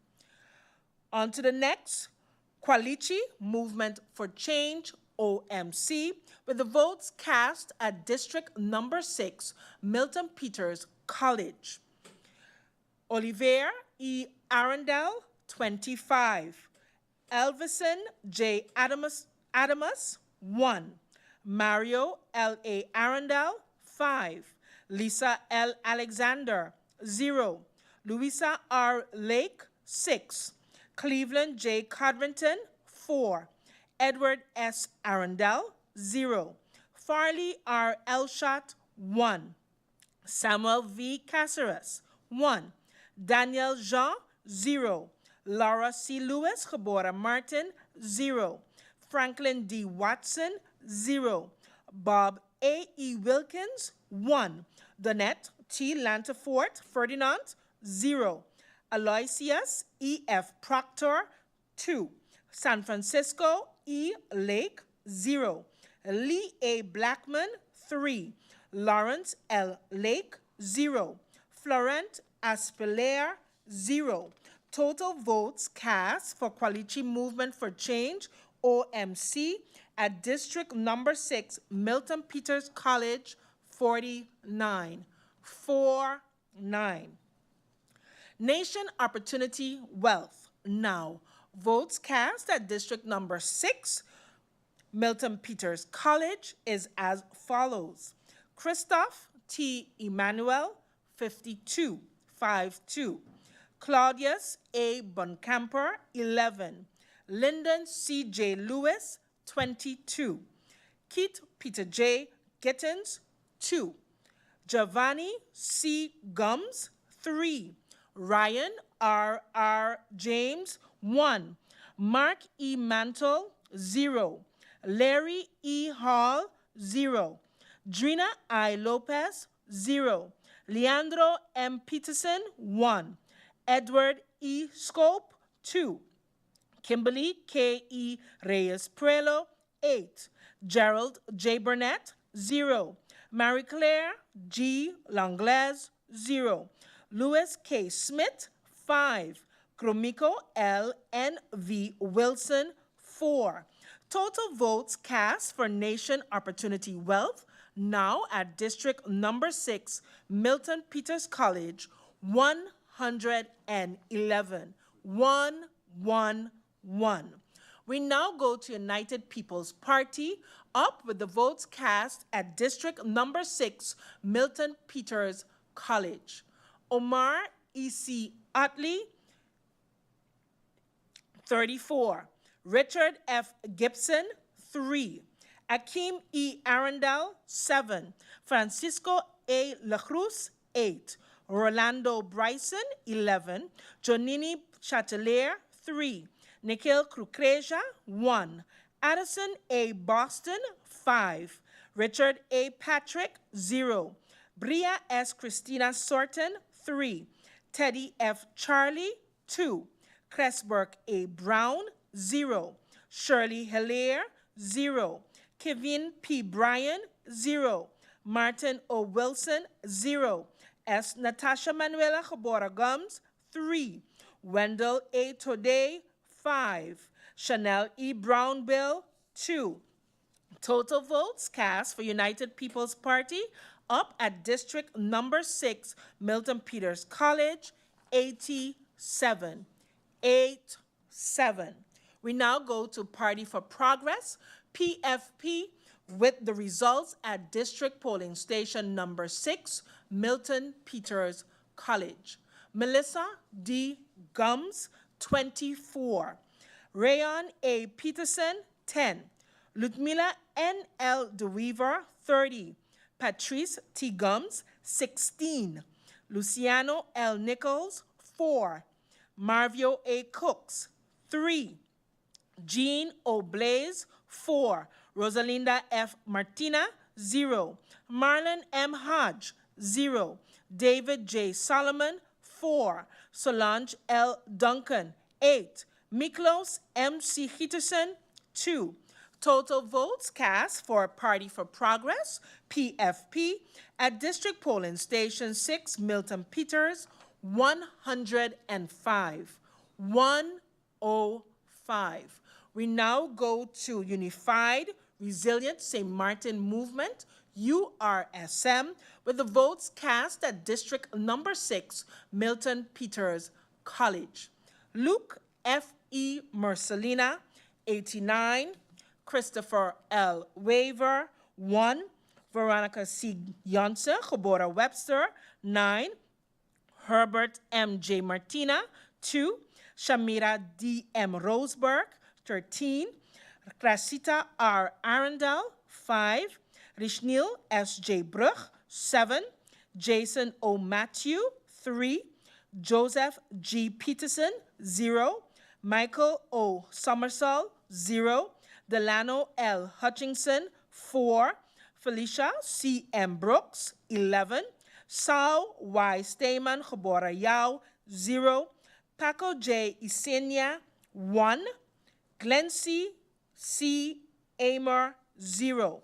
Total votes cast for Unified Resilient St. Martin Movement, URSM, at District Number 6, Milton Peters College, 145. 145.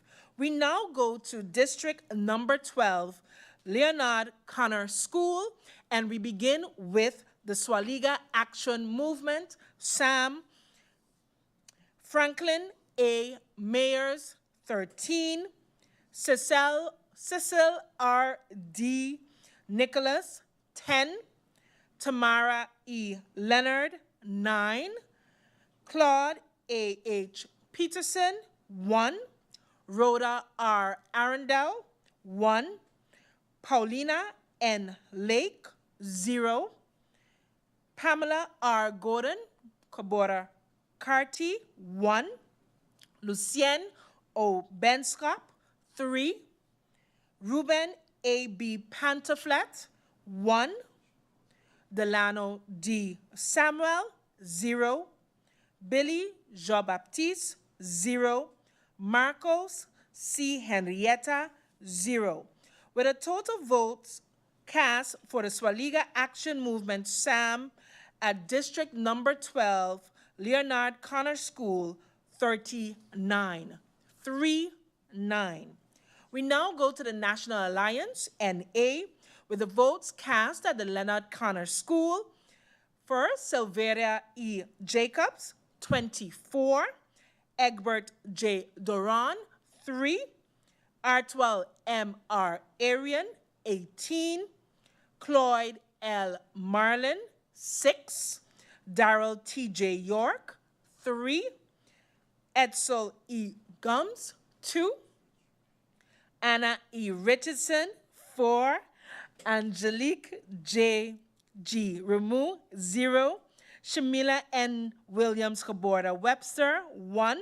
Curtis K. W. Thomas, 13. Hyacinth L. Richardson, 3.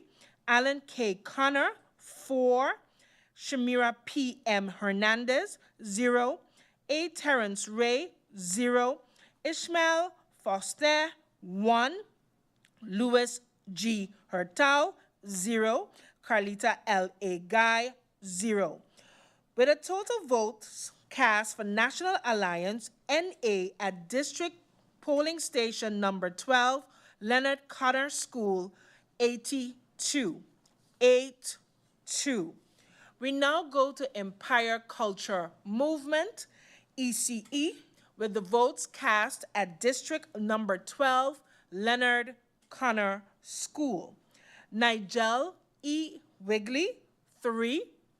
Armando F. Gums, 0. Arnold E. Dorr, 1. With a total votes cast for Empire Culture Empowerment, ECE, at District Number 12, Leonard Connor School, 4. We now go to the Democratic Party, DP, with votes cast at District Number 12 polling station, Leonard Connor School, Sarah A. Westcott Gebora Williams, 13, Grisha S. Heiliger Gebora Martin, 19, Dimar C. Labega, 1, Khalil K. Raven, 7, Viren V. Kotai, 2, Marinka K. J. Gums, 1, Benjamin S. Bell, 2, Fabio Doralis, 4, Mei-Ling A.M.R. Derby Gebora Chung, 1, Ruben J. Essett, 0, Alston A. Lawrence, 1, Richard J.J. Panafleck, 0, Quincy R. A. Rochester, 0, Oliver N.J. Williams, 0, Michael C. Barron, 1, Densley M. Adamus, 0, Dennis A. Williams, 0, Savante D. Hernandez, Escar Fuller, 0, Alexander I. Gums, 2, Ingrid A. Grell, Gebora Davis, 0, Laurel B. Cozier, 0, Patricia A. Flanders, 3, Aken A. Richardson, 0. Total votes cast for Democratic Party, DP, at District Polling Station Number 12, Leonard Connor School, 57. 5-7. We now go to the Quality Movement for Change, OMC, with the votes cast at District Number 12, Leonard Connor School. Oliver E. Arundel, 16. Elvison J. Adamus, 2. Mario L. A. Arundel, 2. Lisa L. Alexander, 0. Louisa R. Lake, 2. Cleveland J. Codrington, 1. Edward S. Arundel, 1. Farley R. Elshot, 0. Samuel V. Caceres, 0. Daniel Jean, 1. Laura C. Lewis, Gebora Martin, 0. Franklin D. Watson, 0. Bob A. E. Wilkins, 0. Donette T. Lantafort Ferdinand, 0. Aloysius E. F. Proctor, 0. San Francisco E. Lake, 0. Lee A. Blackman, 0. Lawrence L. Lake, 0. Florent Aspelaire, 0. Total votes cast for Quality Movement for Change, OMC, at District Number 12, Leonard Connor School, 25. 2-5. We now go to Nation Opportunity Wealth. Now for the votes cast at District Number 12, Leonard Connor School. Christoph T. Emmanuel, 6. Claudius A. Buncamper, 0. Lyndon C. J. Lewis, 16. Keith Peter J. Gittins, 0. Giovanni Christopher Gums, 2. Ryan R. James, 9. Mark E. Mantle, 3. Larry E. Hall, 0. Drina I. Lopez, 0. Leandro M. Peterson, 5. Edwin E. Schoop, 0. Kimberly K. E. Reyes Prelo, 0. Gerald J. Burnett, 7. Marie Claire G. Langlaise, 0. Louis K. Smith, 0. Gromiko L. N. V. Wilson, 2. Total votes received for Nation Opportunity Wealth, now at District Number 12, Leonard Connor School, 50. 5-0. We now go to United People's Party, up for the votes cast at District Number 12, Leonard Connor School. Omar E.C. Otley, 28. Richard F. Gibson, 0. Akeem E. Arundel, 6. Francisco A. La Cruz, 16. Rolando Bryson, 2. Janini Chatelier, 15. 1-5. Nikhil Kukreja, 0. Addison A. Boston, 2. Richard A. Patrick, 0. Bria S. Christina Sorton, 3. Teddy F. Charlie, 14. Cresberg A. Brown, 2. Shirley Herlier, 1. Kevin P. Bryan, 2. Martin O. Wilson, 0. S. Natasha Manuela Cabora Gums, 2. Wendell A. Today, 0. Chanel E. Brownbill, 1. With a total vote for United People's Party up at District Number 12, Leonard Connors School of 94. 9-4. We now have the results for Party for Progress, PFP, at just District Number 12 polling station, Leonard Connors School. Melissa D. Gums, 4. Rayon A. Peterson, 8. Ludmila N. L. DeWeaver, 15. Patrice T. Gums, 7. Luciano L. Nichols, 2. Marvio A. Cooks, 1. Jean O. Blaze, 0. Rosalinda F. Martina, 2. Marlon M. Hodge, 0. David J. Solomon, 1. Solange L. Duncan, 1. Miklos M. C. Peterson, 1. With a total votes cast for Party for Progress, PFP, at District Number 12, Leonard Connors School of 42. 4-2. We now go to Unified Resilient St. Martin Movement, URSM, with the votes cast at District Number 12 polling station, Leonard Connors School. Luke F. E. Mercelina, 36. Christopher L. Waver, 0. Veronica C. Yonsa, Cabora Webster, 7. Herbert M. J. Martina, 1. Shamira D. M. Roseberg, 6. Gracita R. Arundel, 2. Rishnil S. J. Bruch, 2. Jason O. Matthew, 1. Joseph G. Peterson, 1. Michael O. Somersall, 0. Delano L. Hutchinson, 1. Felicia C. M. Brooks, 0. Saul Y. Stayman Cabora Yao, 0. Paco J. Isenia, 0. Glency C. Amar, 0. With a total votes cast for Unified Resilient St. Martin Movement, URSM, at District Number 12, Leonard Connors School of 57. 5-7.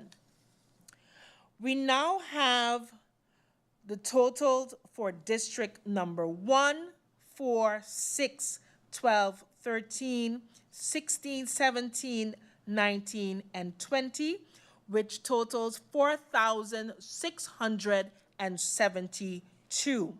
Total valid votes, 4,625.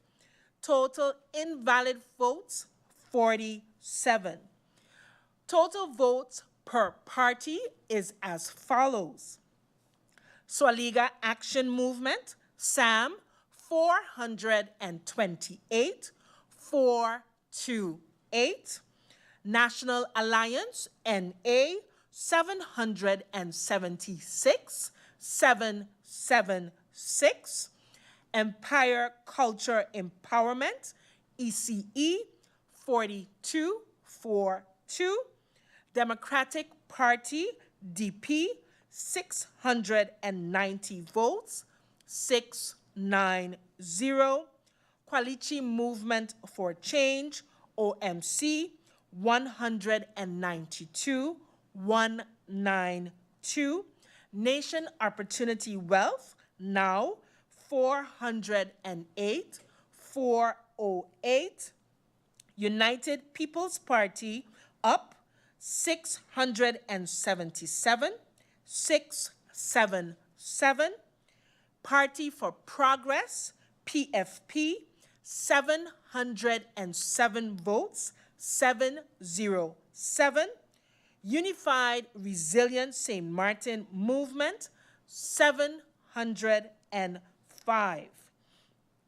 That's the totals thus far for John Larmony Center, number 1, number 4, 6, 12, 13, 16, 17, 19, and 20.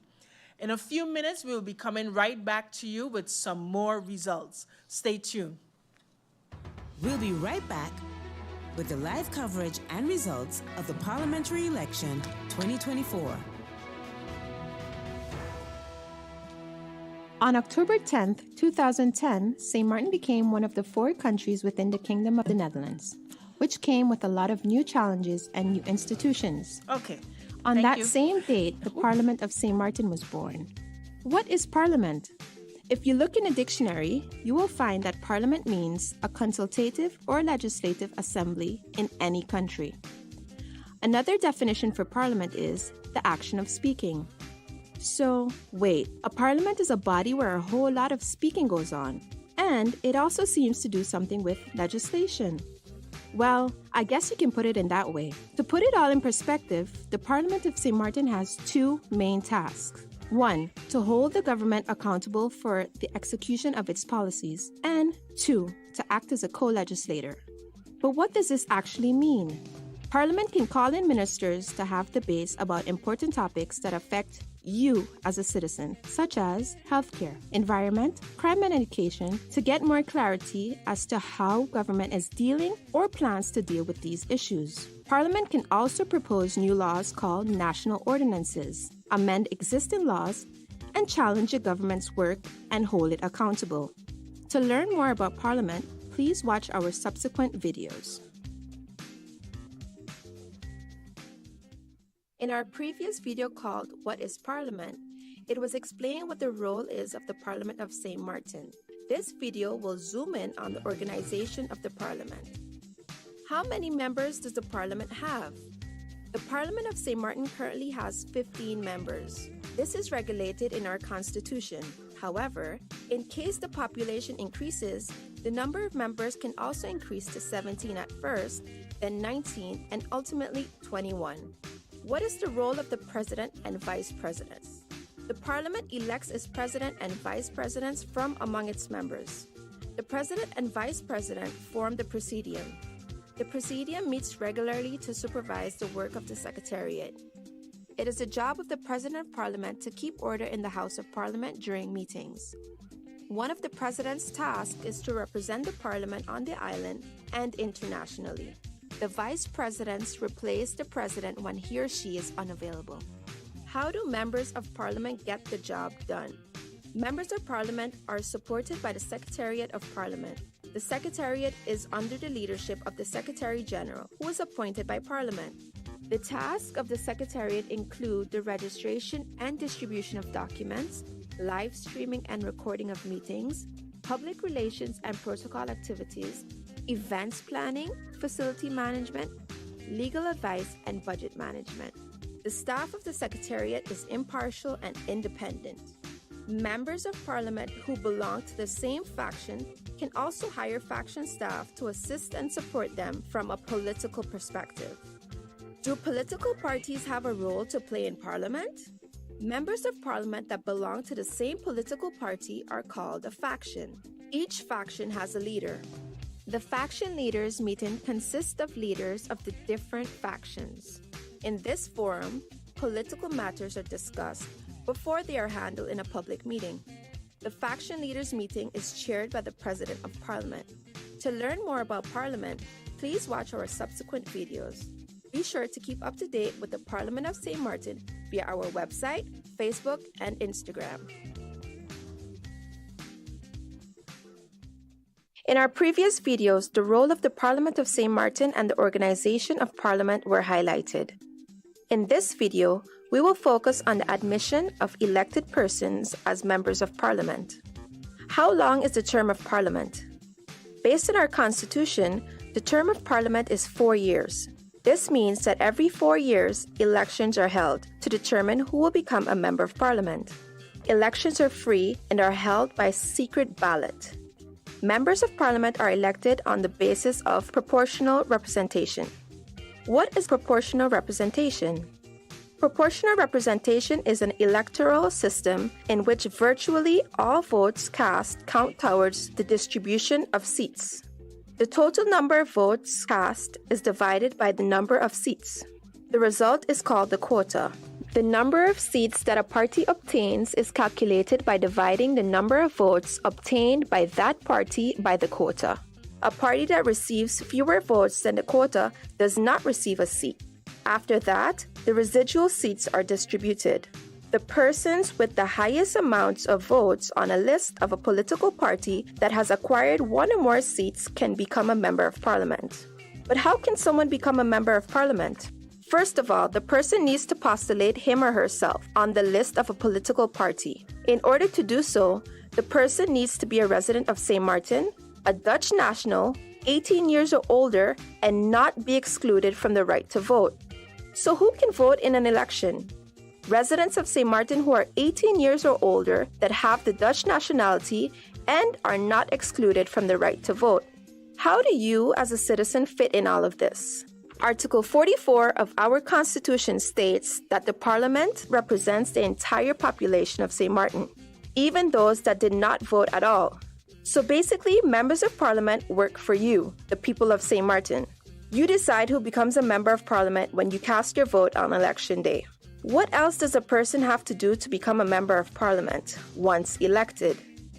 After the results of the election are made public by the Central Voting Bureau, the elected persons bring their credentials to Parliament. Credentials consist of a letter from the Central Voting Bureau stating that the person that he or she has been elected and another letter stating that the person accepted his or her election.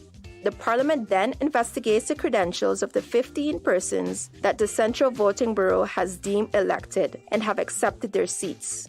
If Parliament's Credentials Committee finds all documents in order and the Parliament agrees, the 15 persons are then accepted as members of Parliament. The newly elected members of Parliament then go to the governor for the ceremonial part, the oath taking.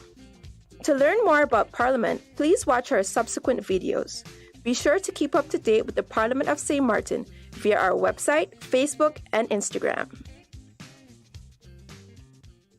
In our first 3 videos, the role of the Parliament of St. Martin, the organization of Parliament, and the admission of members of Parliament were highlighted.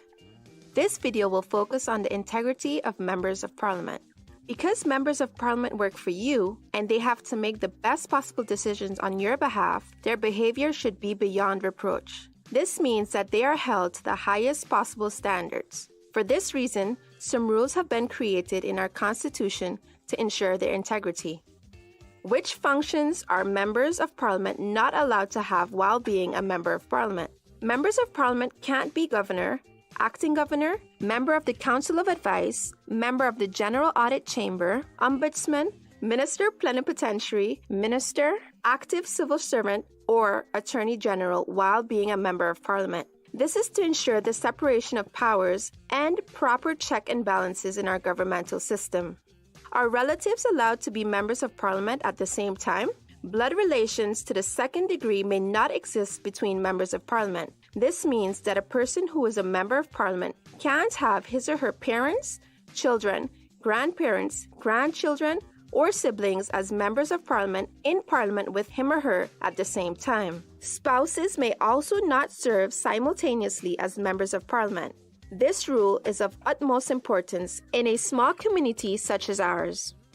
Can members of Parliament always vote on issues that come up in Parliament? Members of Parliament refrain from voting on issues including appointments, suspensions, and dismissals that personally concern them, their spouses, or relations by blood or affinity to the second degree, or in which they are involved as mandatories. This rule tries to prevent any type of conflict of interest. Can members of Parliament be suspended or even lose their seat? For certain criminal offenses, members of Parliament can lose their seat in Parliament by law and may not be elected as a member or appointed as a minister during the sitting parliamentary term, if they are sentenced in a final decision or a court ordering a custodial sentence. Members of Parliament can be suspended by law if they are being detained pending trial in connection with a criminal offense for which they can lose their seat, or if they are given a custodial sentence by a court for committing a criminal offense for which they can lose their seat. What do all these rules have in common? These rules try to ensure the integrity of members of Parliament and their decision-making at all times. Decisions of Parliament should always be in the best interest of the people of St. Martin. To learn more about Parliament, please watch our subsequent videos. Be sure to keep up to date with the Parliament of St. Martin via our website, Facebook, and Instagram. Welcome back to the live coverage and results of the Parliamentary Election 2024.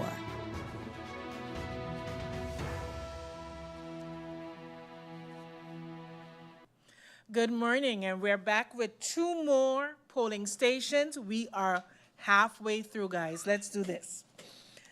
We're going to start with Sundial School, District number 2 polling station, who have eligible voters of 1,391. Total votes cast, 803. Total valid votes, 792. Total invalid votes, 11. We now begin with the Swaliga Action Movement. Sam Franklin A. Mayers, 25. Cecil R. D. Nicholas, 1. Tamara E. Leonard, 13. Claude A. H. Peterson, 1. Rhoda R. Arundel, 6. Paulina N. Lake, 5. Pamela R. Gordon, Geboorte Carty, 0. Lucien O. Benschop, 1. Ruben A. Bosco, Pantaflet, 0. Delano D. Samuel, 5. Billy Jean-Baptiste, 0.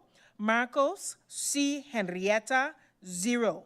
Total votes cast for Swaliga Action Movement SAM at District Polling Station number 2, Sundial School, 57. 5-7. We now go to National Alliance, NA, at District number 2, Sundial School. Silveria E. Jacobs, 5. Egbert J. Duran, 12. Artwell M.R. Arian, 18. Cloyd L. Marlin, 17. Darrell T.J. York, 17. Edsel E. Gums, 6. Anna E. Richardson, 3. Angelique J. G. Ramu, 6. Shamila N. Williams Geboorte Webster, 0. Curtis K.W. Thomas, 1. Hyacinth L. Richardson, 4. Alan K. Connor, 1. Shamira P.M. Hernandez, 1. A. Terrence Ray, 0. Ishmael Foster, 0. Louis G. Hurtau, 0. Carlita L. A. Guy, 3. Total votes cast for National Alliance, NA at District Polling Stations number 2, Sundial School, 94. 9-4. We now go to Empire Culture Empowerment, ECE, with the results at polling station number 2, Sundial School. Nigel E. Wigley, 5. Armando F. Gums, 0. Arnold E. Dorr, 0. With a total votes cast for Empire Culture Empowerment, ECE, at polling station number 2, Sundial School, 5. We go on to the Democratic Party, DP, with the votes cast at district number 2, Sundial School. Sarah A. Westcott, Geboorte Williams, 11. Grisha S. Heiliger, Geboorte Martin, 34. Dimar C. Labega, 7. Khalil K. Raven, 4. Viren V. Kotai, 61. Marinka J. Gums, 13. Benjamin S. Bell, 2. Fabio Doralis, 1. Mailing AMR Derby Geboorte Chung, 2. Ruben J. Esset, 0. Alston A. Lawrence, 1. Richard J.J. Panafleck, 2. Quincy R.A. Rochester, 0. Oliver N.J. Williams, 0. Michael C. Barron, 1. Densley M. Adamus, 1. Dennis A. Williams, 1. Savante D. Hernandez Escar Fuller, 0. Alexander I. Gums, 0. Ingrid A. Grell Gebora Davis, 0. Laurel B. Cozier, 1. Patricia A. Flanders, 3. Aken R. Richardson, 1. Total votes cast for Democratic Party, DP, at polling station number 2, Sundial School, 146. 146. We now go on to Quality Movement for Change, OMC, with the votes cast at District number 2, Sundial School. Olivier E. Arundel, 33. Elvison J. Adamus, 1. Mario L. A. Arundel, 1. Lisa L. Alexander, 0. Louisa R. Lake, 0. Cleveland J. Codrington, 0. Edward S. Arundel, 0. Farley R. Elshot, 0. Samuel V. Caceres, 0. Danielle Jean, 0. Laura C. Lewis Cabora Martin, 4. Franklin D. Watson, 0. Bob A. E. Wilkins, 5. Donette T. Lantafort Ferdinand, 0. Aloysius E. F. Proctor, 0. San Francisco E. Lake, 0. Lee A. Blackman, 0. Lawrence L. Lake, 0. Florent Aspelaire, 0. Total votes cast for Quality Movement for Change, OMC, at District number 2 polling station, Sundial School, 44. 4-4. We now go on to the Nation Opportunity Wealth for their votes received at Sundial School District polling station number 2. Christoph T. Emmanuel, 4. Claudius A. Boncamper, 7. Lyndon C. J. Lewis, 16. Keith Peter J. Gittins, 5. Giovanni C. Gums, 4. Ryan R. R. James, 0. Mark E. Mantle, 2. Larry Eastmore Hall, 7. Drina I. Lopez, 2. Leandro M. Peterson, 0. Edwin E. Scope, 0. Kimberly K. E. Reyes Prelo, 0. Gerald J. Burnett, 0. Marie Claire Gwendolyn Langlaise, 0. Louis K. Smith, 0. Grumiko L. N. V. Wilson, 3. Total votes cast for Nation Opportunity Wealth, now at polling station number 2, Sundial School, 50. 5-0. We now go to United People's Party, up with the results from polling station number 2, Sundial School. Omar E.C. Otley, 28. Richard F. Gibson, 3. Akeem E. Arundel, 3. Francisco A. La Cruz, 10. Rolando Bryson, 7. Janini Chatelier, 0. Nikhil Kukreja, 26. Addison A. Boston, 7. Richard A. Patrick, 1. Bria S. Christina Sorton, 2. Teddy F. Charlie, 0. Cressburg A. Brown, 0. Shirley Hillier, 1. Kevin P. Bryan, 2. Martin O. Wilson, 2. S. Natasha Manuela Cabora Gums, 0. Wendell A. Tode, 1. Chanel E. Brownbill, 4. Total votes cast for United People's Party, up at District number 2, Sundial School, 97. 9-7. We now go on to Party for Progress, PFP, with the total votes cast at District number 2 polling station, Sundial School. Melissa D. Gums, 25. Rayon A. Peterson, 15. Ludmila N. L. DeWeaver, 71. Patrice T. Gums, 17. Luciano L. Nichols, 3. Marvio A. Cooks, 4. Jean O. Blaze, 0. Rosalinda F. Martina, 0. Marlon M. Hodge, 0. David J. Solomon, 6. Solange L. Duncan, 4. Miklos M.C. Gietersen, 5.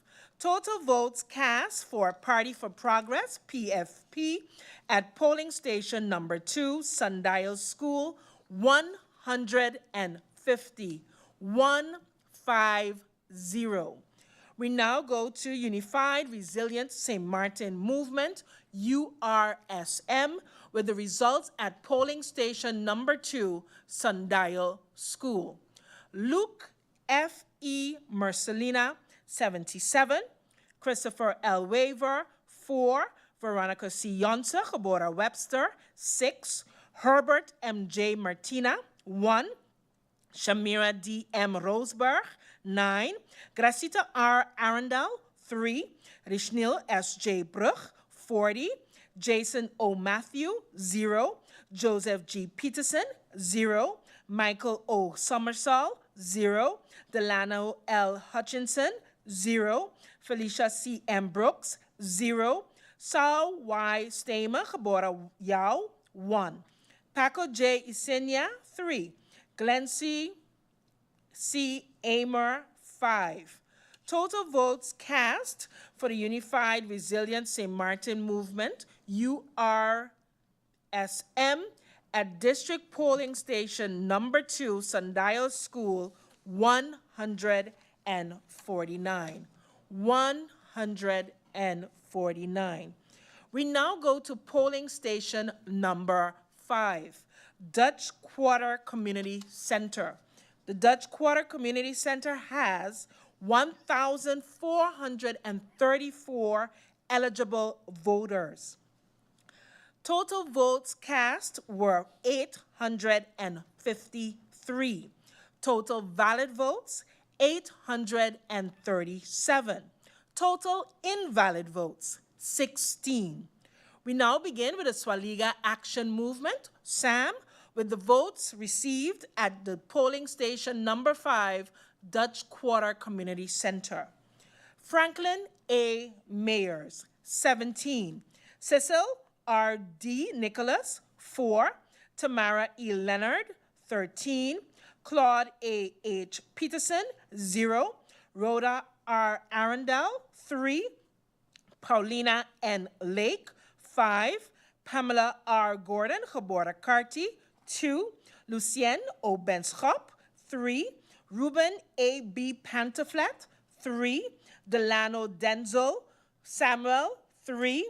Billy Jean-Baptiste, 5. Marcos C. Henrietta, 0. Total votes received for the Swaliga Action Movement SAM at the Dutch Quarter Community Center, District number 5, 58 votes. 58 votes. We now go to the National Alliance, NA, with the votes received at District Polling Station number 5, Dutch Quarter Community Center.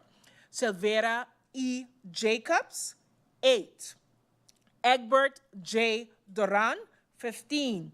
Artwell M. R. Irian, 28. Cloyd L. Marlin, 7. Darrell T. J. York, 10. Edsel E. Gums, 22. Anna E. Richardson, 5. Angelique J. G. Ramu, 4. Shamila N. Williams, Gebora Webster, 33. Curtis K. W. Thomas, 0. Hyacinth L. Richardson, 2. Alan K. Connor, 3. Shamira P. M. Hernandez, 0. A. Terrence Ray, 1. Ishmael Foster, 1. Louis G. Hurtau, 1. Carlita L. A. Guy, 5. Total votes received for National Alliance, NA, at polling district number 5, Dutch Quarter Community Center, 145. 145. We now go to the results for Empire Culture Empowerment, ECE, at District Polling Station number 5, Dutch Quarter Community Center. Nigel E. Wigley, 13. Armando Franklin Gums, 0. Arnold E. Dorr, 0. Total votes received for Empire Culture Empowerment, ECE, at polling station number 5, Dutch Quarter Community Center, 13. We now go to the Democratic Party, DP, with the votes received at polling station number 5, Dutch Quarter Community Center. Sarah A. Westcott, geboren Williams, 20. Grisha S. Heiliger, geboren Martin, 22. Dimar C. Labega, 3. Khalil K. Raven, 8. Viren V. Kotai, 10. Marinka J. Gums, 9. Benjamin S. Bell, 4. Fabio Doralis, 0. Mailing AMR Derby Geboren Chung, 0. Ruben J. Essett, 1. Alston A. Lawrence, 0. Richard J.J. Panafleck, 1. Quincy R. A. Rochester, 0. Oliver N.J. Williams, 0. Michael C. Barron, 8. Densley M. Adamus, 0. Dennis A. Williams, 2. Savante De Hernandez Escarfola, 0. Alexander I. Gums, 3. Ingrid A. Grell Geboren Davis, 0. Laurel B. Hosier, 0. Patricia A. Flanders, 3. Aken R. Richardson, 0. Total votes received for the Democratic Party, DP, at polling station number 5, Dutch Quarter Community Center, 94. 94. We now have the results of Quality Movement for Change, OMC, at District Polling Station number 5, Dutch Quarter Community Center. Olivier E. Arundel, 31. Elvison J. Adamus, 0. Mario L. A. Arundel, 2. Lisa L. Alexander, 1. Louisa R. Lake, 1. Cleveland J. Codrington, 0. Edward S. Arundel, 0. Farley R. Elshot, 0. Samuel V. Caceres, 3. Daniel Jean, 1. Laura C. Lewis Geboren Martin, 0. Franklin D. Watson, 0. Bob A. E. Wilkins, 2. Donette T. Lantafort Ferdinand, 0. Aloysius E. F. Proctor, 0. San Francisco E. Lake, 0. Lee A. Blackman, 0. Lawrence L. Lake, 0. Florent Aspelaire, 2. Total votes received for Quality Movement for Change, OMC, at District Polling Station number 5, Dutch Quarter Community Center, 43. 4-3. We have the results of Nation Opportunity Wealth now at polling station number 5, Dutch Quarter Community Center, and it is as follows. Christoph T. Emmanuel, 17. Claudius A. Boncamper, 3. Lyndon C. J. Lewis, 50. Keith Peter J. Gittens, 14. Giovanni C. Gums, 3. Ryan R. James, 1. Mark E. Mantle, 1. Larry E. Hall, 2. Drina I. Lopez, 1. Leandro M. Peterson, 2. Edwin E. Scope, 3. Edwin E. Scope, 3. Kimberly K. E. Reyes Prelo, 0. Gerald J. Burnett, 1. Marie Claire G. Langlaise, 1. Louis K. Smith, 1. Gromiko L. N. V. Wilson, 4. Total votes received for Nation Opportunity Wealth now at District number 5 polling station, Dutch Quarter Community Center, 104. 104. Results for United People's Party up at District number 5, Dutch Quarter Community Center is as follows. Omar E.C. Otley, 37. Richard F. Gibson, 0. Akeem E. Arundel, 0. Francisco A. La Cruz, 18. Rolando Bryson, 29. Janini Chatelaire, 10. Nicole Crucreja, 2. Addison A. Boston, 42. Richard A. Patrick, 0. Bria S. Christina Sorton, 2. Teddy F. Charlie, 1. Cresberg A. Brown, 15. Shirley Hilaire, 2. Kevin P. Bryan, 6. Martin O. Wilson, 0. S. Natasha Manuela Jabora Gums, 0. Wendell A. Today, 0. Chanel E. Brownbill, 2. Total votes cast for United People's Party up at polling station number 5, Dutch Quarter Community Center, 166, 166. We have the results for Party for Progress, PFP, at polling station number 5, Dutch Quarter Community Center, and it is as follows. Melissa D. Gums, 8. Rayan A. Peterson, 15. Ludmila N. L. DeWeaver, 33. Patrice T. Gums, 7. Luciano L. Nichols, 4. Marvio A. Cooks, 3. Jean O'Blaze, 1. Rosalinda F. Martina, 0. Marlon M. Hodge, 0. David J. Solomon, 2.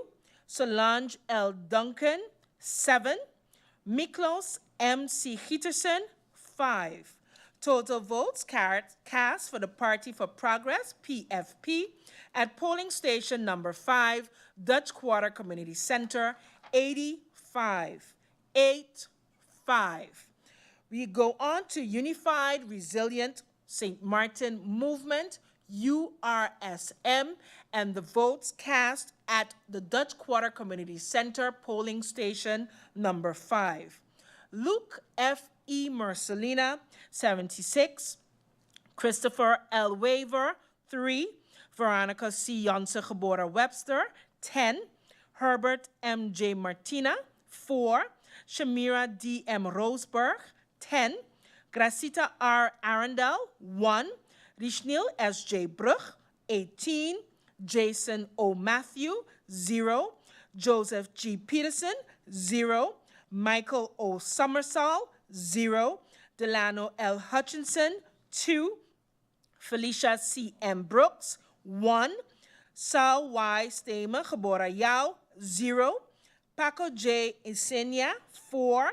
Glency C. Amer, 0. Total votes cast for Unified Resilient St. Martin Movement, URSM, at polling station number 5, Dutch Quarter Community Center, 129. 129. We now have a total of 11 districts that we have received the results for, with a total votes cast of 6,328. Total valid votes, 6,254. Total invalid votes, 74. I'll now share the total votes per party. Swaliga Action Movement, SAM, 543. 543. National Alliance, NA, 1,015. 1015. Empire Culture Empowerment, ECE, 60. Democratic Party, DP, 930 votes, 930. Quality Movement for Change, OMC, 279 votes, 279. Nation Opportunity Wealth, NOW, 562 votes, 562. United People's Party, UP, 940 votes, 940. Party for Progress, PFP, 942. Unified Resilient St. Martin Movement, 983 votes, 983. This is based on results from District number 1, 2, 4, 5, 6, 12, 13, 16, 17, 19, and 20. Stay tuned as we will be sharing some more numbers for you in the next few minutes. We'll be right back with the live coverage and results of the Parliamentary Election 2024.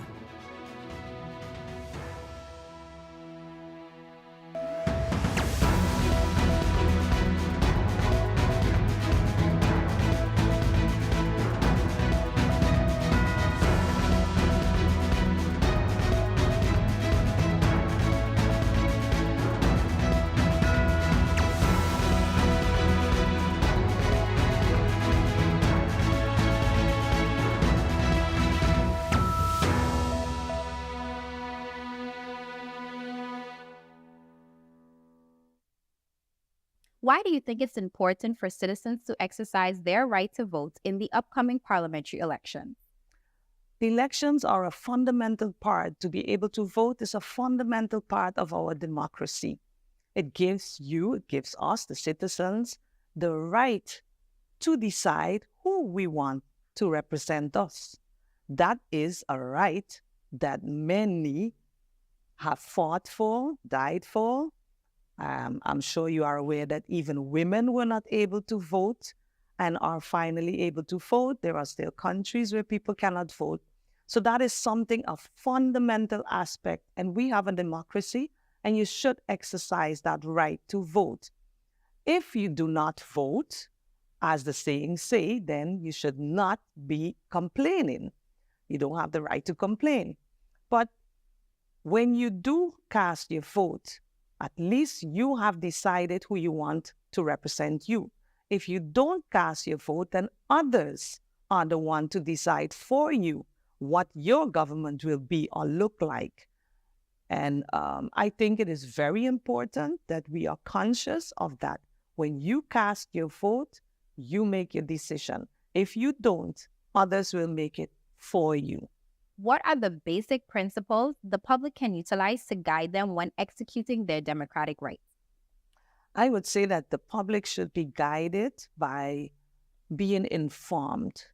Make an informed decision.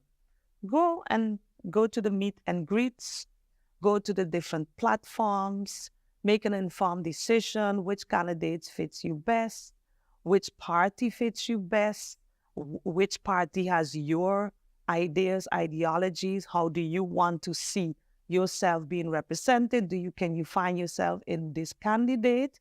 And that is how you should vote. It has to be of your own free will.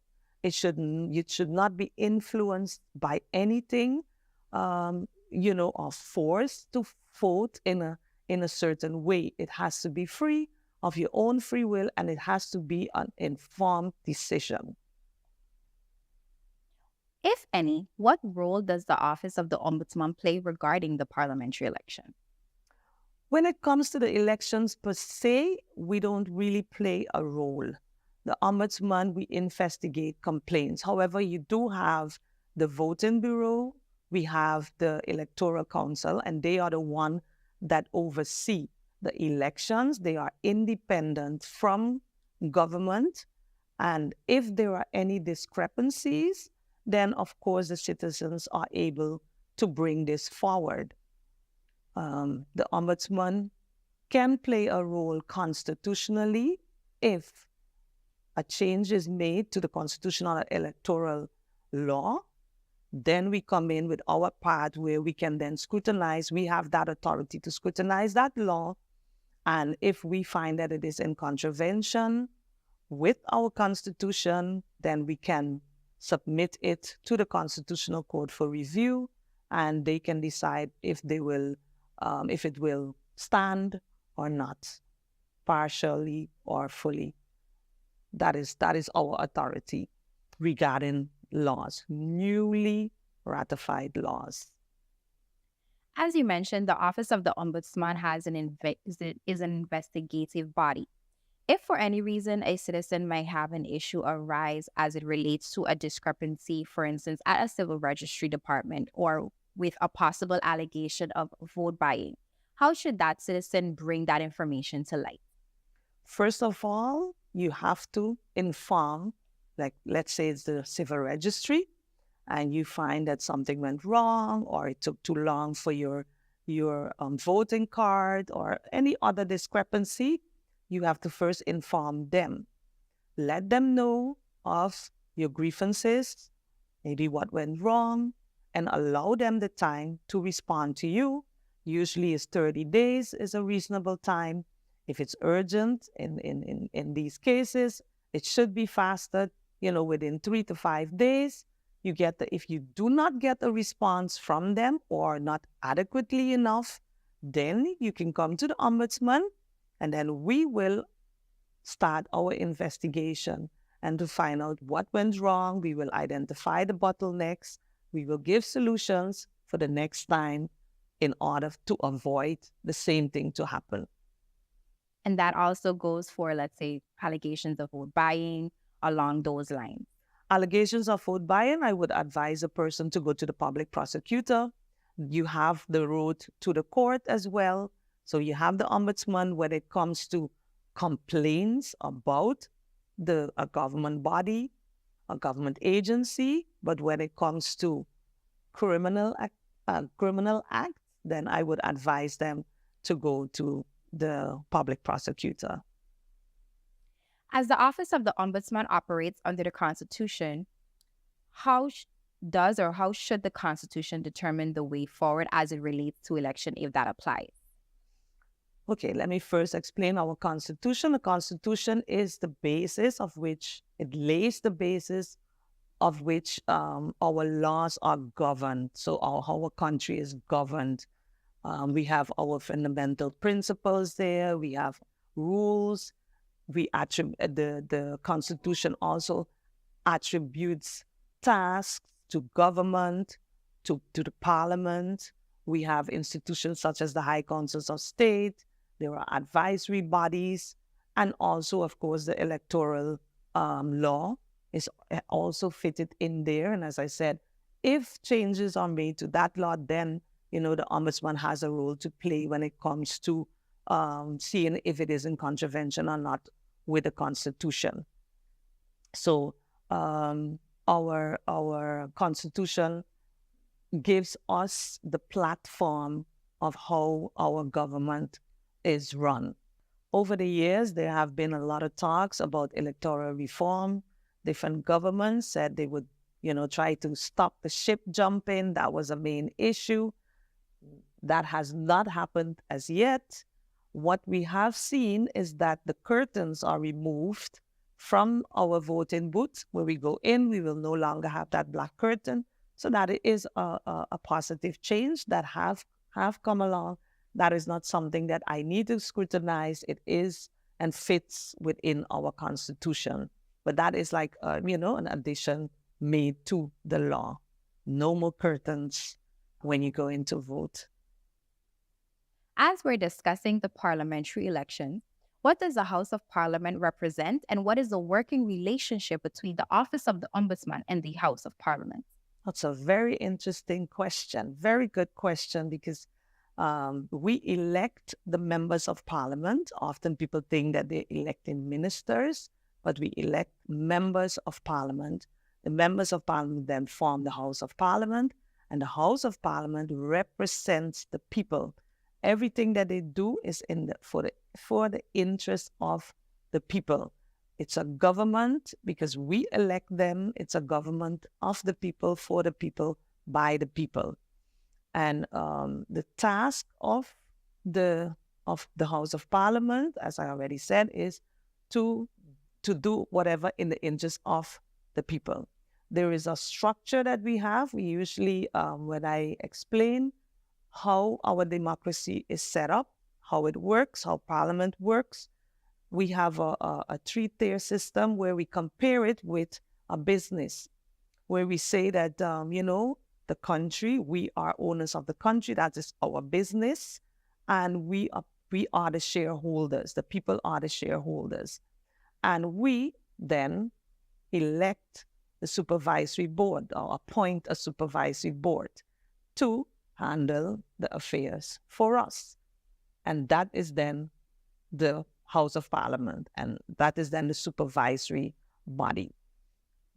Parliament then in turn appoints, or if we say a business, the supervisory board in turn appoints the directors, CEOs of the business, and they are the executive branch. So that is the third tier. So they are the one that will execute the task also on behalf of the people. Everything is in the interest of the people and on behalf of the people. And that is our system. We, the people, elect members of Parliament, House of Parliament, and they appoint ministers. And they have a supervisory role over the ministers to make sure that they execute in line and in accordance to whatever the people requested, whatever policies, laws have to be made, passed, in order to make sure that the people's interest is kept in line. Now, the role of the ombudsman, or where does the ombudsman fit in there? And as I said, with the Constitution, we have a platform. They assigned tasks to different institutions, and the High Councils of State are one of those. We have 3 High Councils of State, and you have the people. We trust Parliament, and as I said, Parliament has a supervisory role. The High Councils of State, we assist Parliament in their supervisory role. You have the Council of Advice. Their part is when it comes to drafting the laws. They are the last check, high body legislative check, to make sure that all those laws are in accordance with, everything that it embodies that you need to look at. Then you have the General Audit Chamber. They look at the expenditures, the finances, to make sure that that is done according to the law. And then we have the Office of the Ombudsman, and the Ombudsman deals with the conduct of government. So how does government relate with the people? We investigate the behavior of government. We are the voice of the people, and we are the one to, through our investigations, we write reports, and in our reports, we will identify bottlenecks, and we will also provide recommendations to government how to improve. So what we do is we actually voice the concerns of the people. And in that way, through our reports, systemic investigations, Parliament is able to supervise and, hold ministers accountable. And in that way, these are the checks and balances that we have in place to make sure that everything, all in all, is in the interest of the people. That is always the goal. And I always say the Ombudsman is a critical friend, but we are an important ally if recognized as such. The other task that the Ombudsman has, which I already mentioned, was that we have the authority to scrutinize newly ratified laws and see whether or not they are in contravention with our Constitution. So that is an extra check that we have. And then we can submit that to the Constitutional Court. And then, of course, you have the judiciary, which is also a separate body that scrutinize the law. So people can always go to court if they are not in agreement. So that is actually in a nutshell where we fit in our democracy. And I think once we all do and play our part, our role, that we would achieve what we want to achieve for the people, which is actually for all of us and in all of our benefits. Yes, I wish all the candidates much success, all the parties, all the work that they put in. I encourage all the people to go out and use and exercise your right to vote. Many don't have it. If you don't vote, others will decide for you.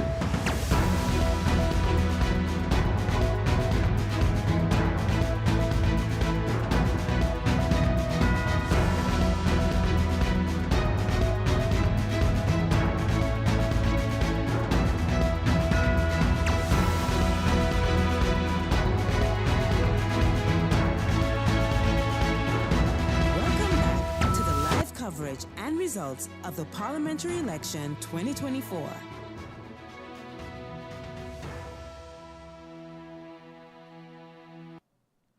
And welcome back. We have four more polling station results for you. So we have 15 out of the 20 results in just a few. We will start with polling station number 11, Charles Leopold Bell School, with a total eligible voters of 1,288. Total votes cast, 757. Total valid votes, 741. Total invalid votes, 16. With that said, let's begin with our first party, Swaliga Action Movement, SAM, and the results are as follows. Franklin A. Mayers, 14. Cecil R.D. Nicholas, 4. Tamara E. Leonard, 14. Claude A.H. Peterson, 2. Rhoda R. Arundel, 2. Paulina N. Lake, 4.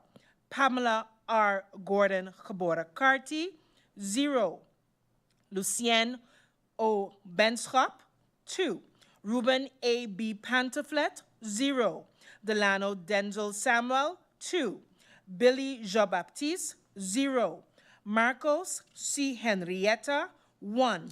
With a total votes cast for Swaliga Action Movement SAM at District Polling Station number 11, Charles Leopold Bell School of 45. 4-5. We now go on to the National Alliance, NA, and the results at the Charles Leopold School. Silveria E. Jacobs, 25. Egbert J. Duran, 12. Artwell M. R. Arian, 22. Cloyd L. Marlin, 13. Darrell T. J. York, 9. Edsel E. Gums, 0. Anna E. Richardson, 6. Angelique J. G. Ramu, 4. Shamila N. Williams Geboren Webster, 3. Curtis K. W. Thomas, 0. Hyacinth L. Richardson, 0. Alan K. Connor, 2. Shamira P. M. Hernandez, 2. A. Terrence Ray, 0. Ishmael Foster, 0. Louis G. Hurtau, 0. Carlita L. A. Guy, 0. With a total votes cast for National Alliance, NA, at polling station number 11, Charles Leopold Bell School of 98. 9-8. We now go on to the Empire Culture Empowerment ECE. Total votes cast at the number 11 polling station. Nigel E. Wigley, 6. Armando F. Gums, 0. Arnold E. Dorr, 0. Total votes cast for Empire Culture Empowerment, ECE, at polling station number 11, Charles Leopold Bell School, 6. We continue with Democratic Party, DP, with the results from polling station number 11.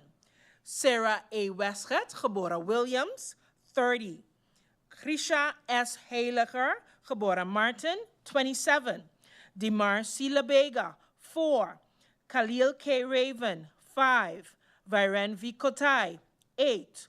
Marinka J. Gums, 6. Benjamin S. Bell, 7. Fabio Doralis, 4. Mailing AMR Derby, geboren Chung, 2. Ruben J. Essett, 2. Alston A. Lawrence, 0. Richard J.J. Panafleck, 1. Quincy R. A. Rochester, 4. Oliver N.J. Williams, 11. Michael C. Barron, 1. Densley M. Adamus, 3. Dennis A. Williams, 0. Savante D. Hernandez, Escar Fuller, 0. Alexander I. Gums, 0. Ingrid A. Grell, geboren Davis, 0. Laurel B. Hosier, 0. Patricia A. Flanders, 2. Aken R. Richardson, 0. With the total votes received for Democratic Party at District Station number 11, 117 votes. 117. We continue with Quality Movement for Change, OMC, at polling station number 11. Olivier E. Arundel, 21. Elvinson J. Adamus, 3. Mario L. A. Arundel, 0. Lisa L. Alexander, 1. Louisa R. Lake, 1. Cleveland J. Codrington, 0. Edward S. Arundel, 0. Farley R. Elshot, 4. Samuel V. Caceres, 0. Daniel Jean, 0. Laura C. Lewis, geboren Martin, 0. Franklin D. Watson, 0. Bob A. E. Wilkins, 0. Donette T. Lantafort Ferdinand, 0. Aloysius E. F. Proctor, 0. San Francisco E. Lake, 0. Lee A. Blackman, 0. Lawrence L. Lake, 0. Florent Aspalier, 0. With the total votes cast for the Quality Movement for Change, OMC, at District Polling Station number 11 of 30 votes. We now go on to Nation Opportunity Wealth now, and the results received from Charles Leopold School, District number 11. Christoph T. Emmanuel, 14. Claudius A. Boncamper, 7. Lyndon C. J. Lewis, 17. Keith Peter J. Gittins, 0. Giovanni C. Gums, 3. Ryan R. R. James, 3. Mark E. Mantle, 2. Larry E. Hall, 0. Drina I. Lopez, 1. Leandro M. Peterson, 0. Edwin E. Schope, 0. Kimberly K. E. Reyes Prelo, 0. Gerald J. Burnett, 0. Marie Claire G. Langlaise, 0. Louis K. Smith, 0. Gromiko L. N. V. Wilson, 5. With the total votes for Nation Opportunity Wealth now received at the Charles Leopold Bell School District Polling Station number 11 of 52. 5-2. We go on to the United People's Party, up, and the results received at District Polling Station number 11. Omar E.C. Otley, 45. Richard F. Gibson, 3. Akeem E. Arundel, 2. Francisco A. La Cruz, 19. Rolando Bryson, 5. Janini Chatelaire, 15.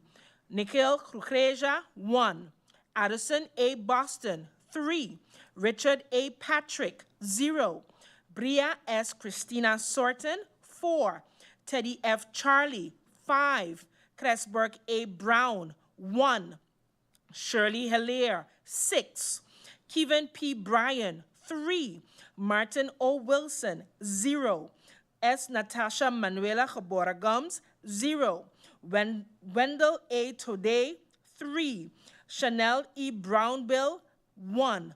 With a total votes received at district polling station number 11 for the United People's Party of 116. 116. We continue with Party for Progress, PFP, and the results at polling station number 11. Melissa D. Gums, 26. Rayan A. Peterson, 25. Ludmila N. L. DeWeaver, 54. Patrice T. Gums, 18. Luciano L. Nichols, 7. Marvio A. Cooks, 1. Jean O. Blaze, 3. Rosalinda F. Martina, 1. Marlon M. Hodge, 0. David J. Solomon, 4. Solange L. Duncan, 4. Miklos M. C. Hitterson, 0. With a total points received at polling station number 11, Charles Leopold Bell, Party for Progress, PFP, has attained 143 votes.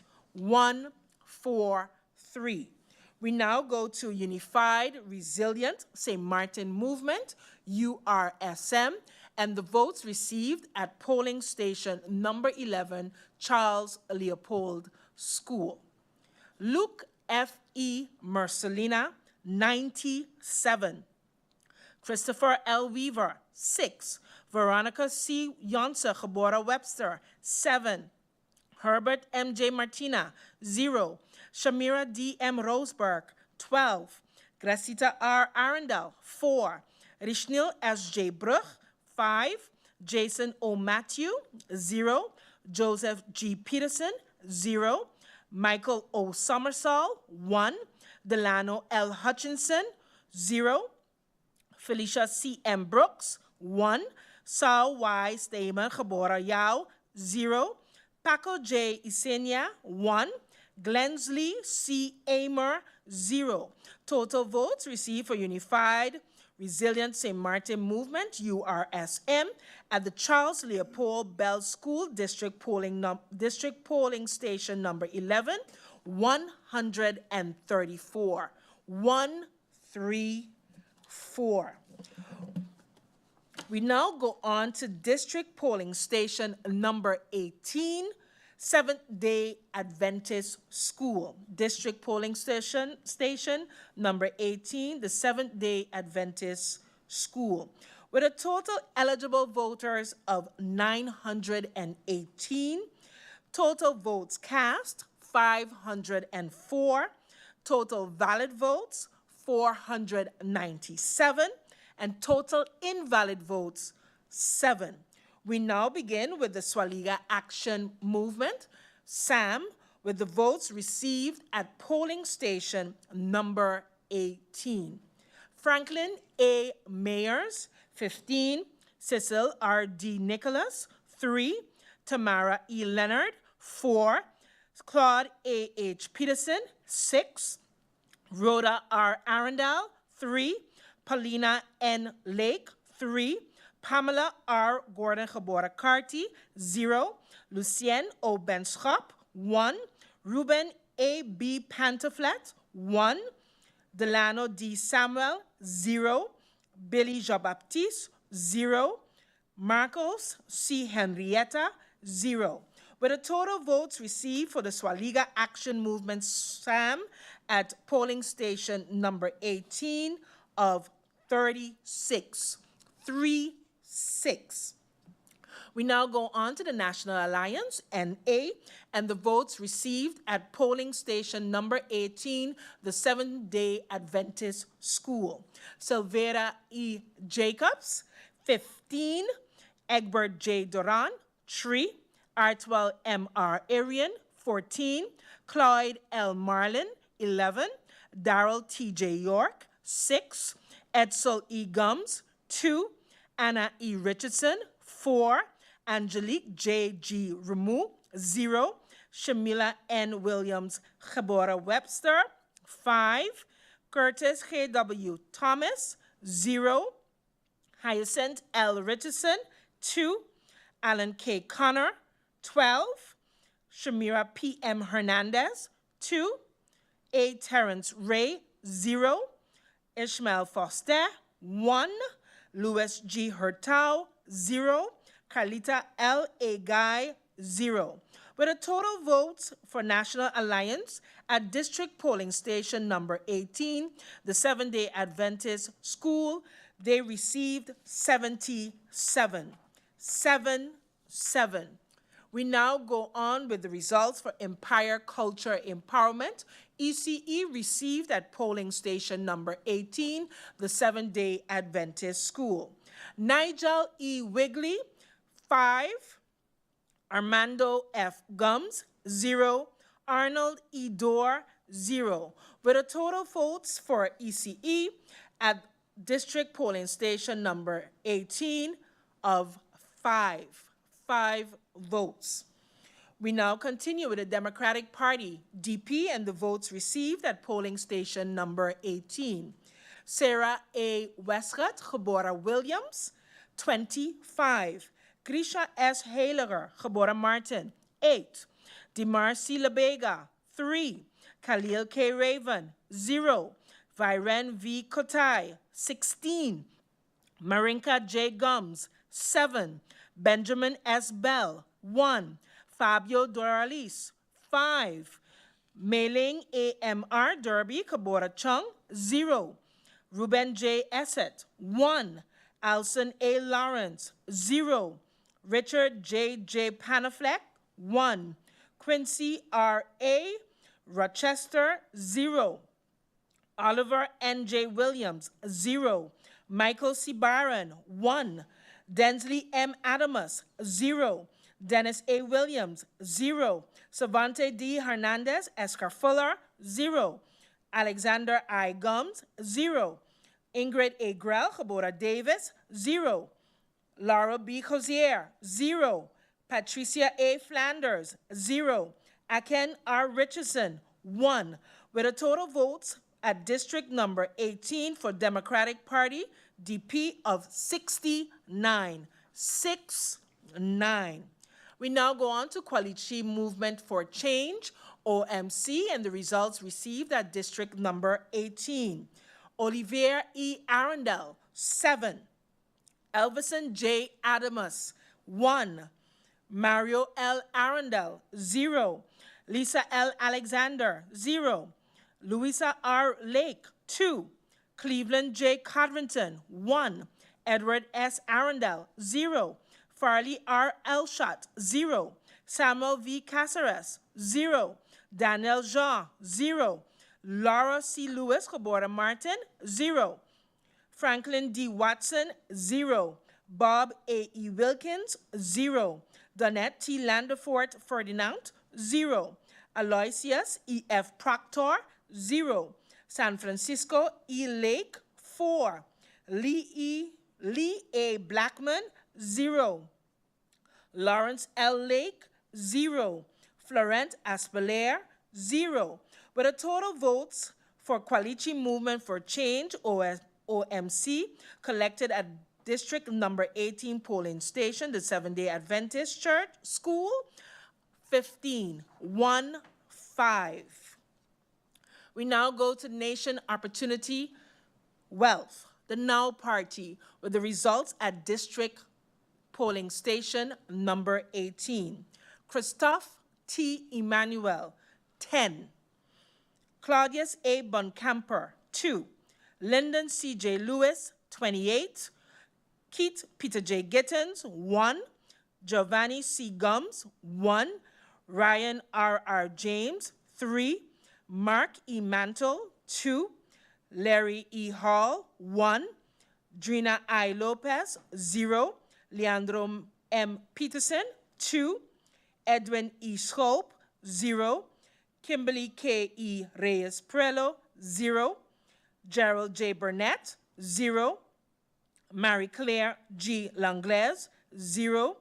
Louis K. Smith, 0.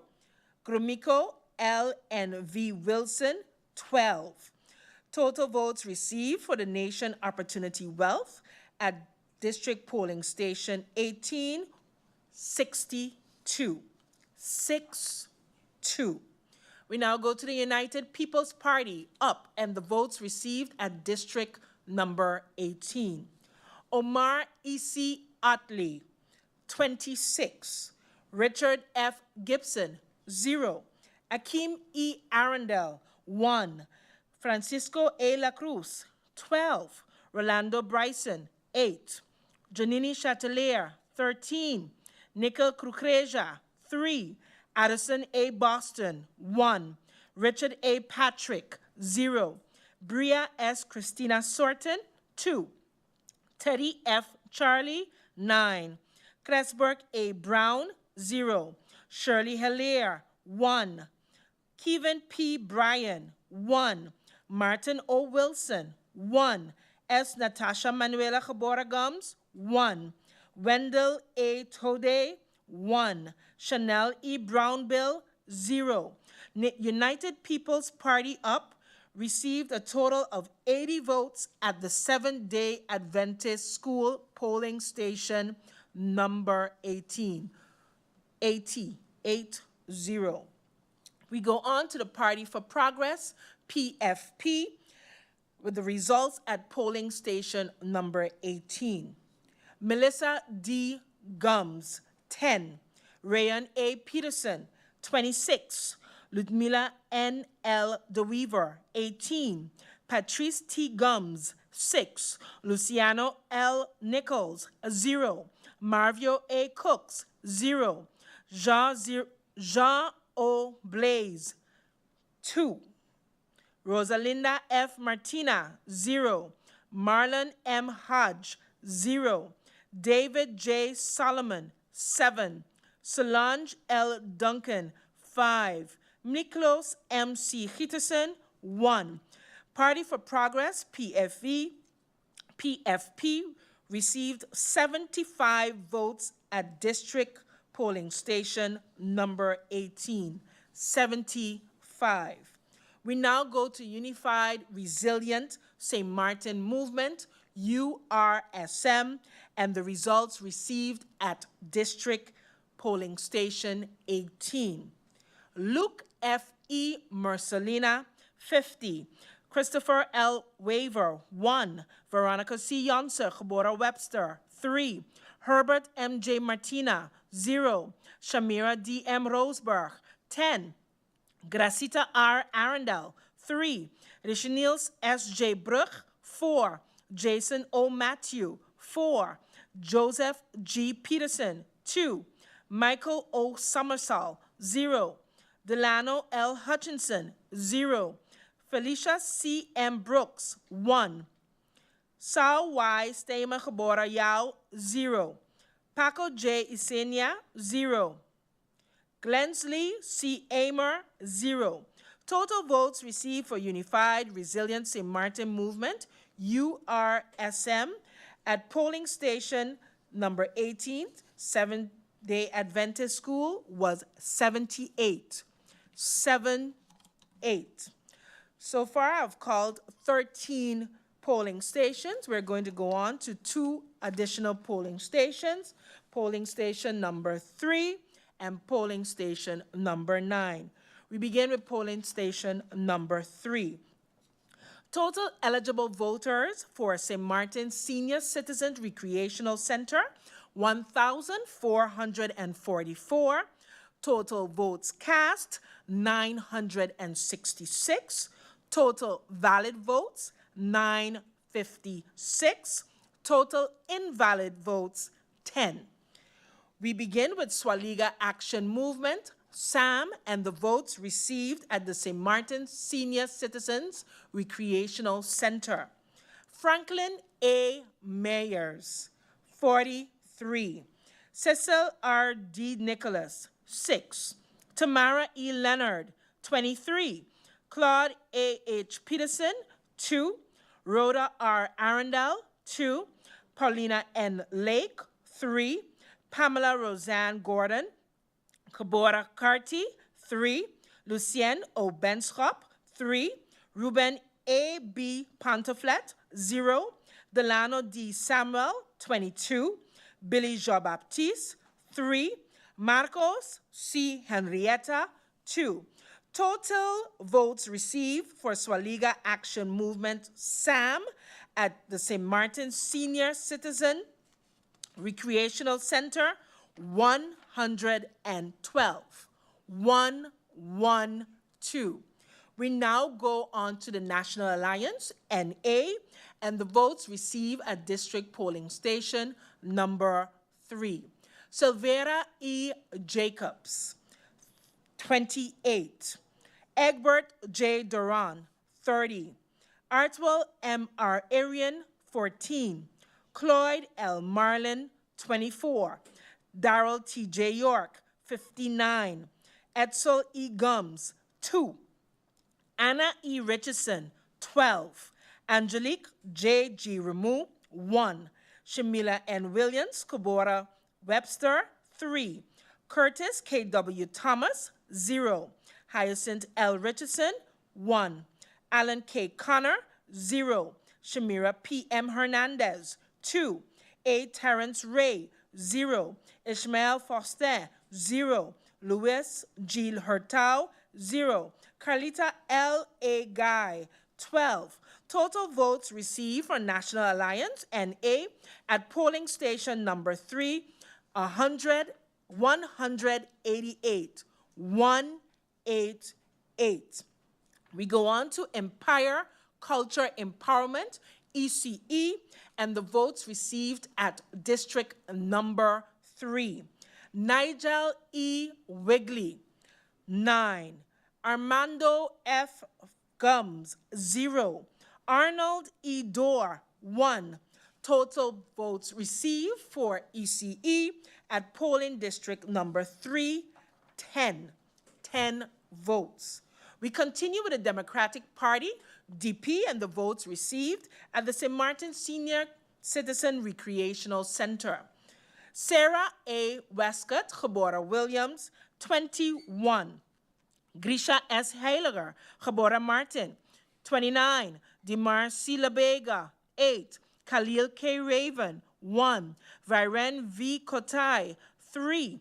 Marinka J. Gums, 9. Benjamin S. Bell, 0. Fabio Doralis, 0.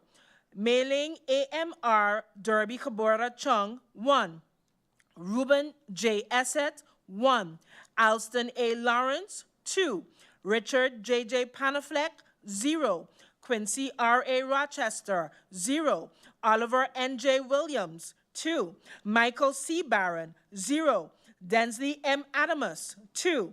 Dennis A. Williams, 0. Savante De Hernandez, Escar Fuller, 0. Alexander I. Gums, 1.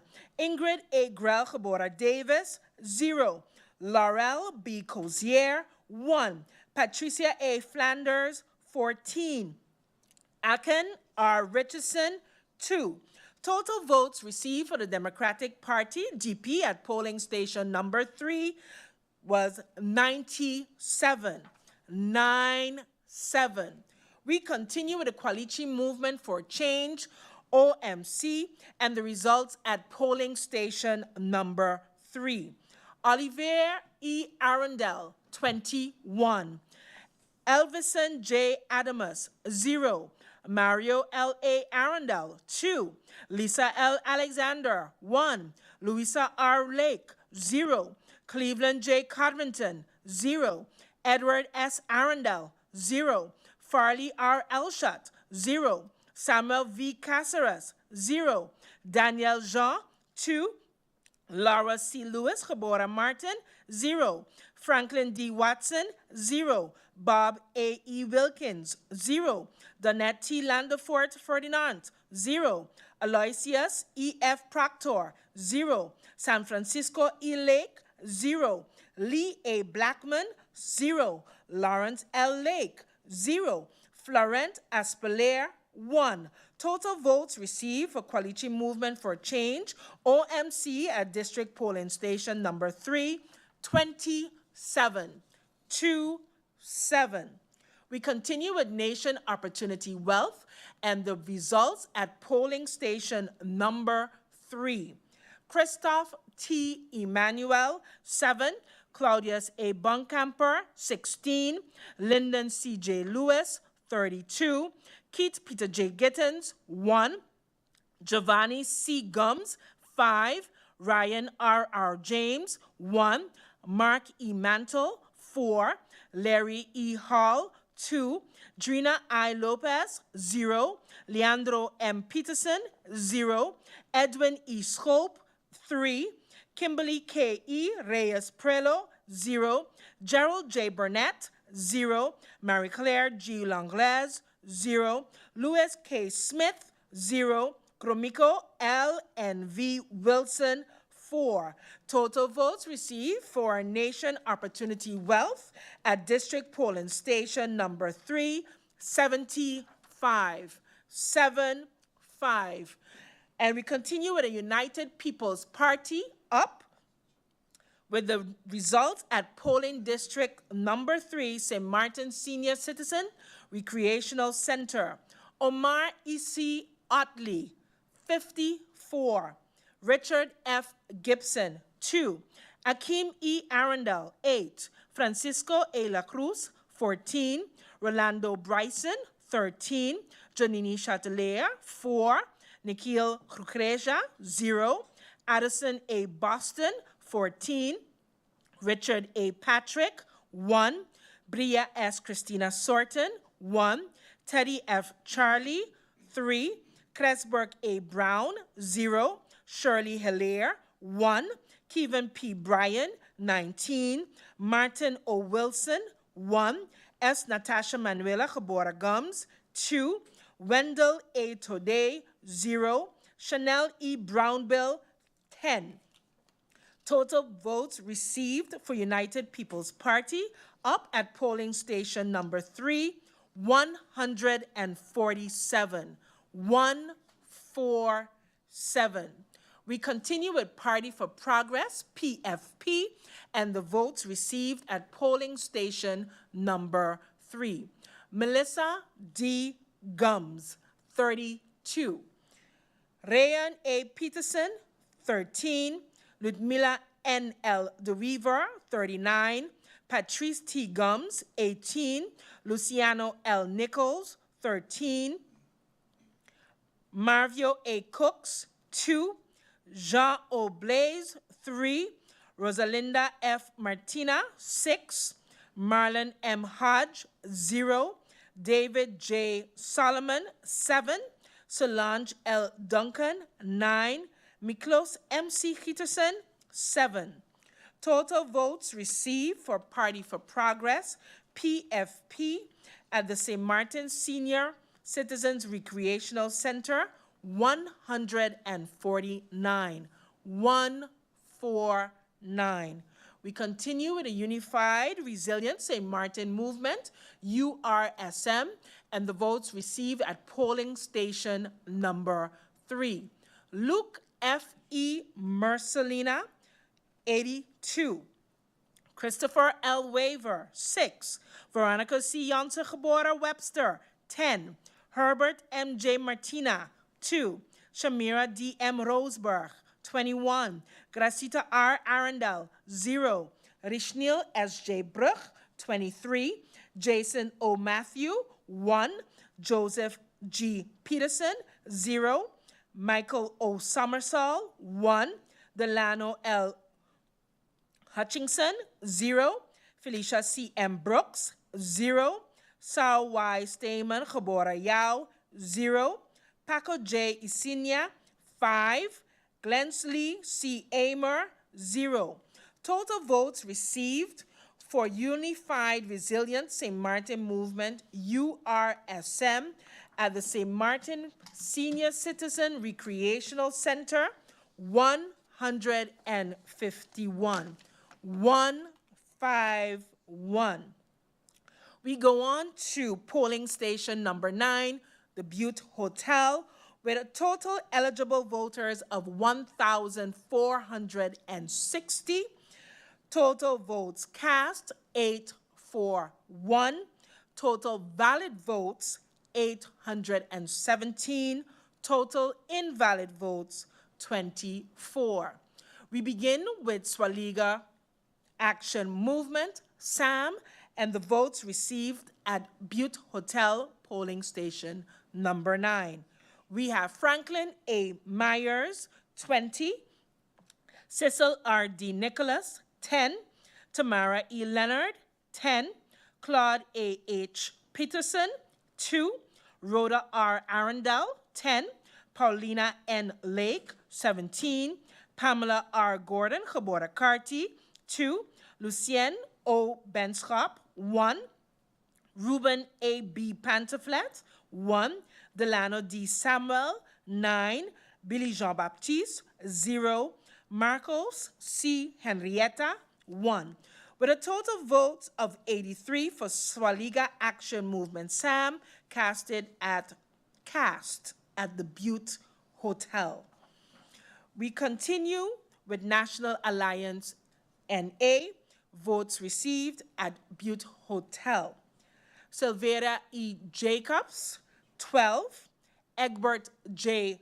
Duran, 17, Artwell M. R. Arian, 29, Cloyd L. Marlin, 15, Darrell T. J. York, 15, Edsel E. Gums, 4, Anna E. Richardson, 2, Angelique J. G. Ramu, 5, Shamila N. Williams Geboren Webster, 2, Curtis K. W. Thomas, 0, Hyacinth L. Richardson, 9, Alan K. Connor, 0, Shamira P. M. Hernandez, 8, A. Terrence Ray, 0, Ishmael Foster, 0, Louis G. Hurtau, 0, Carlita L. A. Guy, 2.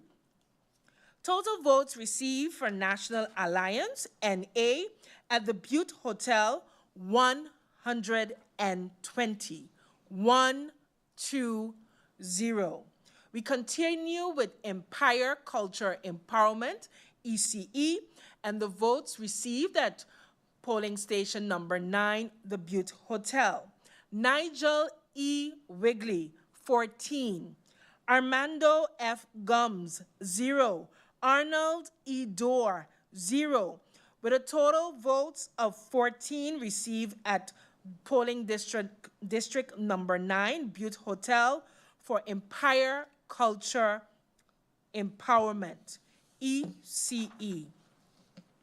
We continue with the Democratic Party, DP, and the votes received at polling station number 9, Butte Hotel. Sarah A. Westcott, Geboren Williams, 18. Grisha S. Heiliger, Geboren Martin, 19. Dimar C. Labega, 5. Khalil K. Raven, 5. Viren V. Kotai, 34. Marinka J. Gums, 7. Benjamin S. Bell, 0. Fabio Doralis, 5. Mei-Ling AMR Derby Geboren Chung, 0. Ruben J. Essett, 1. Alston A. Lawrence, 0. Richard J.J. Panafleck, 1. Quincy R. A. Rochester, 0. Oliver N. J. Williams, 2. Michael C. Barron, 6. Densley M. Adamus, 0. Dennis A. Williams, 0. Savante De Hernandez Escarfuller, 0. Alexander I. Gums, 2. Ingrid A. Grell Geboren Davis, 0. Laurel B. Cozier, 1. Patricia A. Flanders, 5. Aken R. Richardson, 11. Total votes received for the Democratic Party, DP, at the Butte Hotel, 122 votes. 122. We continue with Kwalichi Movement for Change, OMC, and the votes received at District Number 9, Butte Hotel. Olivier E. Arundel, 25. Elvison J. Adamus, 1. Mario L. A. Arundel, 2. Lisa L. Alexander, 0. Louisa R. Lake, 0. Cleveland J. Codrington, 0. Edward S. Arundel, 0. Farley R. Elshot, 0. Samuel V. Caceres, 0. Danielle Jean, 2. Laura C. Lewis, Gabora Martin, 1. Franklin D. Watson, 0. Bob A. E. Wilkins, 0. Donette T. Landefort Ferdinand, 0. Aloysius E. F. Proctor, 0.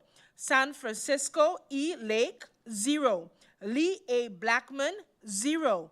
Lawrence L. Lake, 0. Florent Aspelair, 0. Total votes received for Quality Movement for Change, OMC, at the Butte Hotel, 31. 3-1. We continue with the Nation Opportunity Wealth Now Party at the polling station number 9, Butte Hotel. Christoph T. Emmanuel, 17. Claudius A. Boncamper, 8. Lyndon C. J. Lewis, 17. Keith Peter J. Kittens, 4. Giovanni C. Gums, 3. Ryan R. R. James, 2. Mark E. Mantle, 2.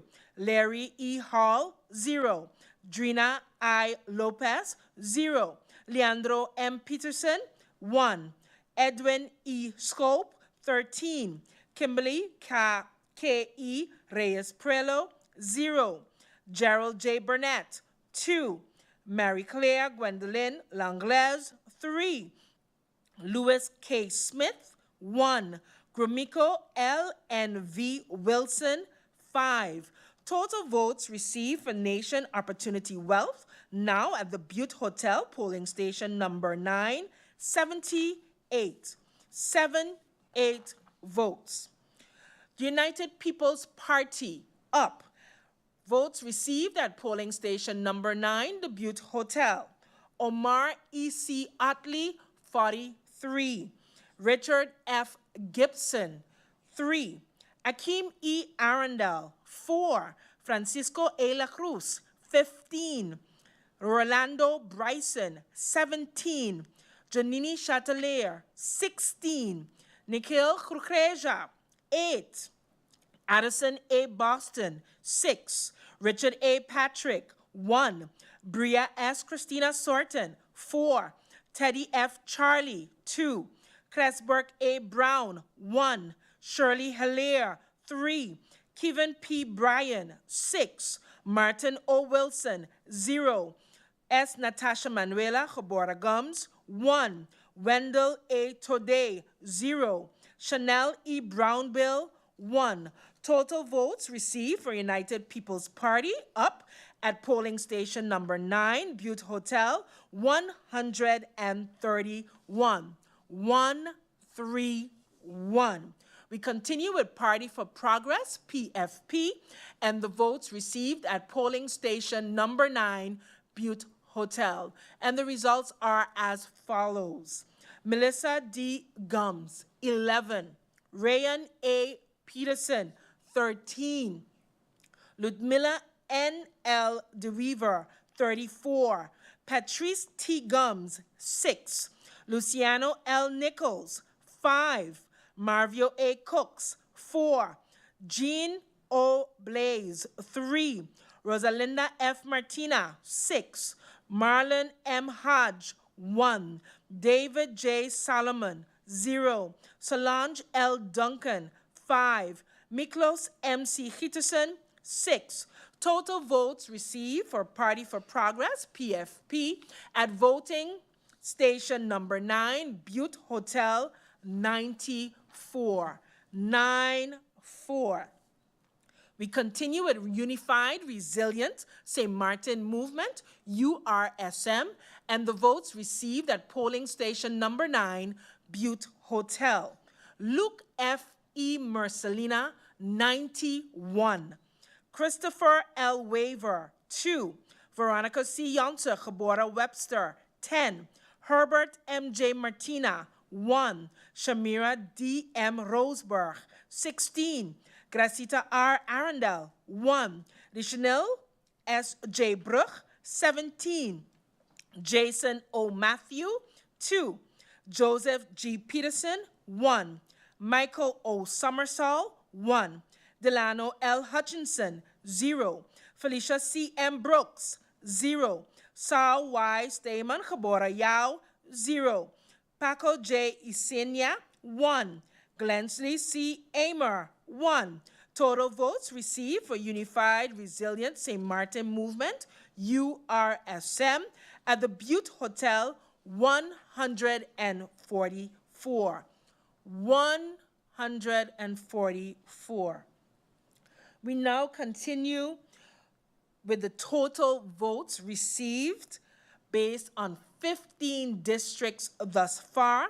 District 1, 2, 3, 4, 5, 6, 9, 11, 12, 13, 16, 17, 18, 19, and 20. We are nearing down to the finish line, folks. Total votes cast, 9,396. Total valid votes, 9,265. Total invalid votes, 131. Votes per party. Swaliga Action Movement, SAM, 819, 818. National Alliance, NA, 1,498. 1498. Empire Culture Empowerment, ECE, 95, 95. Democratic Party, DP, 1,335, 1335. Quality Movement for Change, OMC, 382 votes, 382. Nation Opportunity Wealth Now, 829, 829. United People's Party, up, 1,414, 1414.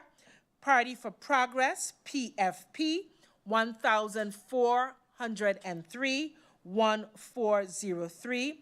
Unified Resilient St. Martin Movement, 1,490 votes.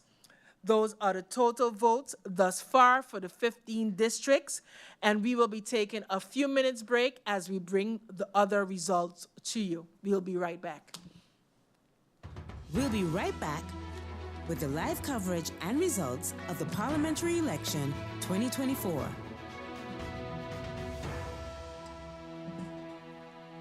St. Martin, the fight against chronic diseases is happening now. The Ministry of VSA, in collaboration with SZV, PAHO, and the Temporary Work Organization, has launched a nationwide health survey that's currently ongoing in districts near you. From now until August 2024, you may be chosen to participate by our fieldwork interviewers. Get near instant results for your blood pressure, cholesterol, BMI, and glucose. For more information, contact us via stepsurvey at stmartingov.org. St. Martin, as heavy rain falls across our region, we urge all residents and visitors to exercise caution and stay alert. Here are the areas prone to street flooding, flash floods, and/or rock slides. Avoid these locations until water levels subside. Atillage Road Roundabout, Cul-de-Sac. Arch Road, Sucker Garden. Beacon Hill Road, Simpson Bay. Atillage Road, Border Monument, Belvedere, Lower Princess Quarter. Billy Folly Road, Cole Bay. Emma Plain, Phillipsburg. L.B. Scott Road, Cul-de-Sac. Rhine Road, Lowlands. Welhelican Road, Low K Roundabout, Cahill, Little Bay. Well Road, Wellington Road, and Orange Grove Road, Cole Bay. Yancho Rousquin Boulevard, Point Blanche, and Sakers Gut Road, Cul-de-Sac. Remember, safety comes first. Let's work together to keep our community safe. This public service announcement is brought to you by the Department of Communication.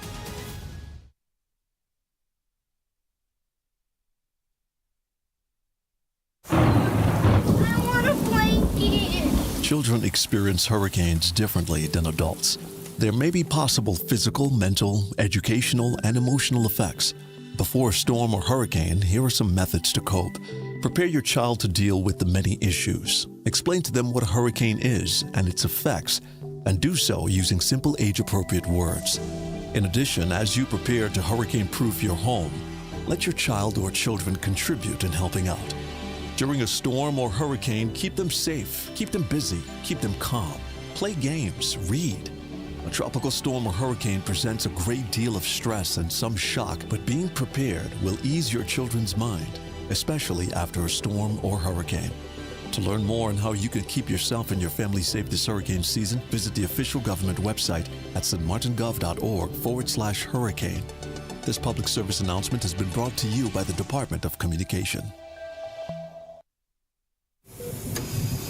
During the hurricane season, patients with chronic long-term diseases such as diabetes, hypertension, kidney disease, and others who need to follow a specific diet are reminded to ensure that their hurricane kit includes 2 weeks of non-perishable foods that allow them to continue to follow their recommended diet. These patients should also have extra medication and medical supplies and continue to use them as prescribed by their house doctor or other treating physician during and after the hurricane. These items vary per patient, so patients should contact their doctor to find out what the most suitable foods for their conditions are. If you have a family member or a friend who takes prescribed medications or needs to follow a specific diet, call, text, or pass by them to make sure that they're prepared. This message has been brought to you by the Samaritan Medical Center and the Department of Communication.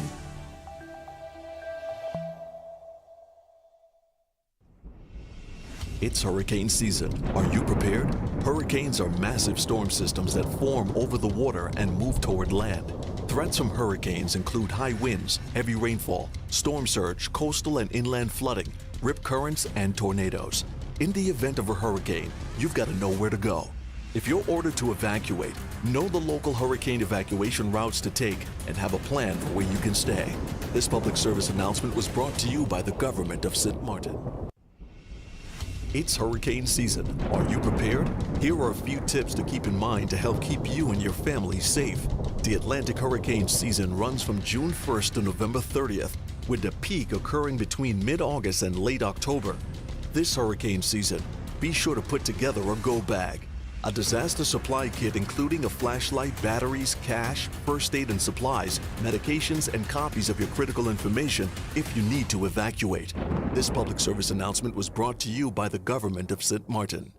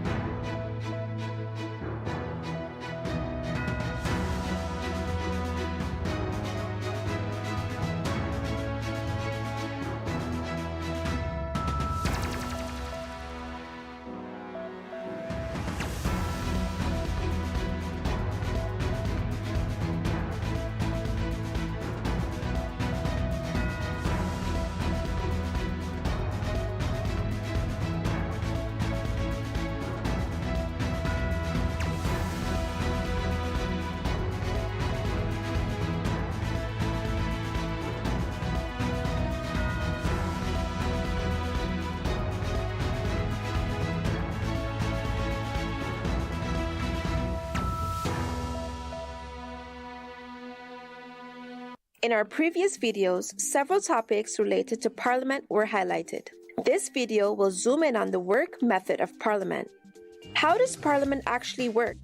For Parliament to get its work done, it holds several types of meetings: public meetings, central committee meetings, and committee meetings. Laws called national ordinances, amendments, and motions can only be voted on and accepted or rejected in public meetings.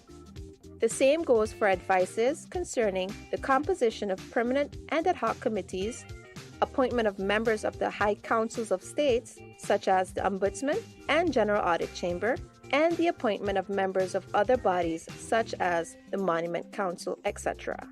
Central committee meetings and committee meetings are intended to investigate, discuss, and debate topics in depth and at length before they are brought to the public meeting for final decision-making. It is for this reason that, contrary to public meetings, there is no maximum speaking time.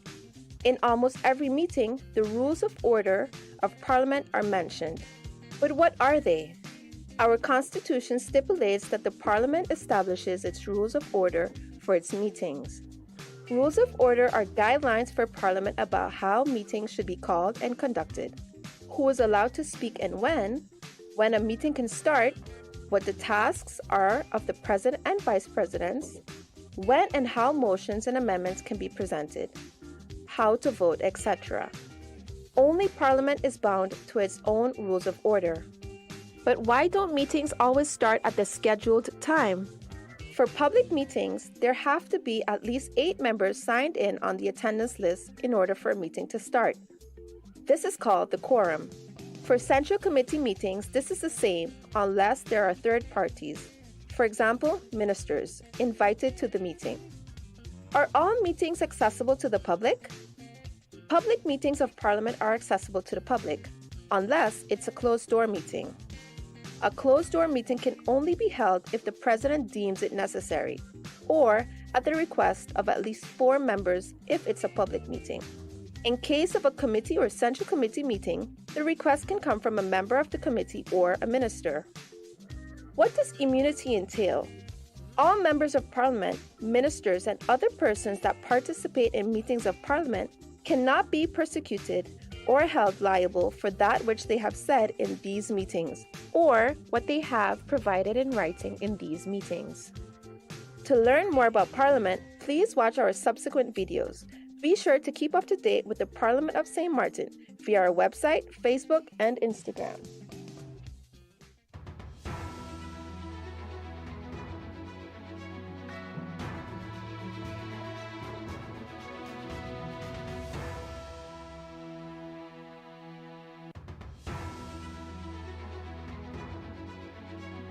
In our previous video called What is Parliament?, it was explained what the role is of the Parliament of St. Martin. This video will zoom in on the organization of the Parliament. How many members does the Parliament have? The Parliament of St. Martin currently has 15 members. This is regulated in our Constitution. However, in case the population increases, the number of members can also increase to 17 at first, then 19, and ultimately 21. What is the role of the President and Vice Presidents? The Parliament elects its President and Vice Presidents from among its members. The President and Vice President form the Presidium. The Presidium meets regularly to supervise the work of the Secretariat. It is the job of the President of Parliament to keep order in the House of Parliament during meetings. One of the President's tasks is to represent the Parliament on the island and internationally. The Vice Presidents replace the President when he or she is unavailable. How do members of Parliament get the job done? Members of Parliament are supported by the Secretariat of Parliament. The Secretariat is under the leadership of the Secretary-General, who is appointed by Parliament. The tasks of the Secretariat include the registration and distribution of documents, live streaming and recording of meetings, public relations and protocol activities, events planning, facility management, legal advice, and budget management. The staff of the Secretariat is impartial and independent. Members of Parliament who belong to the same faction can also hire faction staff to assist and support them from a political perspective. Do political parties have a role to play in Parliament? Members of parliament that belong to the same political party are called a faction. Each faction has a leader. The faction leaders meeting consists of leaders of the different factions. In this forum, political matters are discussed before they are handled in a public meeting. The faction leaders meeting is chaired by the President of Parliament. To learn more about Parliament, please watch our subsequent videos. Be sure to keep up to date with the Parliament of St. Martin via our website, Facebook, and Instagram. In our first 3 videos, the role of the Parliament of St. Martin, the organization of Parliament, and the admission of members of Parliament were highlighted. This video will focus on the integrity of members of Parliament. Because members of Parliament work for you, and they have to make the best possible decisions on your behalf, their behavior should be beyond reproach. This means that they are held to the highest possible standards. For this reason, some rules have been created in our Constitution to ensure their integrity.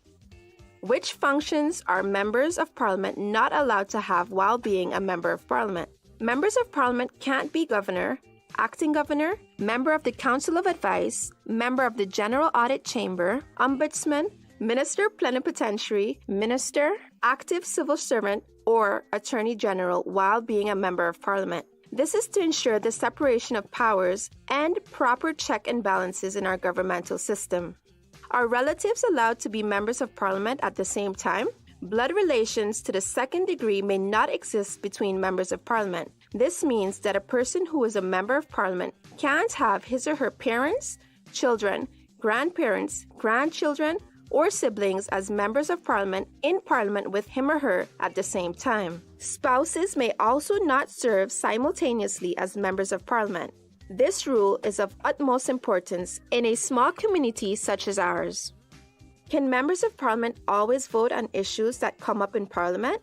Members of Parliament refrain from voting on issues including appointments, suspensions, and dismissals that personally concern them, their spouses, or relations by blood or affinity to the second degree, or in which they are involved as mandatories.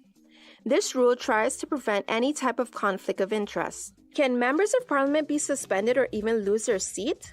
For certain criminal offenses, members of Parliament can lose their seat in Parliament by law and may not be elected as a member or appointed as a minister during the sitting parliamentary term if they are sentenced in a final decision or a court ordering a custodial sentence. Members of Parliament can be suspended by law if they are being detained pending trial in connection with a criminal offense for which they can lose their seat, or if they are given a custodial sentence by a court for committing a criminal offense for which they can lose their seat. What do all these rules have in common? These rules try to ensure the integrity of members of Parliament and their decision-making at all times. Decisions of Parliament should always be in the best interest of the people of St. Martin. To learn more about Parliament, please watch our subsequent videos. Be sure to keep up to date with the Parliament of St. Martin via our website, Facebook, and Instagram. Welcome. We'll be right back with the live coverage. Welcome back to the live coverage and results of the Parliamentary Election 2024. Good morning, and we are back with the next 4 results from the polling stations, and then we'll have one more before we end this morning's broadcast. And with that said, we will begin with polling station number 14, the Belvedere Community Center, with total eligible voters of 1,475. Total votes cast, 944. Total valid votes, 934. Total invalid votes, 10. Let's begin with the Swaliga Action Movement, SAM, with polling station number 14 results. Franklin A. Mayers, 31. Cecil R. D. Nicholas, 15. Tamara E. Leonard, 23. Claude A. H. Peterson, 0. Rhoda R. Arundel, 11. Paulina N. Lake, 7. Pamela R. Gordon Khabora Carty, 3. Lucienne O. Benschop, 3. Ruben A.B. Pantaflet, 0. Delano D. Samuel, 7.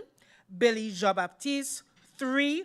Marcos C. Henrietta, 1. Swaliga Action Movement, Sam, received a total of 104 votes at polling station number 14. 104. We continue with National Alliance, NA, and the results received at polling station number 14. Silveria E. Jacobs, 21. Egbert J. Duran, 20. Artwell M.R. Irian, 24. Cloyd L. Marlin, 9. Darrell T.J. York, 23. Edsel E. Gums, 8. Anna E. Richardson, 13. Angelique J.G. Ramu, 2. Shamila N. Williams Gabora Webster, 32. Curtis K.W. Thomas, 0. Hyacinth L. Richardson, 5. Alan K. Connor, 0. Shamira P.M. Hernandez, 3. A. Terrence Ray, 1. Ishmael Foster, 0. Louis G. Hurtau, 0. Carlita L. A. Guy, 1. With a total votes cast for the National Alliance at polling station number 14 of 162, 162. We continue with Empire Culture Empowerment, ECE, and the votes received at polling station number 14. Nigel E. Wigley, 6. Armando F. Gums, 0. Arnold E. Dorr, 2. Total votes received for Empire Culture Empowerment at polling station number 14, 8th. Continue with the Democratic Party, DP.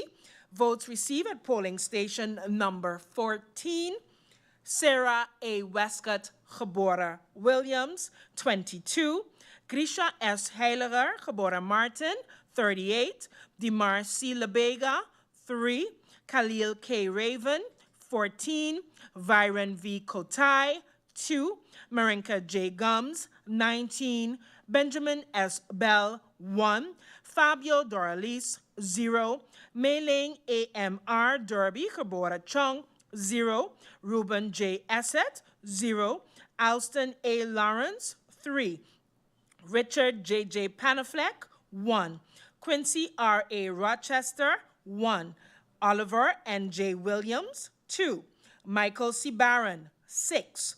Densley M. Adamus, 0. Dennis A. Williams, 2. Savante De Hernandez Escarfuller, 0. Alexander I. Gums, 0. Ingrid A. Grell Gabora Davis, 5. Laurel B. Hosier, 2. Patricia A. Flanders, 1. Aken R. Richardson, 0. Total votes received at polling station number 14 for the Democratic Party, 122, 122. We continue with Kwalichi Movement for Change, OMC, and the totals received at the Belvedere Community Center. Oliver E. Arundel, 25. Elvison J. Adamus, 0. Mario L. A. Arundel, 2. Lisa L. Alexander, 2. Louisa R. Lake, 0. Cleveland J. Codrington, 0. Edward S. Arundel, 0. Farley R. Elshot, 0. Samuel V. Caceres, 1. Daniel Jean, 0. Laura C. Lewis Gabora Martin, 0. Franklin D. Watson, 3. Bob A. Wilkins, 1. Donette T. Lantafort Ferdinand, 0. Aloysius E. F. Proctor, 0. San Francisco E. Lake, 1. Lee A. Blackman, 1. Lawrence L. Lake, 0. Florent Aspeler, 0. Total votes received for Kwalichi Movement for Change, OMC, at polling station number 14, 36 votes. 36 6. We continue with Nation Opportunity Wealth, the Now Party, with the results at polling station number 14. Christoph T. Emmanuel, 27. Claudius A. Buncamper, 7. Lyndon C.J. Lewis, 41. Keith Peter J. Gittins, 6. Giovanni C. Gums, 28. Ryan R. James, 0. Mark E. Mantle, 3. Larry E. Hall, 1. Drina I. Lopez, 1. Leandro M. Peterson, 1.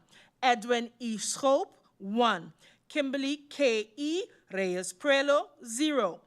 Gerald J. Burnett, 1. Marie Claire G. Langlaise, 0. Louis K. Smith, 0. Gromiko L. N. V. Wilson, 17. Total votes received for Nation Opportunity Wealth, now at the Belvedere Community Center, 134, 134. We now have the results for the United People's Party up from polling station number 14. Omar E.C. Otley, 50. 5-0. Richard F. Gibson, 1. Akeem E. Arundel, 11. Francisco A. La Cruz, 19. Rolando Bryson, 16. Janini Chatelier, 7. Nikhil Khrujeja, 0. Addison A. Boston, 9. Richard A. Patrick, 0. Bria S. Christina Sorton, 3. Teddy F. Charlie, 2. Cresberg A. Brown, 5. Shirley Hilaire, 1. Kevin P. Bryan, 8. Martin O. Wilson, 0. S. Natasha Manuela Cabora Gums, 1. Wendell A. Today, 0. Chanel E. Brownbill, 0. Total votes received for the United People's Party up at the polling station number 14, 133. 133. We continue with Party for Progress, PFP, and the results at polling station number 14. Melissa D. Gums, 11. Rayon A. Peterson, 14. Ludmila N. L. De Weaver, 32. Patrice T. Gums, 8. Luciano L. Nichols, 10. Marvio A. Cooks, 0. Jean O. Blaze, 2. Rosalinda F. Martina, 0. Marlon M. Hodge, 1. David J. Solomon, 2. Solange L. Duncan, 2. Miklos M.C. Hitterson, 5. Total results received for Party for Progress, PFP, at polling station number 14, 87. 87. We continue with Unified Resilient St. Martin Movement, URSM, and the votes received at 14 at polling station number 14. Luke F. E. Mercelina, 88. Christopher L. Waver, 7. Veronica C. Yonta Cabora Webster, 11. Herbert M. J. Martina, 4. Shamira D. M. Roseberg, 14. Gracita R. Arundel, 3. Rishnil S. J. Brugh, 14. Jason O. Matthew, 4. Joseph G. Peterson, 0. Michael O. Summersall, 0. Delano L. Hutchinson, 0. Felicia C. M. Brooks, 1. Saul Y. Stayman Cabora Yao, 1. Paco J. Isenia, 0. Glensley C. Amer, 1. Total votes cast for Unified Resilient St. Martin Movement, URSM, at voting station number 14, 148. 148. We continue with voting station number 15, Melford Hazel Sports and Recreational Center, that has a total eligible voters of 1,438. Total votes cast, 849. Total valid votes, 835. Total invalid votes, 14. We continue with the Swaliga Action Movement, SAM Party, with the result from district number 15. Franklin A. Mayers, 49. Cecil R.D. Nicholas, 4. Tamara E. Leonard, 11. Claude A.H. Peterson, 6. Rhoda R. Arundel, 5. Paulina Nzinga Lake, 6.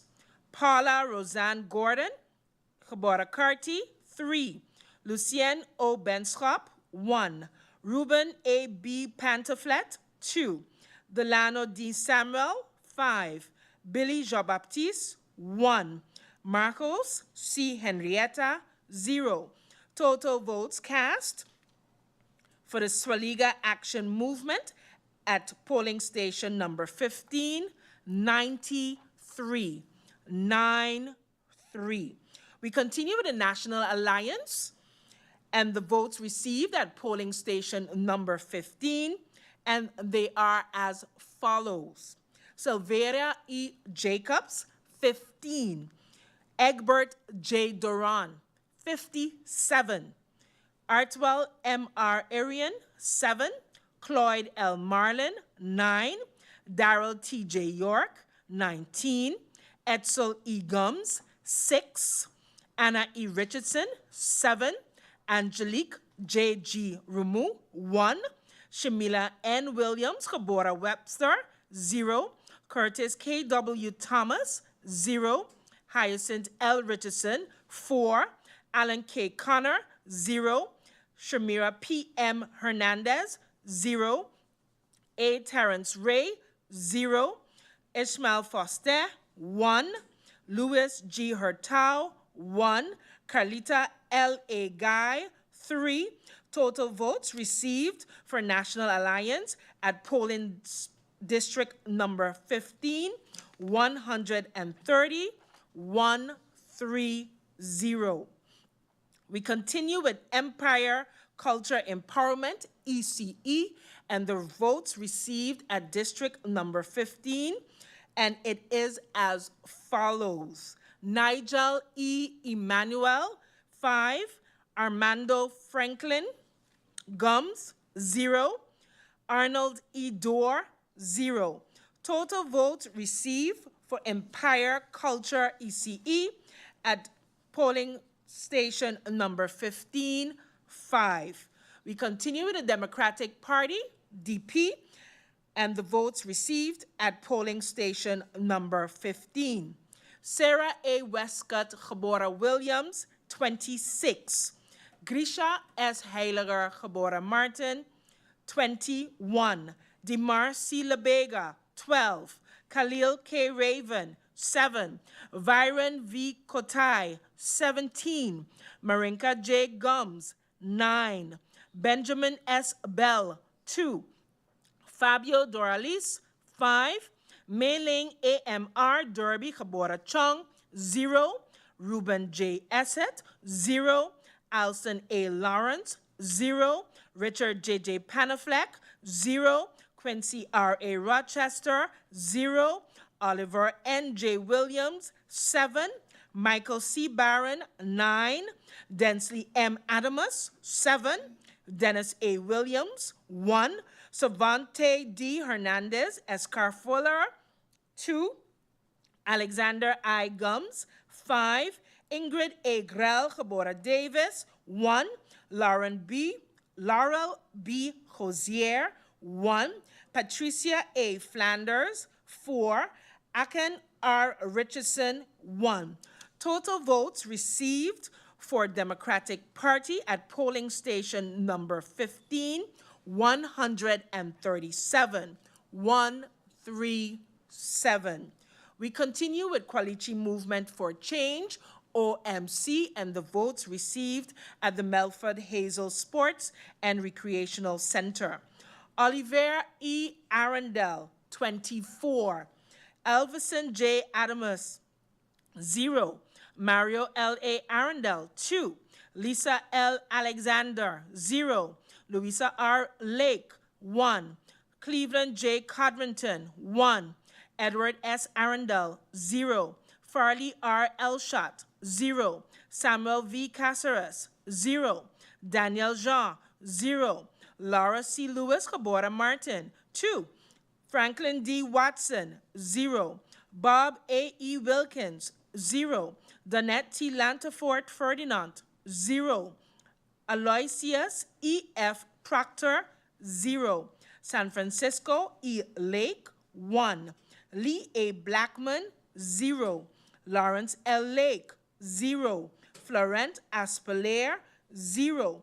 Total votes received for OMC at polling station number 15, 31, 3-1. We continue with the Nation Opportunity Wealth Now Party and the results received at polling station number 15. Christophe T. Emmanuel, 15. Claudius A. Boncamper, 5. Lyndon C. J. Lewis, 24. Keith Peter J. Gittins, 3. Giovanni C. Gums, 1. Ryan R. James, 1. Mark E. Mantle, 1. Larry E. Hall, 1. Drina I. Lopez, 0. Leandro M. Peterson, 3. Edwin E. Schoop, 7. Kimberly K. E. Reyes Prelo, 3. Gerald J. Burnett, 1. Marie Claire G. Langlaise, 0. Louis K. Smith, 0.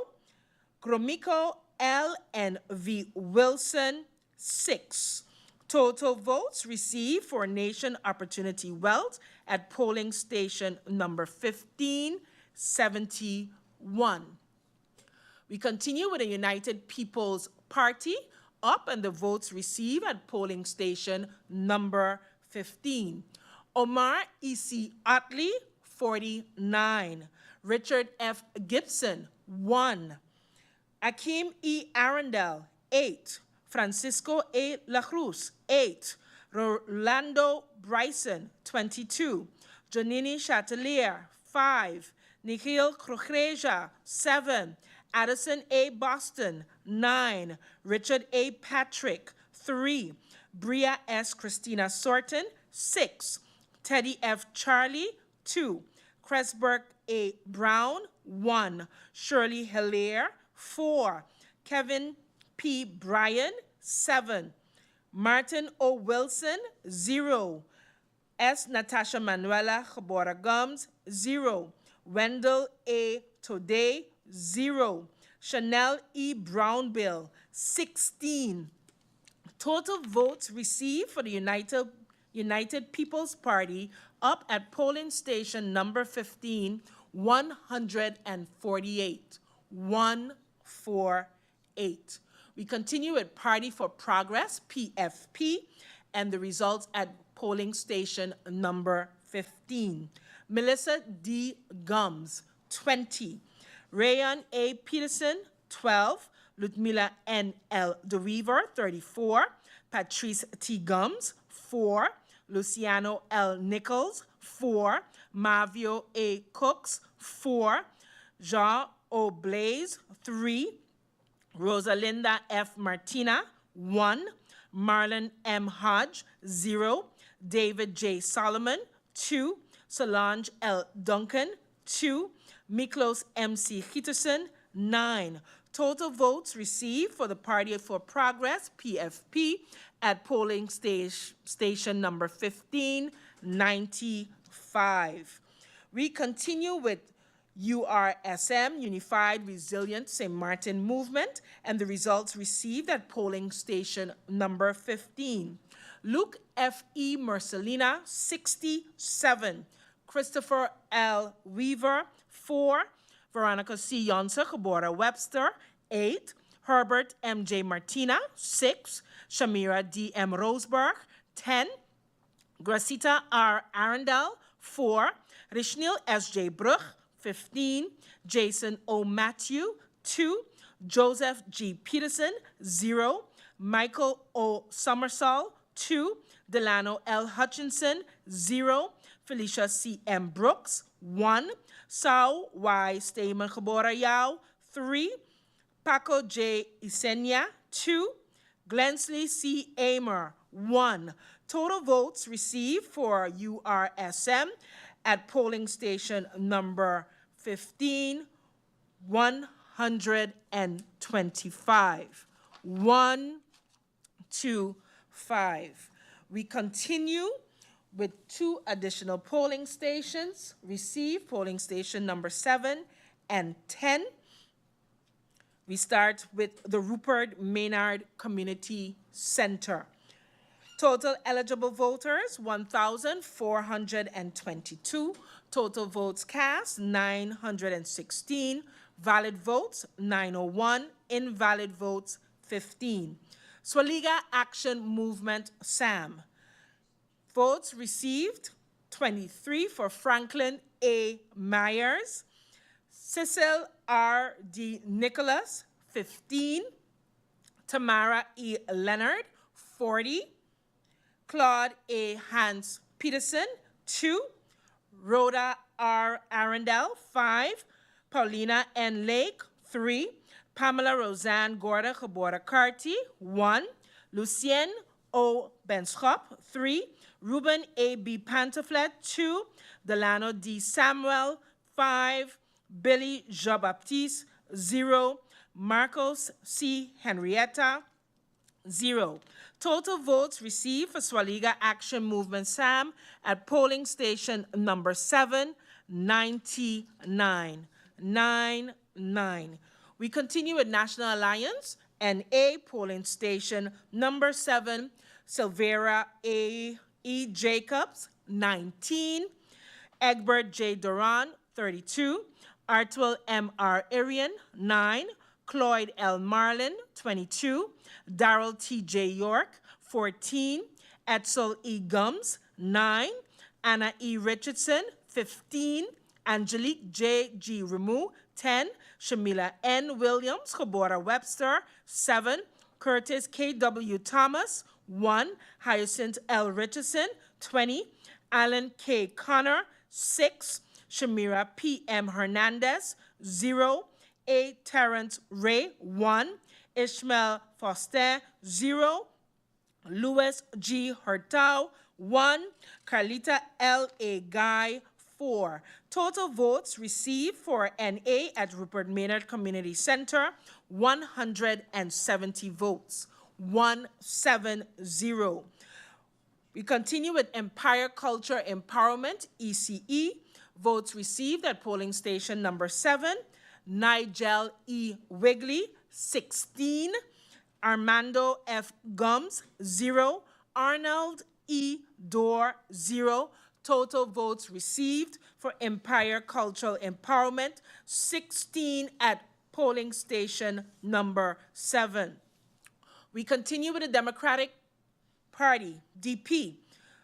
Votes received at polling station number 7, Sarah A. Westcott Gebora Williams, 31. Grisha S. Heiliger Gebora Martin, 31. Dimar C. Labega, 12. Khalil K. Raven, 14.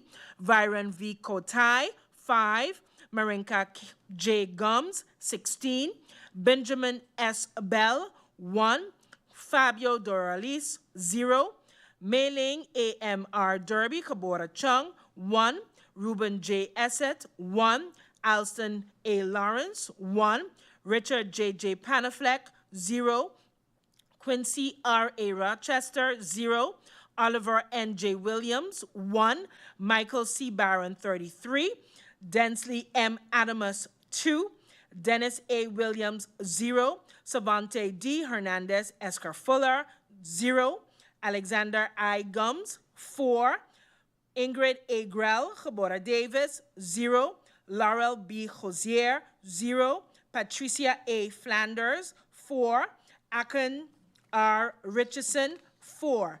Total votes received for Democratic Party at polling station number 7, 161, 161.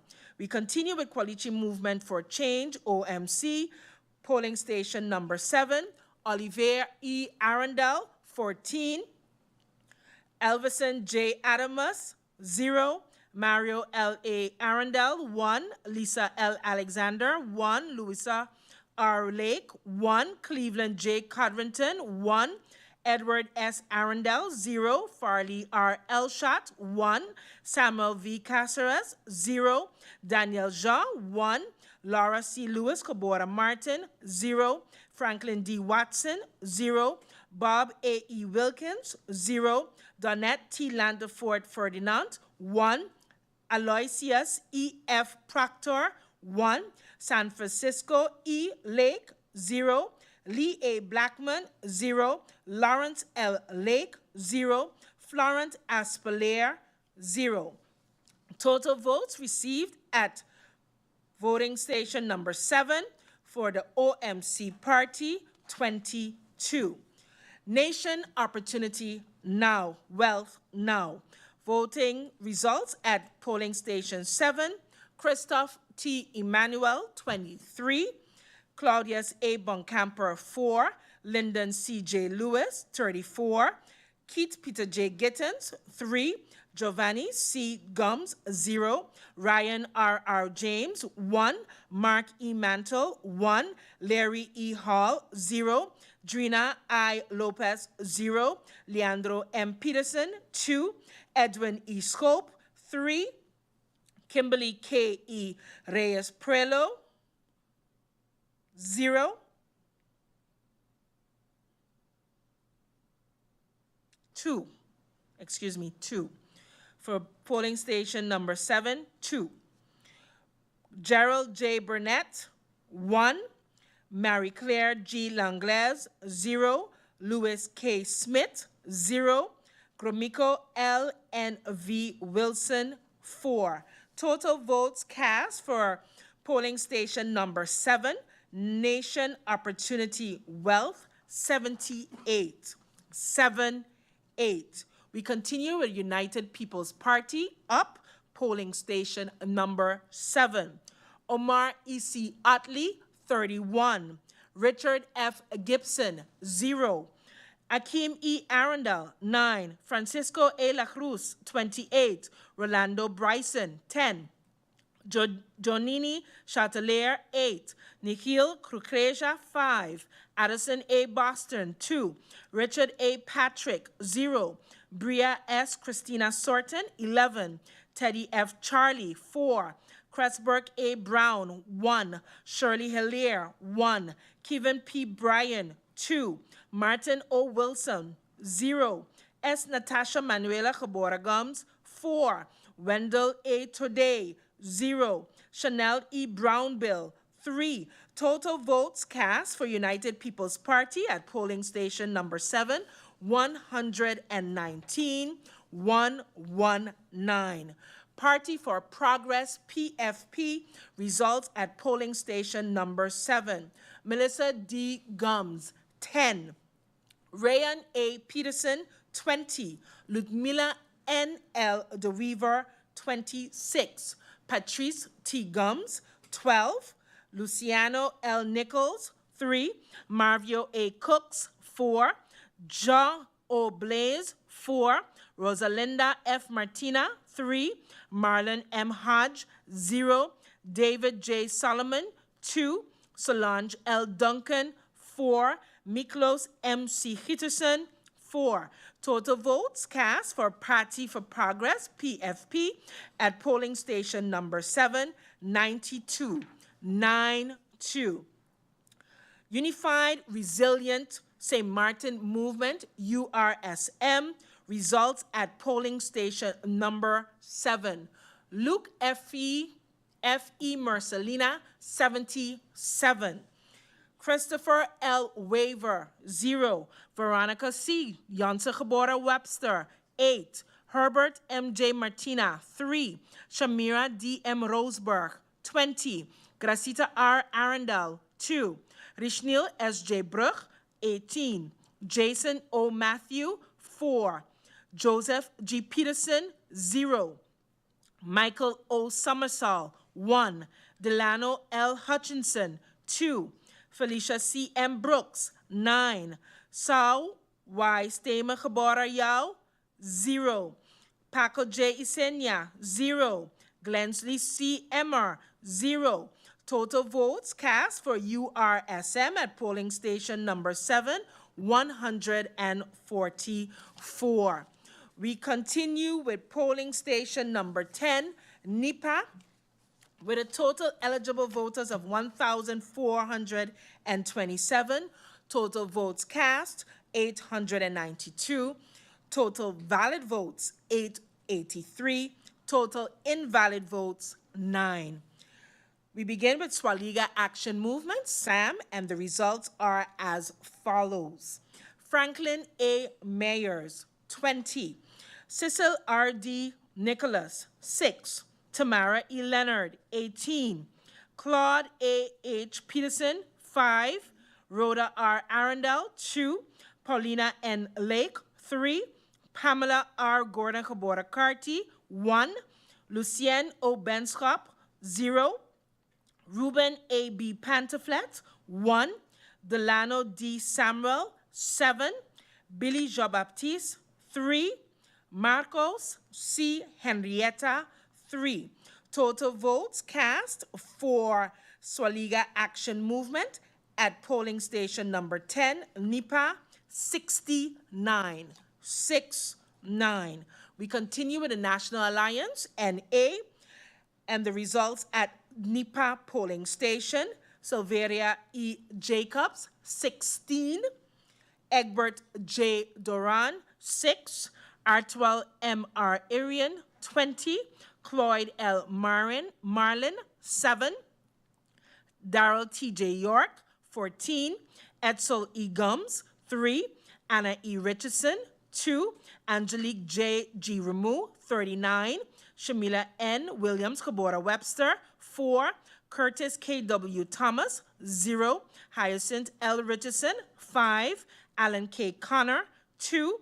Shamira P. M. Hernandez, 0. A. Terrence Ray, 2. Ishmael Foster, 0. Louis G. Hurtau, 1. Carlita L. A. Guy, 3. Total votes cast for the National Alliance at voting district number 10, NIPA, 124. We continue with ECE and the results at NIPA. Nigel E. Wigley, 4. Armando F. Gums, 0. Arnold E. Dorr, 1. Total votes received for ECE at NIPA, 5. Continue with the Democratic Party, DP, and the votes received at NIPA voting station number 10. Sarah A. Westcott, Cabora Williams, 28. Grisha S. Heiliger, Cabora Martin, 31. Demar C. Labega, 15. Khalil K. Raven, 1. Viren V. Kotai, 48. Marinka J. Gums, 9. Benjamin S. Bell, 2. Fabio Doralis, 1. Mei-Ling A.M.R. Derby Cabora Chung, 2. Ruben J. Esset, 5. Alston A. Lawrence, 0. Richard J.J. Panafleck, 3. Quincy R.A. Rochester, 2. Oliver N.J. Williams, 0. Michael C. Barron, 2. Densley M. Adamus, 2. Dennis A. Williams, 0. Savante D. Hernandez, Escar Fuller, 0. Alexander I. Gums, 1. Ingrid A. Grell, Cabora Davis, 0. Laurel B. Hosier, 4. Patricia A. Flanders, 1. Aken R. Richardson, 2. Total votes received for Democratic Party, DP, at polling station number 10, NIPA, 159, 159. We continue with OMC, Quality Movement for Change, and the results at polling station number 10. Olivier E. Arundel, 14. Elvison J. Adamus, 0. Mario L. A. Arundel, 0. Lisa L. Alexander, 0. Louisa R. Lake, 0. Cleveland J. Codrington, 1. Edward S. Arundel, 1. Farley R. Elshot, 0. Samuel V. Caceres, 0. Danielle Jean, 0. Laura C. Lewis Cabora Martin, 0. Franklin D. Watson, 0. Bob A. E. Wilkins, 0. Donette T. Landefort Ferdinand, 0. Aloysius E. F. Proctor, 0. San Francisco E. Lake, 0. Lee A. Blackman, 0. Lawrence L. Lake, 0. Florence Aspelair, 0. Total votes received for OMC at voting station number 10, NIPA, 16. We continue with Nation Opportunity Wealth, now at the polling station number 10. Christoph T. Emmanuel, 7. Claudius A. Boncamper, 6. Lyndon C. J. Lewis, 25. Keith Peter J. Gittens, 2. Giovanni C. Gums, 6. Ryan R. R. James, 2. Mark E. Mantle, 1. Larry E. Hall, 0. Drina I. Lopez, 1. Leandro M. Peterson, 0. Edwin E. Schope, 1. Kimberly K. E. Reyes Prelo, 0. Gerald J. Burnett, 0. Marie Claire G. Langlaise, 0. Louis K. Smith, 0. Gromiko L. and V. Wilson, 5. Total votes cast for Nation Opportunity Wealth at polling station number 10, NIPA, 56. 5-6. We continue with the United People's Party, up and the votes received at NIPA. Omar E.C. Otley, 25. Richard F. Gibson, 8. Akeem E. Arundel, 5. Francisco A. La Cruz, 9. Rolando Bryson, 7. Jadini Chatelair, 14. Nikhil Krukreja, 24. Addison A. Boston, 5. Richard A. Patrick, 0. Bria S. Christina Sorton, 2. Teddy F. Charlie, 2. Cressburg A. Brown, 1. Shirley Hillier, 1. Kevin P. Bryan, 4. Martin O. Wilson, 0. S. Natasha Manuela Cabora Gums, 0. Wendell A. Today, 1. Chanel E. Brownbill, 1. Total votes received for the United People's Party at NIPA, 109. 109. We continue with Party for Progress, PFP, with the votes received at NIPA. Melissa D. Gums, 39. Rayon A. Peterson, 12. Ludmila N. L. DeWeaver, 65. Patrice T. Gums, 20. Luciano L. Nichols, 2. Marvio A. Cooks, 3. Jean O'Blaise, 1. Rosalinda F. Martina, 0. Marlon M. Hodge, 0. David J. Solomon, 5. Solange L. Duncan, 16. Miklos M. C. Hitterson, 5. Total votes received for Party for Progress, PFP, at polling station number 10, 168. We are at Unified Resilient St. Martin Movement, URSM, and the polls are as follows. Luke F. E. Mercelina, 114. Christopher L. Waver, 2. Veronica C. Yonsa Cabora Webster, 21. Herbert M. J. Martina, 1. Shamira D. M. Roseberg, 10. Gracita R. Arundel, 2. Rishnil S. J. Bruch, 6. Jason O. Matthew, 2. Joseph G. Peterson, 1. Michael O. Somersall, 0. Delano L. Hutchinson, 11. Felicia C. M. Brooks, 0. Sao Y. Stamen Cabora Yao, 6. Paco J. Isenia, 1. Glensley C. Emmer, 0. Total votes cast for URSM At polling station number 10, NIPA, 177. We are going to our last polling station number 8, St. Martin Academy, and then it's a wrap for tonight, folks, or this morning, I should say. With a total eligible voters of 1,408, total votes cast, 886, total valid votes, 876, total invalid votes, 10.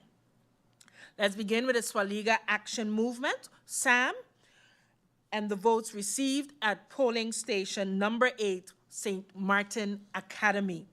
Franklin A. Mayers, 22. Cecil R.D. Nicholas, 1. Tamara E. Leonard, 14. Claude A. Hans Peterson, 2.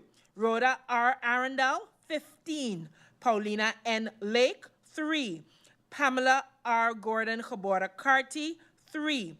Lucien O. Benschop, 1. Ruben A. B. Pantoflet, 1. Delano D. Samuel, 2. Billy Jean-Baptiste, 1. Marcos C. Henrietta, 0.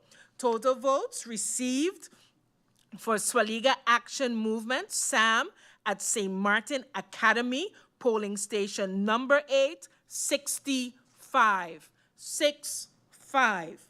We continue with the National Alliance, NA, and the results at St. Martin Academy. Silveria E. Jacobs, 21. Egbert J. Duran, 27. Artwell M. R. Arian, 21. Cloyd L. Marlin, 14. Darrell T. J. York, 21. Edsel Gums, 13. Anna E. Richardson, 16. Angelique J. G. Ramu, 6. Shamila N. Williams, Gabora Webster, 5. Curtis K. W. Thomas, 1. Hyacinth L. Richardson, 19. Alan K. Connor, 2. Shamira P. M. Hernandez, 0. A. Terrence Ray, 2.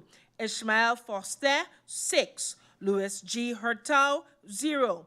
Carlita L. A. Guy, 6. Total votes received for National Alliance, NA, at District Polling Station 8, St. Martin Academy, 180. 180. We continue with Empire Culture Empowerment, ECE, and the votes received at polling station number 8. Nigel E. Wigley, 7. Armando F.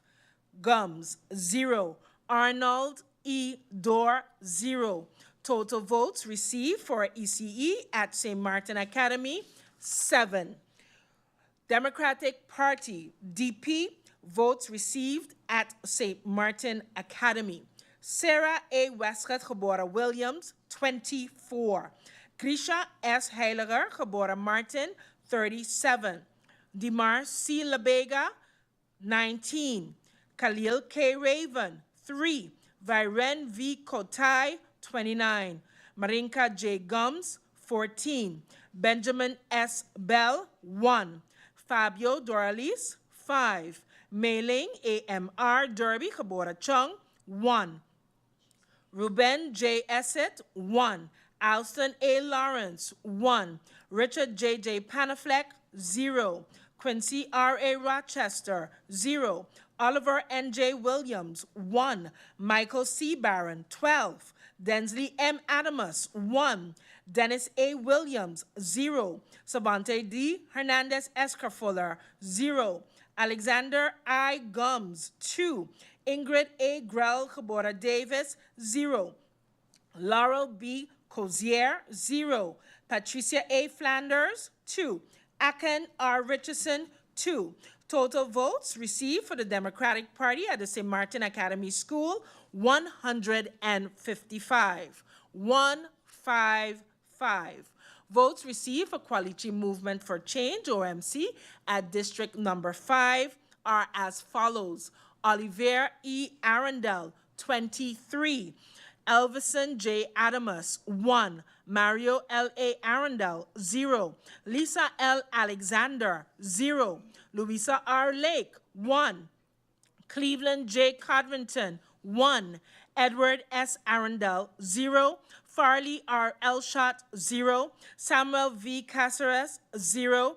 Daniel Jean, 0. Laura C. Lewis Cabora Martin, 0. Franklin D. Watson, 0. Bob A. E. Wilkins, 1. Donette T. Lantafort Ferdinand, 0. Aloysius E. F. Proctor, 0. San Francisco E. Lake, 0. Lee A. Blackman, 5. Lawrence L. Lake, 2. Florent Aspelaire, 0. Total votes received for OMC at St. Martin Academy, 34. 3-4. Total votes for Nation Opportunity Wealth now at the St. Martin Academy is as follows. Christoph T. Emmanuel, 17. Claudius A. Buncamper, 6. Lyndon C.J. Lewis, 23. Keith Peter J. Gittins, 1. Giovanni C. Gums, 7. Ryan R.R. James, 2. Mark E. Mantle, 1. Larry E. Hall, 1. Drina I. Lopez, 0. Leandro M. Peterson, 0. Edwin E. Schope, 3. Kimberly K. E. Reyes Prelo, 1. Gerald J. Burnett, 1. Marie Claire G. Langlaise, 1. Louis K. Smith, 2. Gromiko L. N. V. Wilson. Total votes cast for Nation Opportunity Wealth now at the St. Martin Academy is 77. 7-7. We continue with the United People's Party up and the votes at St. Martin Academy School. Omar E.C. Otley, 33. Richard F. Gibson, 6. Akeem E. Arundel, 8. Francisco A. La Cruz, 17. Rolando Bryson, 16. Janini Chatelier, 8. Nikhil Krokeja, 8. Addison A. Boston, 5. Richard A. Patrick, 1. Bria S. Christina Sorton, 7. Teddy F. Charlie, 0. Cresberg A. Brown, 3. Shirley Hillier, 0. Kevin P. Bryan, 1. Martin O. Wilson, 0. S. Natasha Manuela Cabora Gums, 1. Wendell A. Today, 0. Chanel E. Brownbill, 1. Total votes received for the United People's Party at St. Martin Academy, 115. 115. We continue with Party for Progress, PFP, at polling station number 8, and it goes as follows. Melissa D. Gums, 14. Rayan A. Peterson, 10. Ludmila N. L. DeWeaver, 43. Patrice T. Gums, 11. Luciano L. Nichols, 3. Marvio A. Cooks, 3. Jean Oblaze, 1. Rosalinda F. Martina, 1. Marlon M. Hodge, 0. David J. Solomon, 1. Solange L. Duncan, 8. Miklos M. C. Hitterson, 2. Total votes received for Party for Progress at polling station number 8 is 97.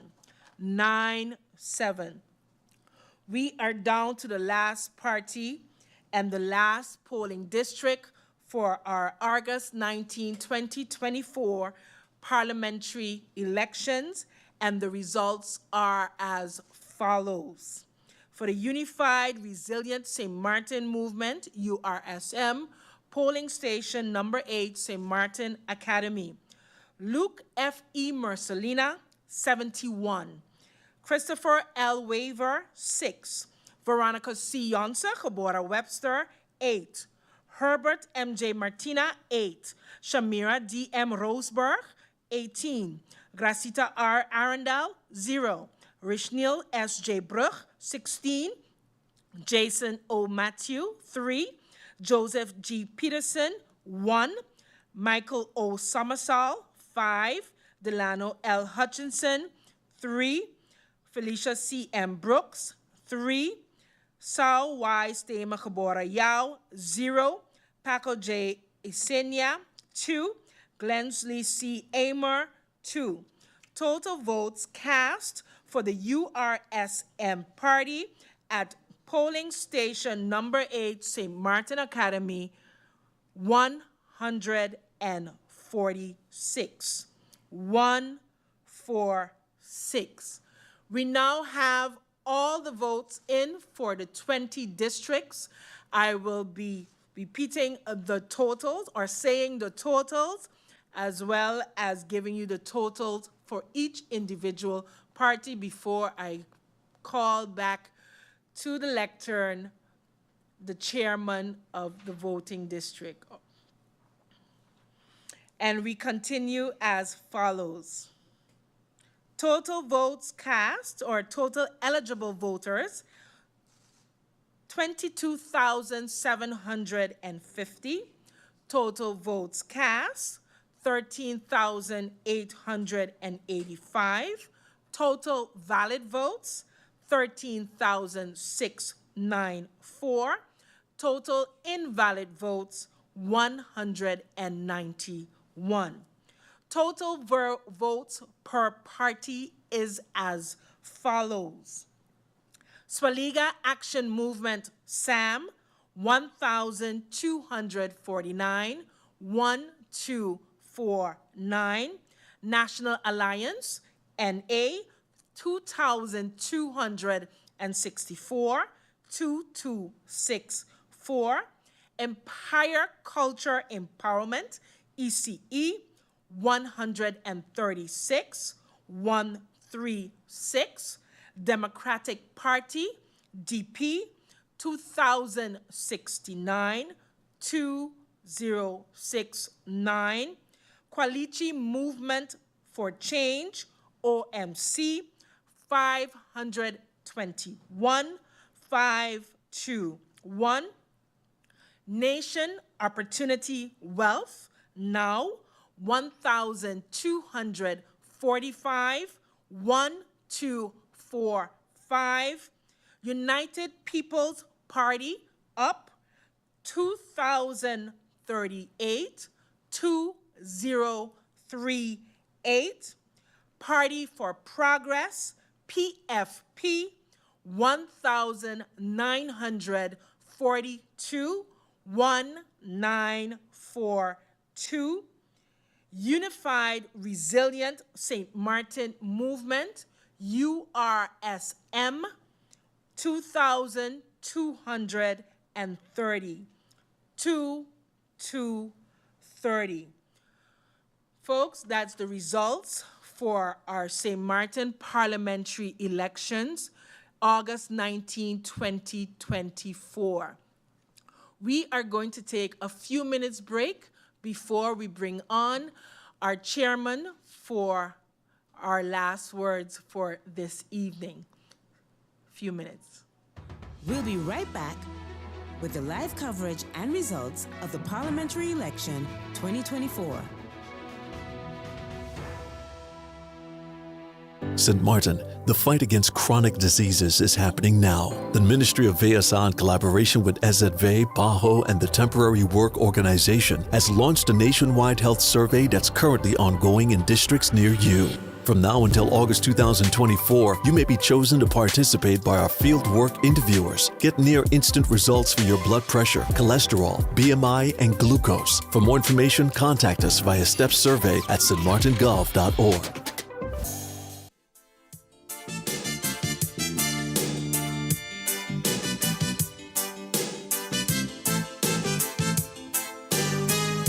St. Martin is nice. Oh, what a paradise. People are friendly, no matter who they may be. The weather is great. It's such a lovely place, and we salute our days with this simple song of praise. Oh, what an island in the sun.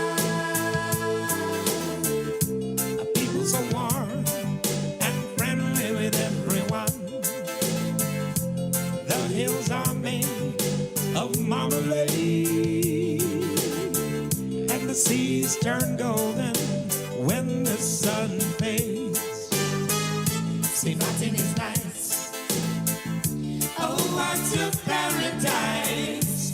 People are free, no matter who they may be.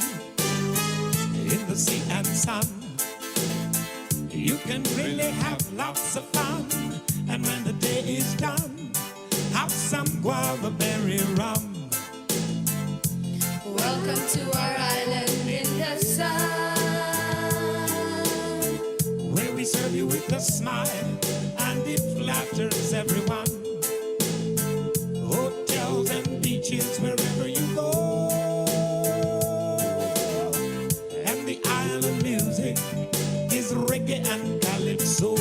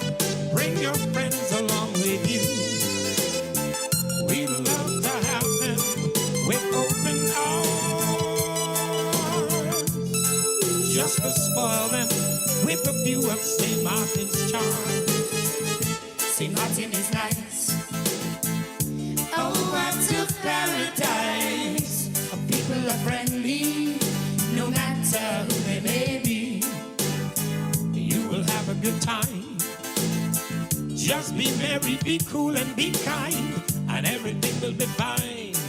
Just let your body unwind.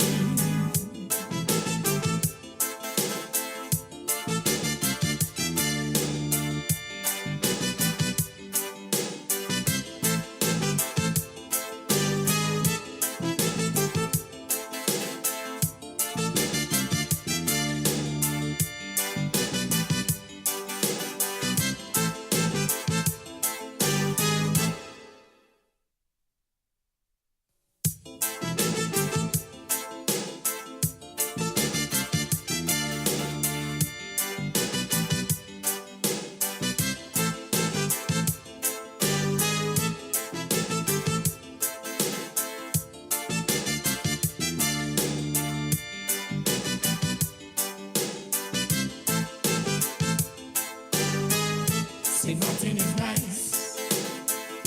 Oh, what a paradise. People are friendly, no matter who they may be.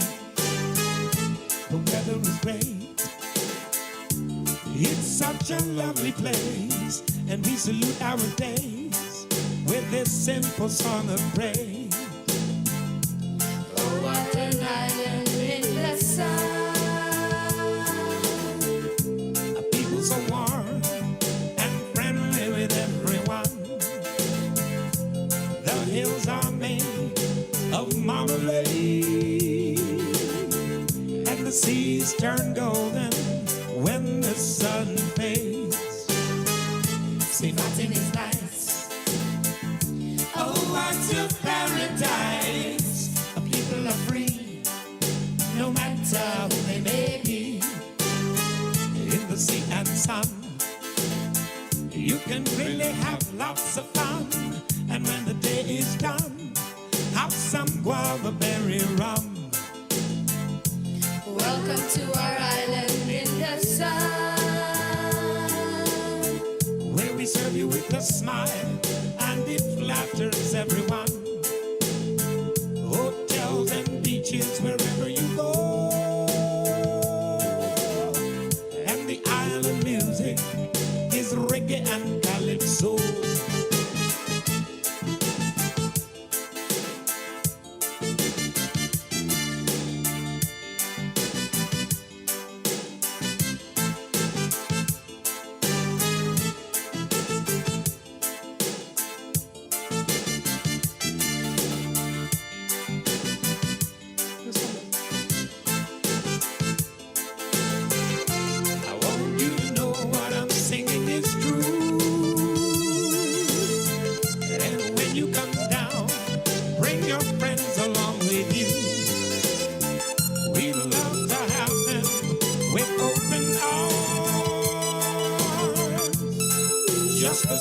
loving with a view of St. Martin's charm.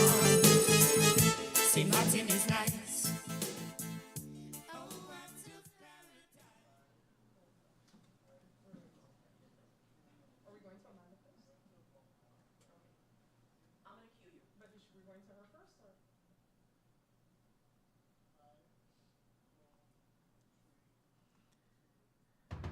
Welcome back to the live coverage and results of the Parliamentary Election 2024.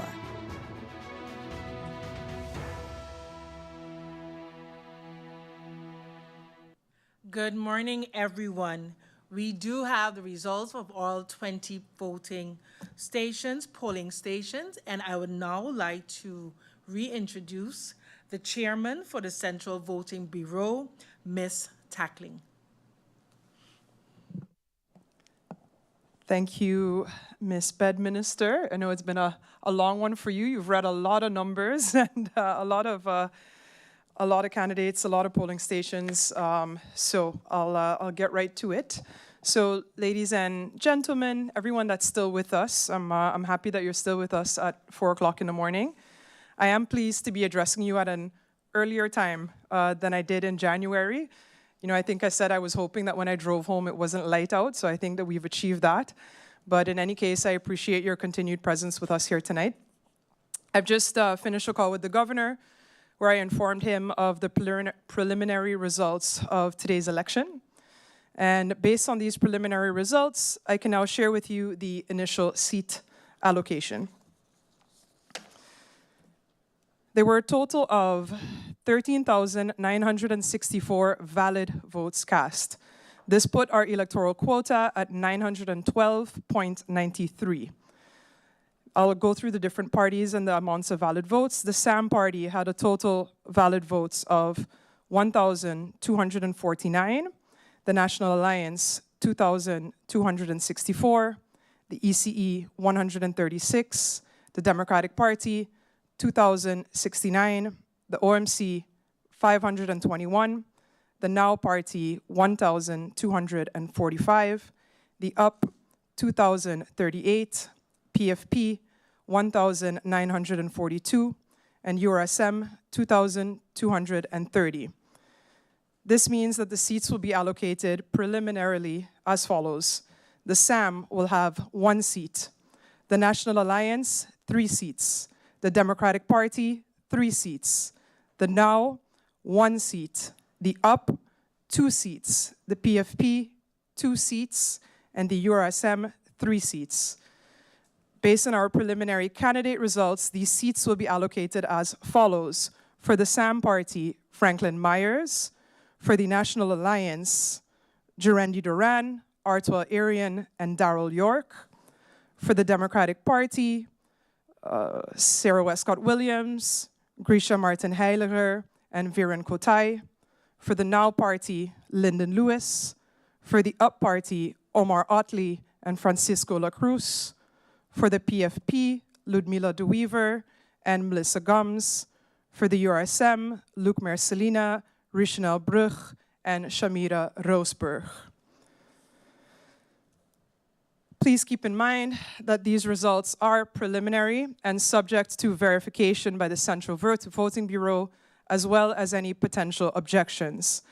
As the chairperson of the Central Voting Bureau, I want to take this moment once again to express my deepest gratitude to all stakeholders who've worked tirelessly to make this election day a success.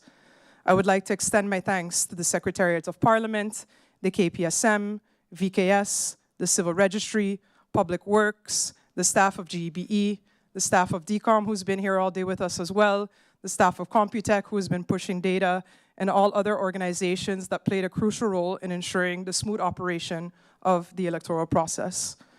I also want to recognize and thank the incredibly hardworking polling station workers. Their dedication and tireless efforts were key to conducting the voting process efficiently and orderly. I know it's been a long day for all of us, but thanks to their commitment, we were able to receive results from the polling stations earlier than we did in January and announce these to the public. Our goal this election was to bring you results sooner than we did in January, and I'm pleased to report that the measures that we implemented have had a somewhat positive impact. However, I must emphasize that as per the law, once again, these are preliminary results. In the coming days, the Central Voting Bureau will be thoroughly reviewing the packages that were submitted by the 20 polling stations. This includes their tally sheets, what we call the PVs, and we will thereby verify the accuracy in preparation for our public meeting on Monday, August 26th at 10 a.m. During this meeting, any eligible voter will have the opportunity to file an objection if necessary. Again, I have here again preliminary results, and the final outcome will of course be determined by a thorough review process. Based on our review, as well as weighing the merits of any possible objections that may be filed, a decision will be made by the Central Voting Bureau.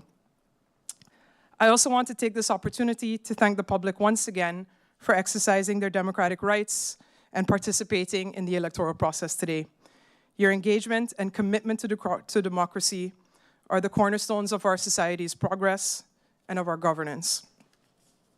Once again, I'd like to express my gratitude to everyone involved in today's Election Day process. Your dedication and hard work have been invaluable, and we look forward to working together to ensure a fair and accurate outcome for all citizens. Thank you all very much, and sleep well.